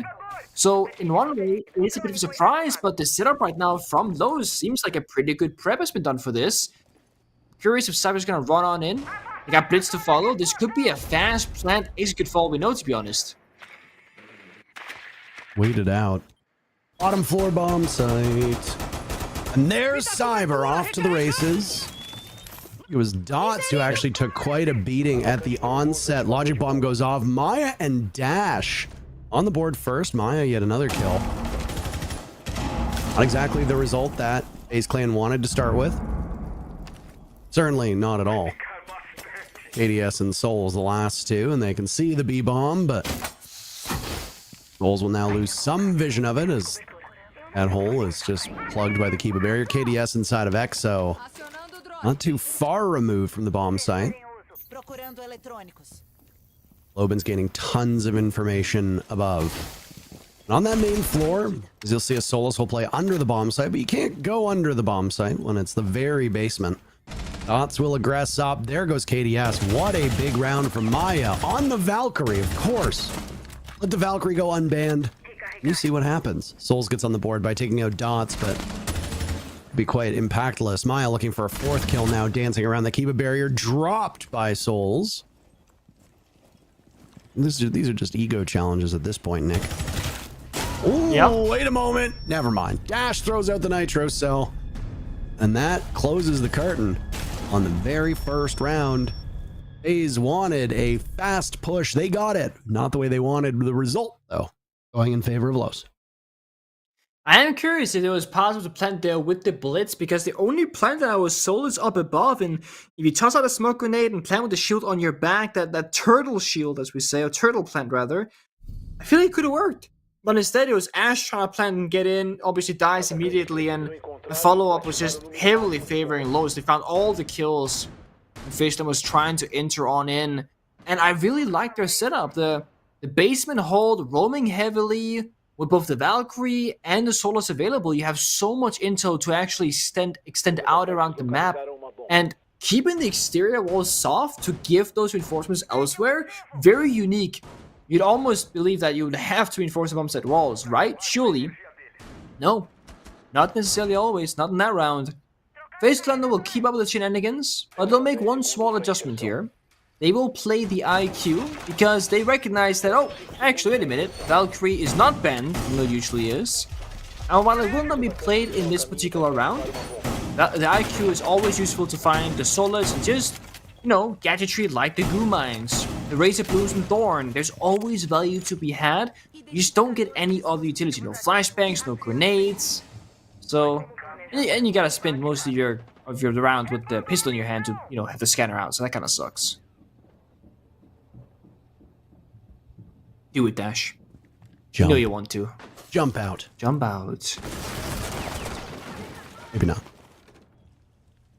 Maya's been getting a lot of praise on social media, and especially on the subreddit, for his play, and well, it doesn't surprise me whatsoever. I mean, the team itself might not have the best results, but you can be a superstar on a bad team. If anything, it probably raises your stock, because if the rest of the team isn't performing up to snuff, but you're doing, you know, theatrics all the time, then it's gonna get noticed.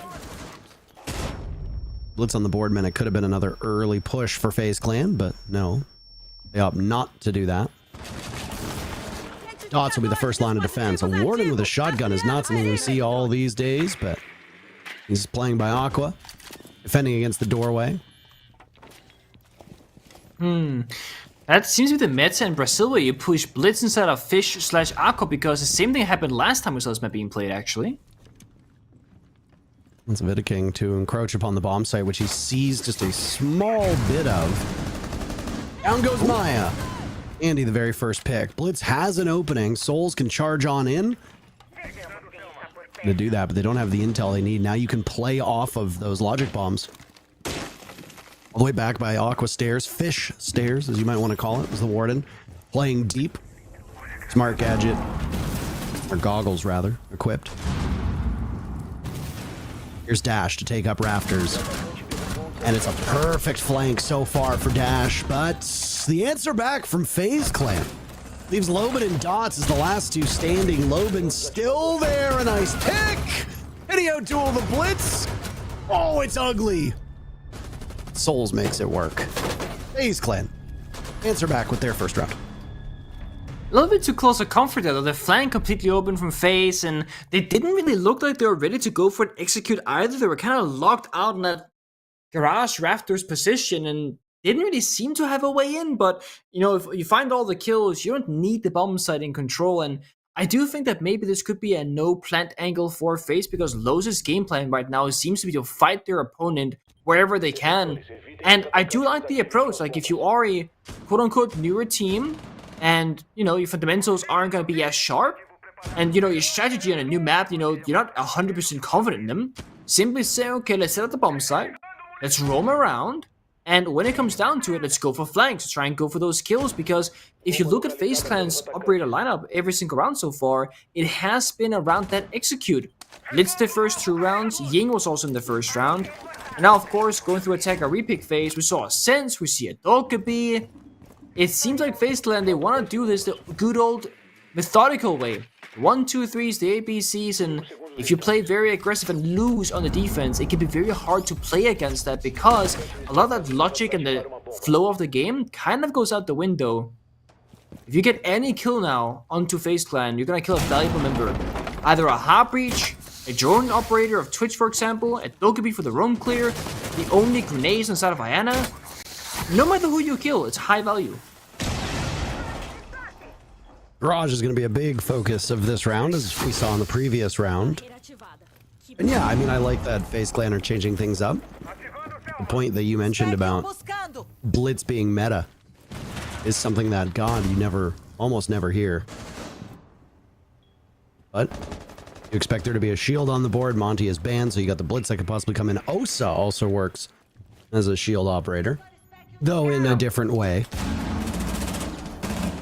You got Capkins and Legions to slow down any rush if FaZe wants to go for it quickly again, but that doesn't seem to be the case, as we're 1 minute through the third round. It's gonna be a slow one, I reckon, here. Yeah, a phone call came out from Dokkaebi to try and figure out if any roamers are nearby, but seems like FaZe are rotating, essentially. They feel like the push should come from elsewhere, and the cargo bombs, it is one of those where, well, if you're roaming like they currently are for Lowe's, they're going to be in a lot of different positions. Catwalk rafters, server control, they're going to be on the site itself. And the rafters with the Asami, it's just like Clubhouse rafters. It's so hard to deal with. So many lines of sight denied, cover there, fully defense, which is a rarity. That's what happens when you leave Asami open. So the headaches that Azami caused earlier on a previous matchup and now just replicating itself, but on a different map. There goes KDS. First pick goes to loss. No Twitch. Bit of King looking for a follow-up of his own. Finds it onto Maya. Ash putting in serious work, though, as that Azami, not just in terms of the gadget, also finding some very big kills. A nice shot by Dots onto Cyber, and now an opening over towards that garage component where Vidaking is playing. He's got a ping. He knows somebody's over there. That's the Legion. Needs to choose well. A T5 is just so easy to hold. Cameraman gets on the board. And it's handy now to clutch for FaZe Clan. Struggling. Down handy goes to Lobin. Los answers back.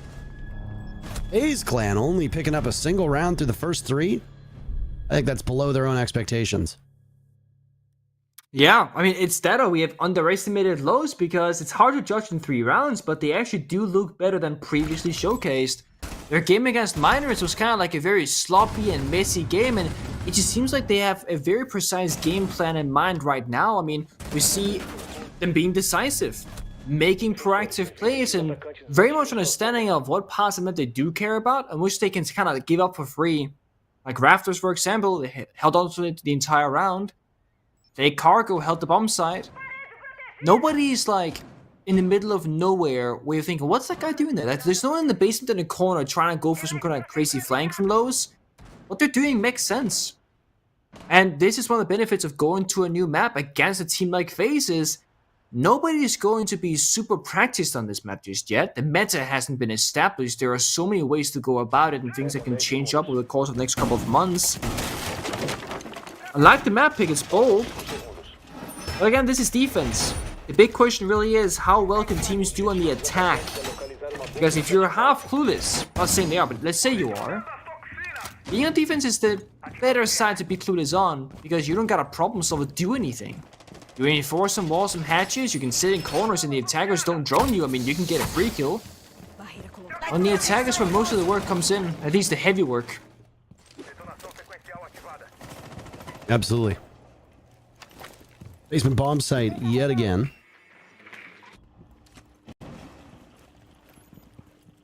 Solus for Lobin. Decent amount of play on that first floor. Well, the way that this round is going to play out, it's going to be very, very different because obviously the changes here. We'll see what value Ram can bring for Souls. Ooh. Nice play by Handy. I spoke of Lobin before, and I guess the Solus won't be that much of a factor. Neither will Cameraman. What a disappointing stage for Cameraman. It's something that he actually addressed on social media a couple weeks ago. It might have even been last week. Time seems to fly by. Good thing that while his performance might not be up to snuff, his teammates are. Maya and Dash both getting on the board, though Maya is finished off by Vidaking. Bomb side is kind of hard here with 2 players. There's so many entries for all the attack. Hatch drops, breaches if you want to open up with the A, Selma charges, all the X-Kairos from Vidaking on Hibana. Verticality, well, Ram is still alive, so you can almost argue that losing KDS and Cyber, the Bug and the Ayana, probably 2 of the best operators to lose for this. Because now you get hard destruction, soft destruction, and once they use their utility, you all become free guns. That's it. You got a minute to work with. This floor is gonna be torn to pieces, rather. And Hatch is opened as well. Lowe's kind of need a pick. They have no C4, no impacts. Flanking's gonna be hard because there are still 6 drones alive from the side of FaZe Clan. So the only way this really falls apart, I think, is if FaZe they miscalculate the execute. They got numbers advantage. They can just try and go for kills. Dash wants that smoke down below. So we saw the last Kiba barrier go out in preparation for the 40 seconds that will determine the fate of this round. Dash sees the wall disappear, so he does the same. Get out of the bomb site, seek some safety. So many parts of this map called Exo on that bottom floor. Soul's getting the diffuser off now. Dash has retaken the first floor. Dot swings. More incumbent upon Dash to hold this round together. It's spotted from above. As the timer will continue to tick away, Dash thought he had a kill on the Handy. Misses the opportunity, but I'm sure he saw that Handy's been downed. Back downstairs he'll go. He can easily secure the kill here. What about the other two? 4 eyes staring in his direction. Souls to get the final kill. Excellent work by Souls, tearing up the floor, getting diffuser down, getting the final pick. FaZe Clan looking far more confident with the way that they went about that bomb site. We also got 3 kills without much work, right? I mean, they're just kind of holding angles, and Lowe's walked into them. That didn't happen. They had to fully roam clear against 5 defenders. I really do fear for FaZe Clan in that round too. We'll see. We have a pause right now. Not sure if it's a tech or a tactical, but seeing as there's no UI for a tactical one, it might be a player-oriented pause. A little cable that's messed up, or a sound issue. You never know. It was hard to tell. Yeah. I was hopeful that we would go through without any tech issues potentially emerging. We've been doing really well up to this point. I was gonna say, it's the first one I recall, at least. That's pretty nice. Your recollection would be correct. For Lowe's, I'm actually kind of curious if bomb site rotation is gonna stay the same. Basement into server into cargo, back downstairs to basement, because we still don't know the exact meta of bomb site rotations. Different regions will have different priorities, different teams, of course, and we already saw Lowe's with a pretty experimental basement roam that we don't tend to see all that often, so maybe they got something, prepared that's new for this.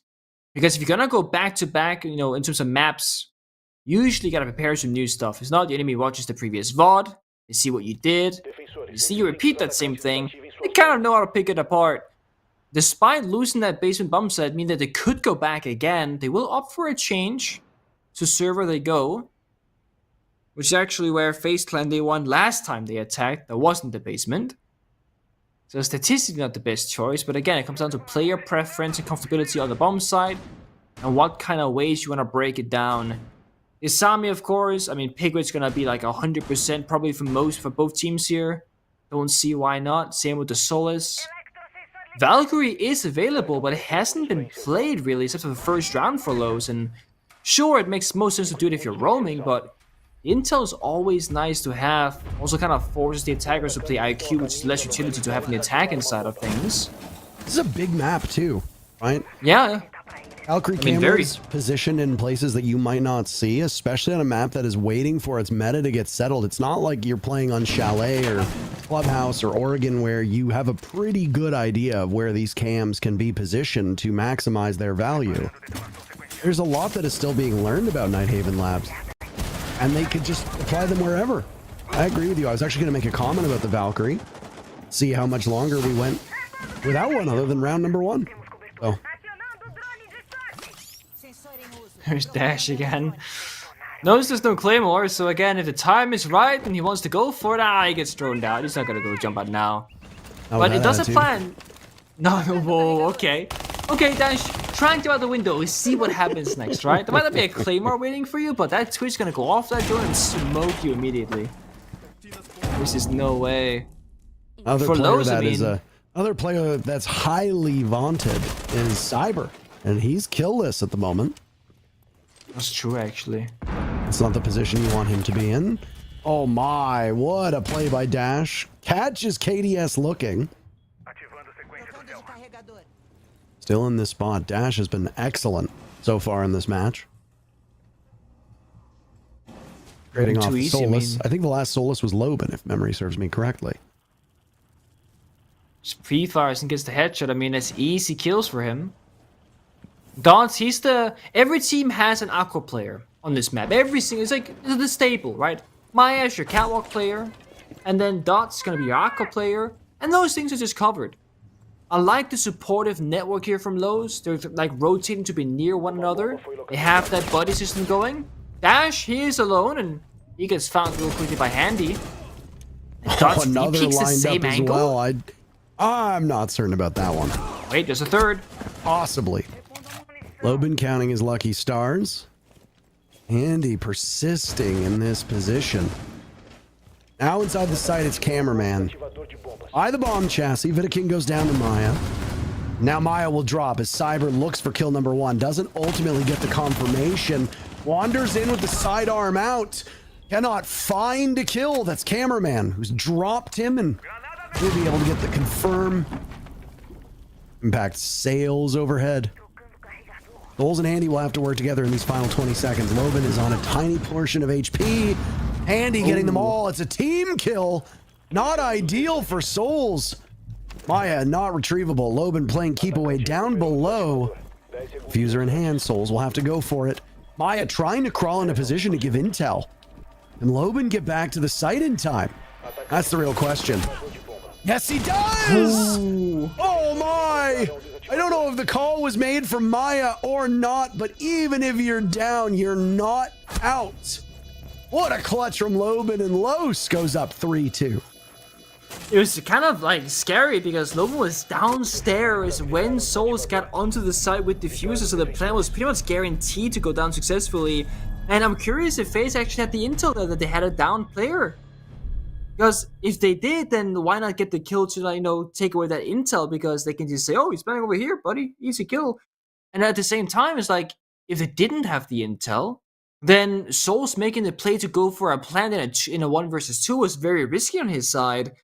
I mean, Lowe's are playing this well. I mean, this was a very close round, despite the fact that 2 members just walked down the staircase and just kind of died.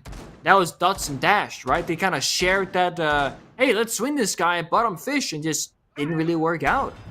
So there are these moments where if Lowe's kind of played more disciplined, they will get away with these rounds a lot more in their favor, and not as close as that one was, because that came down to the absolute last second. Souls just needed, second more to run past that corner where he doesn't get wallbang injured, and then Souls has a very high chance because both players in that 1v1 were down to 1 HP. 1 bullet's all you need. That's the worst point to have a DMR as well, because, Also, that was a team kill, by the way, from Souls, right? That got them into that position in the first place. Unlucky. That was sloppiness, and that really does come down to clock management, too. If you don't have good structure and you're running out of time, those kind of mistakes are more likely to crop up here.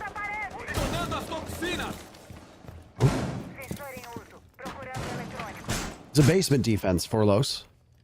Again.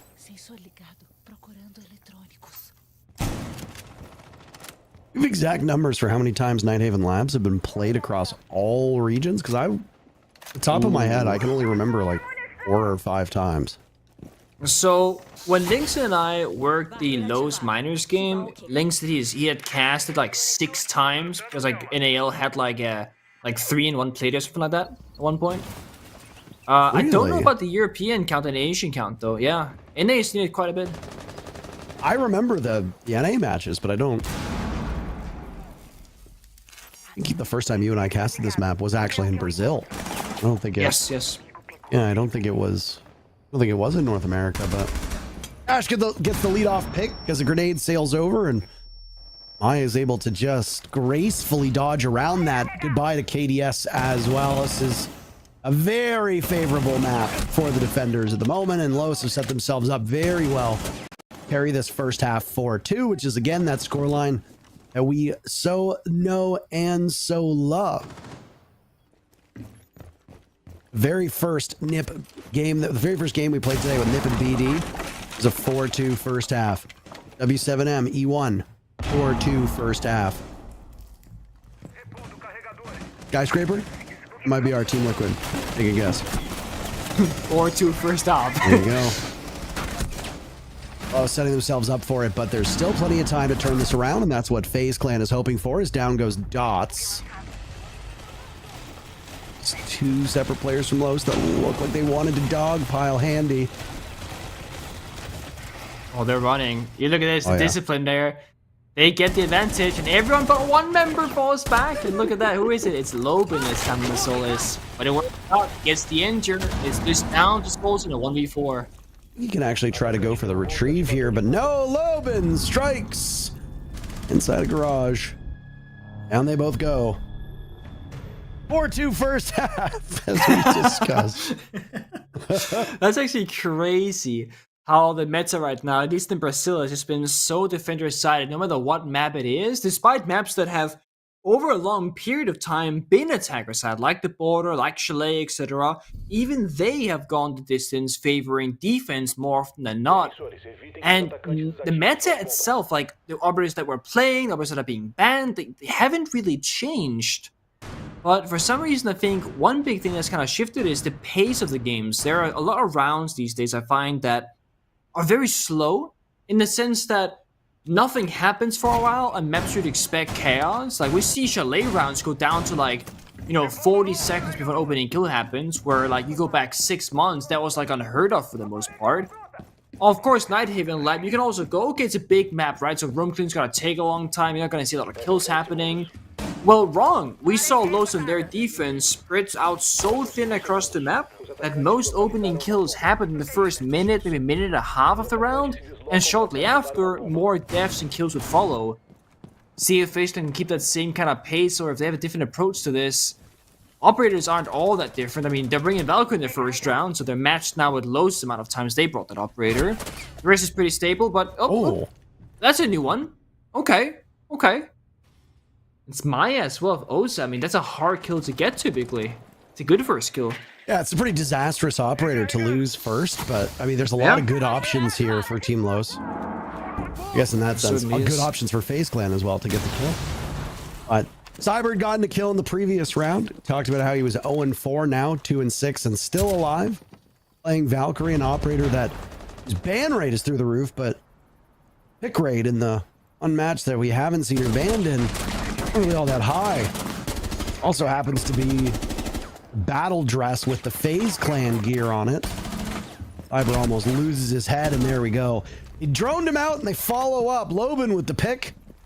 It's back to a 4-4. No, all of the utility that was there for Valkyrie likely thrown. So not all hope is lost. The benefit of dying first, Valkyrie, is that you get a permanent player on cameras now to grant that intel. I will say that not a lot of follow-up can be had. No C4s, but the gun side, the bomb side itself is very solidified because of those keeper barriers. Soul still got one in pocket, deployable shields, but Dot somehow just jumps in that window, takes the control of the catwalk rafters, and all of a sudden Los, they have a very realistic chance to actually attack the bomb site itself here. If only Osa was alive for them, they could have scored in that diffuser. Still got smokes and dash on Brava though. There are still other ways to get in, but then we gotta look at, Viking. He's playing Warden. He might not want to use those smoke grenades unless you can get that kill first, or at least know exactly where Warden is. Watch quite intently over this final moment. Keep doing that thing. Keep saying moment instead of minute. Final minute of action. FaZe Clan just need to sit and wait. Cameraman with diffuser. That's the right call to make at this point. FaZe Clan losing Vidaking. Oh, some tremendous position to make this a 3-round game. Andy's been mighty fine in his smoke. You've got a pretty good kit to try to ride the rest of this round out. Oh, it's cut off as cameraman succeeds in getting the diffuser down. Andy finds himself in the wrong bomb site. Now is the unenviable task of retaking. Tries on catwalk, but Dots is watching that angle. Prepared and ready for it. Round goes in favor of Los. An impressive way as well. I mean, I will say again, I definitely think that Los, they came into this with a lot of prep work and most likely actually expecting to go to Nighthaven Lab. I mean, I will say they look so prepared for this, and FaZe Clan not as much. In terms of just picking apart the map on the attacking side, I mean, sure, it's only been one round for Los so far. It was the first round that we just witnessed. But I looked very confident for them. Operator lineup-wise, they don't seem to... I mean, they have a second repeat, but they start off with the same kind of thing. The Brava is very interesting, but With the amount of default cameras on this map that cover like a large portion of the map, if you hack those early, the roamers are blind. Valkyrie is available, of course, so you can find those cameras, get intel as well. And it gives you more, I guess you can be a little bit more, not sloppy with your drones on attack, but you can lose some more because if you hack default cams, Valkyrie cams, you have flank drones from the defense essentially. While talking about Brava, those chose to just nuke their entire lineup and go off the Brava. Instead, they get a ton of self-destruction, likely because they saw the bombs that went, we need more of that. Downstairs in basement, and Buck is a phenomenal operator here. You get self-destruction with the skeleton key, get a heart breach with the can opener, that secondary heart breach. You can do so much work with one single operator here, and that's the Buck. Outside of that, you know, they actually bring double heart breach outside of that. They bring the ace as well as the thermite, so it's going to be no shortage here for those. It also means that more players can do that entry job of roam clearing, because if you lose the ace, you got the Buck. If you lose the thermite, you got the ace. So you're not invested into just a single person getting it all done. You kind of spread it out across multiple people here. Well put. Yeah, there's never really a bad time, I guess, to have contingency plans when it comes to hard breach. Certain maps need it more than others. Certain maps could benefit from hard breach in general, as we saw on Skyscraper for those 2 rounds. Oh my goodness!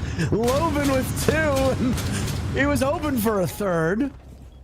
They might have forfeited the very first pick, but they get the next 3 in very quick order. Ace Clan not looking like themselves here in this match at all. No, they don't. I mean, Lobens has such a great game as well, always finding impact every single round. The question is, now that you're down 2 versus 4 as FaZe Clan, I mean, surely you're gonna lash out and try and go for these plays. Surely you don't stay on the bomb side. It's a hard decision to make, and I guess KDS is already roaming, but there it is. The staircase works against the attackers of Lowe's. KDS will drop. Bottom floor, very integral for FaZe's defense. Dots getting diffuser down. Maya, the one upright watching on this basement execute that so far the actual execute portion working out quite well for them. Sense of urgency will strike through a FaZe Clan. Hit a King on low HP, that's a bit of a problem. KDS holding for now. Oh my goodness. What a shot that was. Dots completely commandeers the tail end of that round. 6-2 for Los. I mean, also the post plant there, Thermite stays on breach, Ace goes above and, you know, uses the soft breach to destroy the floor so that even if the Thermite isn't successful, he can play from above. It's like a guaranteed round victory almost. Like, it's so hard to lose those engagements. And I feel kind of bad for Los because if you look at the players on the roster, these are not no-name players you've never heard of before, right? These are actually incredibly well-rounded players from previous rosters of different teams. But with how poor they've played this stage, they're kind of one of the meme teams, quote-unquote meme teams, right? Where like you expect them to lose most games, and we came into this thinking they might be a great roster, just like E1. They might be a great team, but they had such a bad start. They went 0-7 versus NIP, 5-7 versus Black Dragons, and then 5-7 versus Miners. So not the most confidence-inspiring as a viewer, as a fan, as a caster, etc. But the lows that we're seeing right now, if that was their first opening game, I'm like, oh god, these guys might be like top 2. They might be definitely top 3, right? They're doing great right now. And they're doing it against FaZe Clan. And it's not just FaZe playing poorly.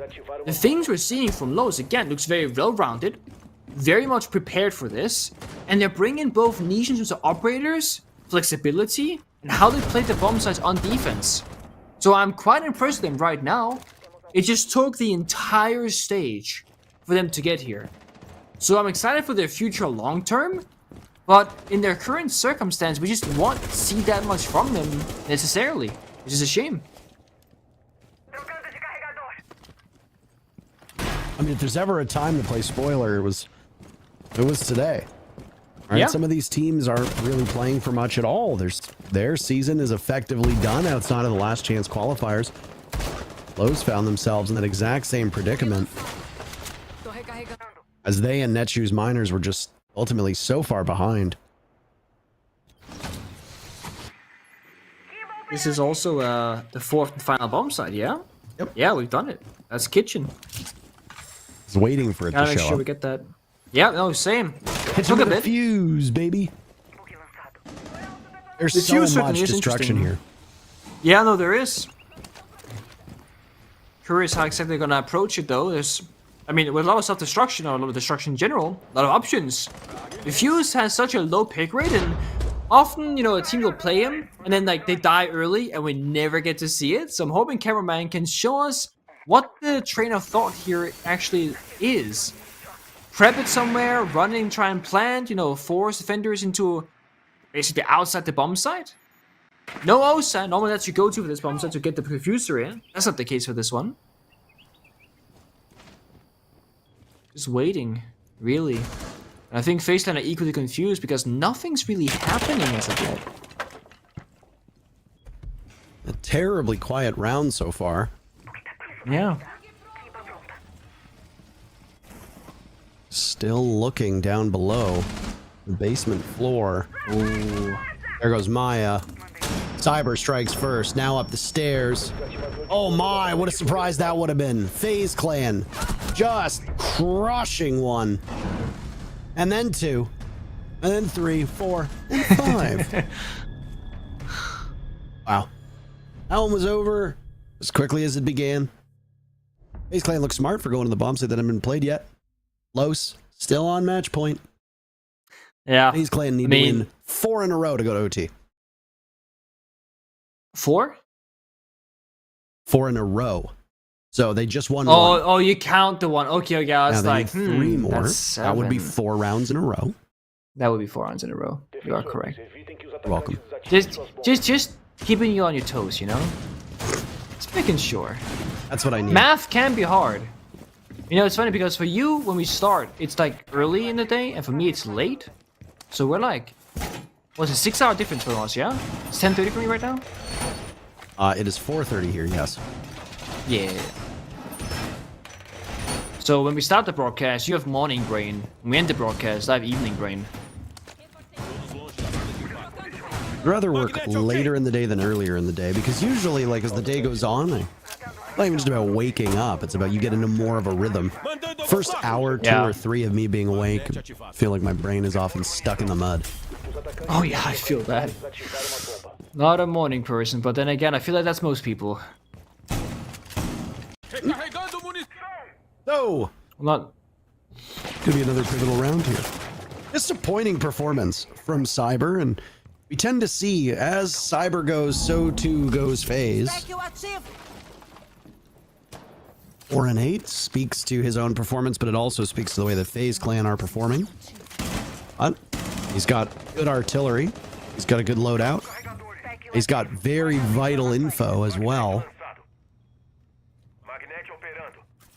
You're making though. Most important of all, he wants these gunfights really badly, but the thing is, he becomes the one who dies in them. Then all of a sudden, his teammates are in a really poor position. CW said when Cyber gets the opening pick, FaZe to win the round, but when he doesn't, well, that's how they're down 3-6 right now. You see Lowe's paying so much respect, taking this round with precaution, waiting for Dash Underneath to get in that prime position to go for a flank kill here, and it might be Cyber that he ends up finding, honestly, at this pace. Wanted to see something Maya from is that literally Nook, but- AFK. Maya was literally AFK on this day. Look, literally AFK.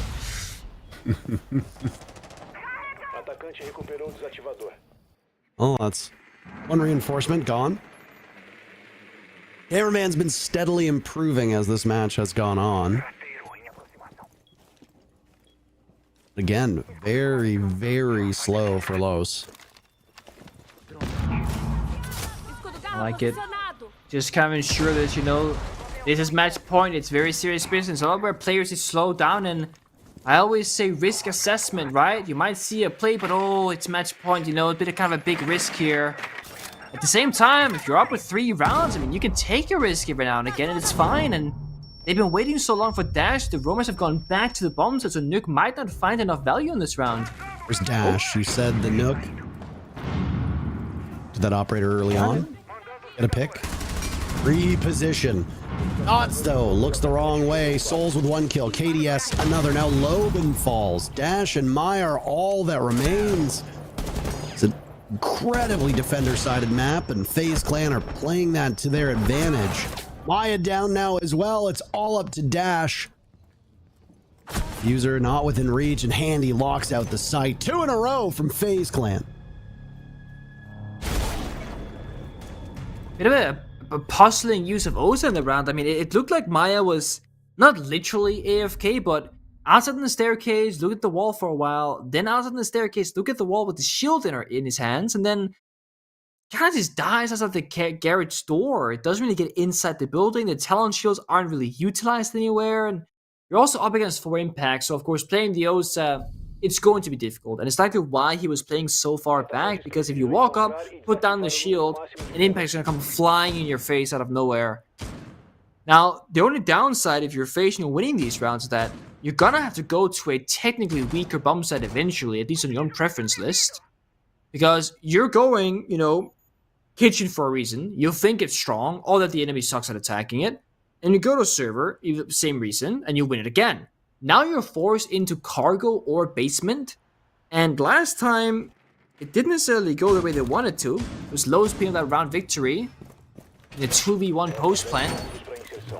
All better lineup wise, we see 3 C4s from the side of FaZe. So this might be the good old don't roam at all. 3 guys on bomb site, Malcolm's above, and try and get a C4 kill.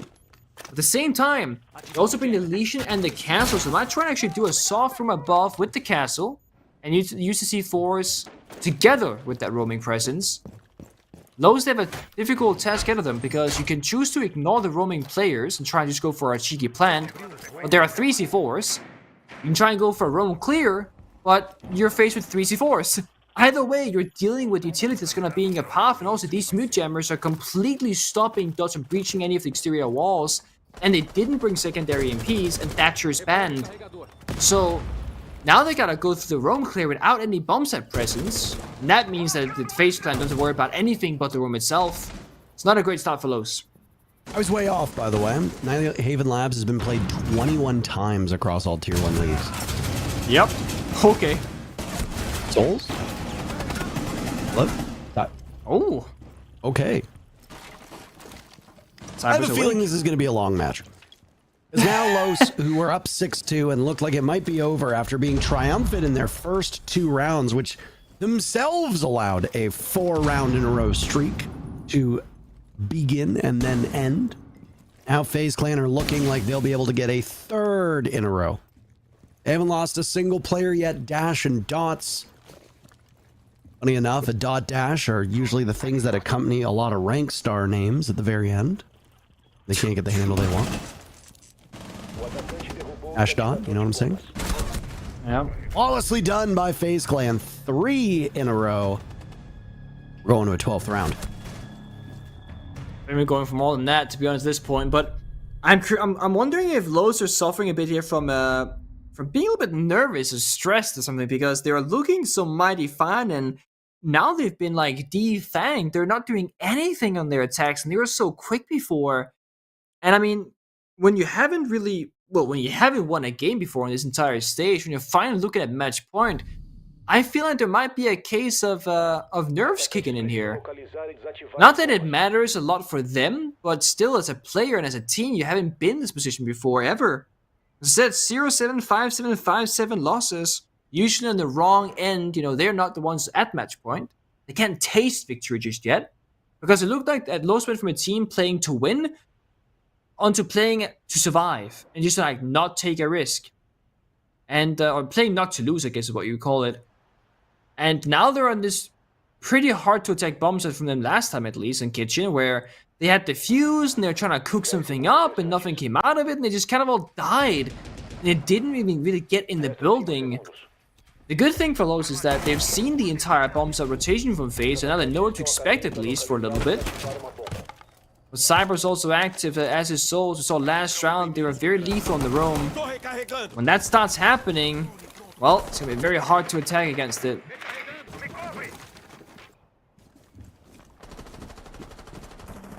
I mean, it's just a very simple level, very simplistic take, mind you. Vibe of this second half has been a very stalwart defense has allowed Los to bring the heat to them, which I don't think was the case in the first half. The first half, even though it went poorly for FaZe, and they beat themselves a number of rounds, Los were quite active on defense. FaZe were at least trying things, at least making attempts. I don't see the same from Los over the last 3 rounds at all. No. I fully agree, and it's worrying because when you're on the attack, you're going to be the decision maker. You have to walk in, you gotta pick your fights, you gotta find the weaknesses. If you just sit back and wait, it's only going to strengthen the defense. They get more utility, they keep it barriers, they want my disc, they're, recharging as time goes on. If you don't take map control, default camps aren't getting shot. That means intel for defenders as well. And Lopez even doing self-destruction from outside, and cameraman got injured by a Capcan trap. They're so passive. Look, no one's even saving him. Cameraman's just going to continue to bleed out if somebody doesn't get over there to help him. I mean, he's certainly retrievable, but it doesn't seem like there's much enthusiasm or eagerness to pick him up off the ground. Again, Lowe's so lethargic. Cameraman picked back up, so there we go. That's good. But now what? They get cameraman back up. They still don't have any map presence. Yeah, they've broken the floor apart, but they can't act upon it. You can't drop the hatch. You can't really go anywhere here. It's gonna be another really bloody execute, and unless Los just win a bunch of gunfights, I don't see how they're gonna break this defense from FaZe Clan at all. Andy trying to plug these holes. Maya, the very first kill. The remainder of Cameraman found by Souls. Hold on a moment here. Suddenly, they've all broken in, and it's Los in a 4v1 with Dots holding on to the diffuser. ADS to keep FaZe Clan from the loss. He's on that Valkyrie roll. Diffuser going down. Finished off by Dots. A big win for Los. We were all wrong. We all said FaZe Clan, and did not come to pass. Nope. I mean, I'm really happy that Los actually end up winning that round by saying, okay guys, this is it. This is the final boss. 3, 2, 1, let's go. And they just traded and they fought it out with confidence. Something they were missing in those previous 3 rounds where they looked, as you said, very lethargic. So happy that they won. We can kind of see what they can accomplish as a roster with time, but it took them the entire stage to find their first victory. It was still a 7-5. It's close. Yeah, I mean, it was a low-stakes match, to be completely frank, and I think both had treated it that way. I can see Nighthaven also being done if teams want to save strats or hide strats, etc. It still required all 12 rounds, so it still ultimately did get quite close, but Los stick the landing in the end. That's it for you and I, but we've got to close the show out. So let's go to a break, and then we'll come back with the tail end of our play day here in Brazil.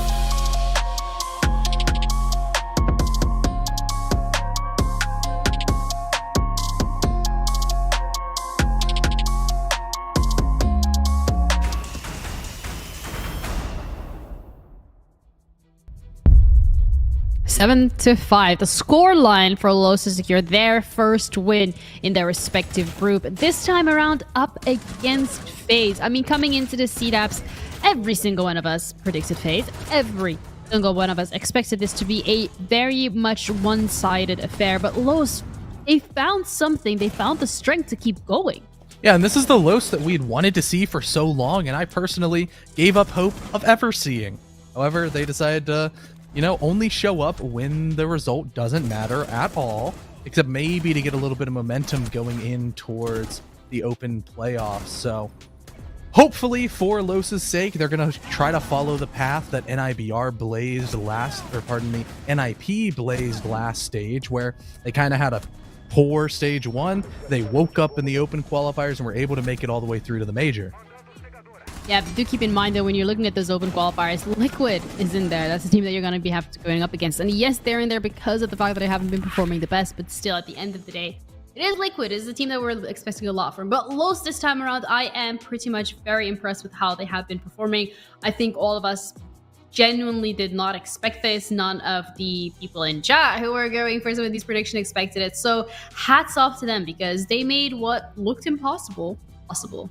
Well, to be honest, it was one of the biggest glaring issues on the side of Team Los was kind of just corrected, where they got a lot of opening picks, but they were unable to convert on them properly because they got a little bit ahead of themselves. It didn't have the right ideas going in towards the rounds, and it seems like they definitely had a lot more of strong ideas, especially on their attacking side, where players like Dash and Loban were able to step up and they were able to frag. Dash went 5-0 on entry, and that's absolutely huge. Yeah, absolutely. They're looking towards the side of FaZe, and it didn't feel like either one of their players really had such a big of a success on the entry. I mean, we can look at Handy going 2-0 on that entry. Has had a couple of successes, but that's all it's going to be able to do. And that, unfortunately, for FaZe has been their downfall, but it doesn't really impact them too much because we already know that they're locked into that third place. So maybe as well from there and foot off the pedal. Yeah, I mean, one other aspect that all of us forgot about was that this was Cameraman's homecoming, and he definitely got the last laugh as he took away some points from his former team of FaZe Clan and helped propel his team above Netshoes Miners, despite Netshoes Miners winning that direct head-to-head. The round differential, huge difference. Netshoes Miners -15 is pretty poor, so they definitely have a lot of work to go into the open qualifiers. Yeah, absolutely. But that also secures our Group B in terms of NIP, Black Dragons, and FaZe Clan in third. I mean, Los, congratulations to them as well for being up in that fourth. And then we're looking at how the playoffs bracket is going to be playing out. You have second place up against second place. So FaZe Clan is going to be taking on E1 Sports, which after what I've just seen from FaZe Clan, I am worried for them. So I do hope that they, take the next couple of days to kind of figure out and iron some of these wrinkles that we've been seeing in there and cracks in their armor. We then have Viva Keyed up against Black Dragons. I mean, considering how Black Dragons has played, again, CDAPs, I see this going one way. Yeah, I think Black Dragons are going to be having a matchup against W7M. So for W7M, they're going to have to go up against a tougher Black Dragons team, in my opinion. But at the end of the day, they also only need to win one single BO3, whether it be the semifinals or that lower bracket final, to punch their ticket to Atlanta, as well as the same being with NIP, that they've both been able to use their strong group performance to set themselves up for the future that it's going to kind of require them to absolutely implode and choke so badly to not make it to Atlanta. Yeah, absolutely. And I think as well for NIP and W7M, they are in such great positions to be in, and they are, I'm pretty sure, very happy with where they are right now. I'm as well really happy to see that Los managed to get themselves a win on the board. It means that every single team at this point has gotten one win. There's not a singular team that is completely undefeated. There's not a singular team that doesn't have a single win on the board. So, everybody gets a participation. Yay! We're going to be taking a little bit of a break, and then we'll be back to give you guys the insights on what to expect coming up next with the playoffs. So don't go anywhere.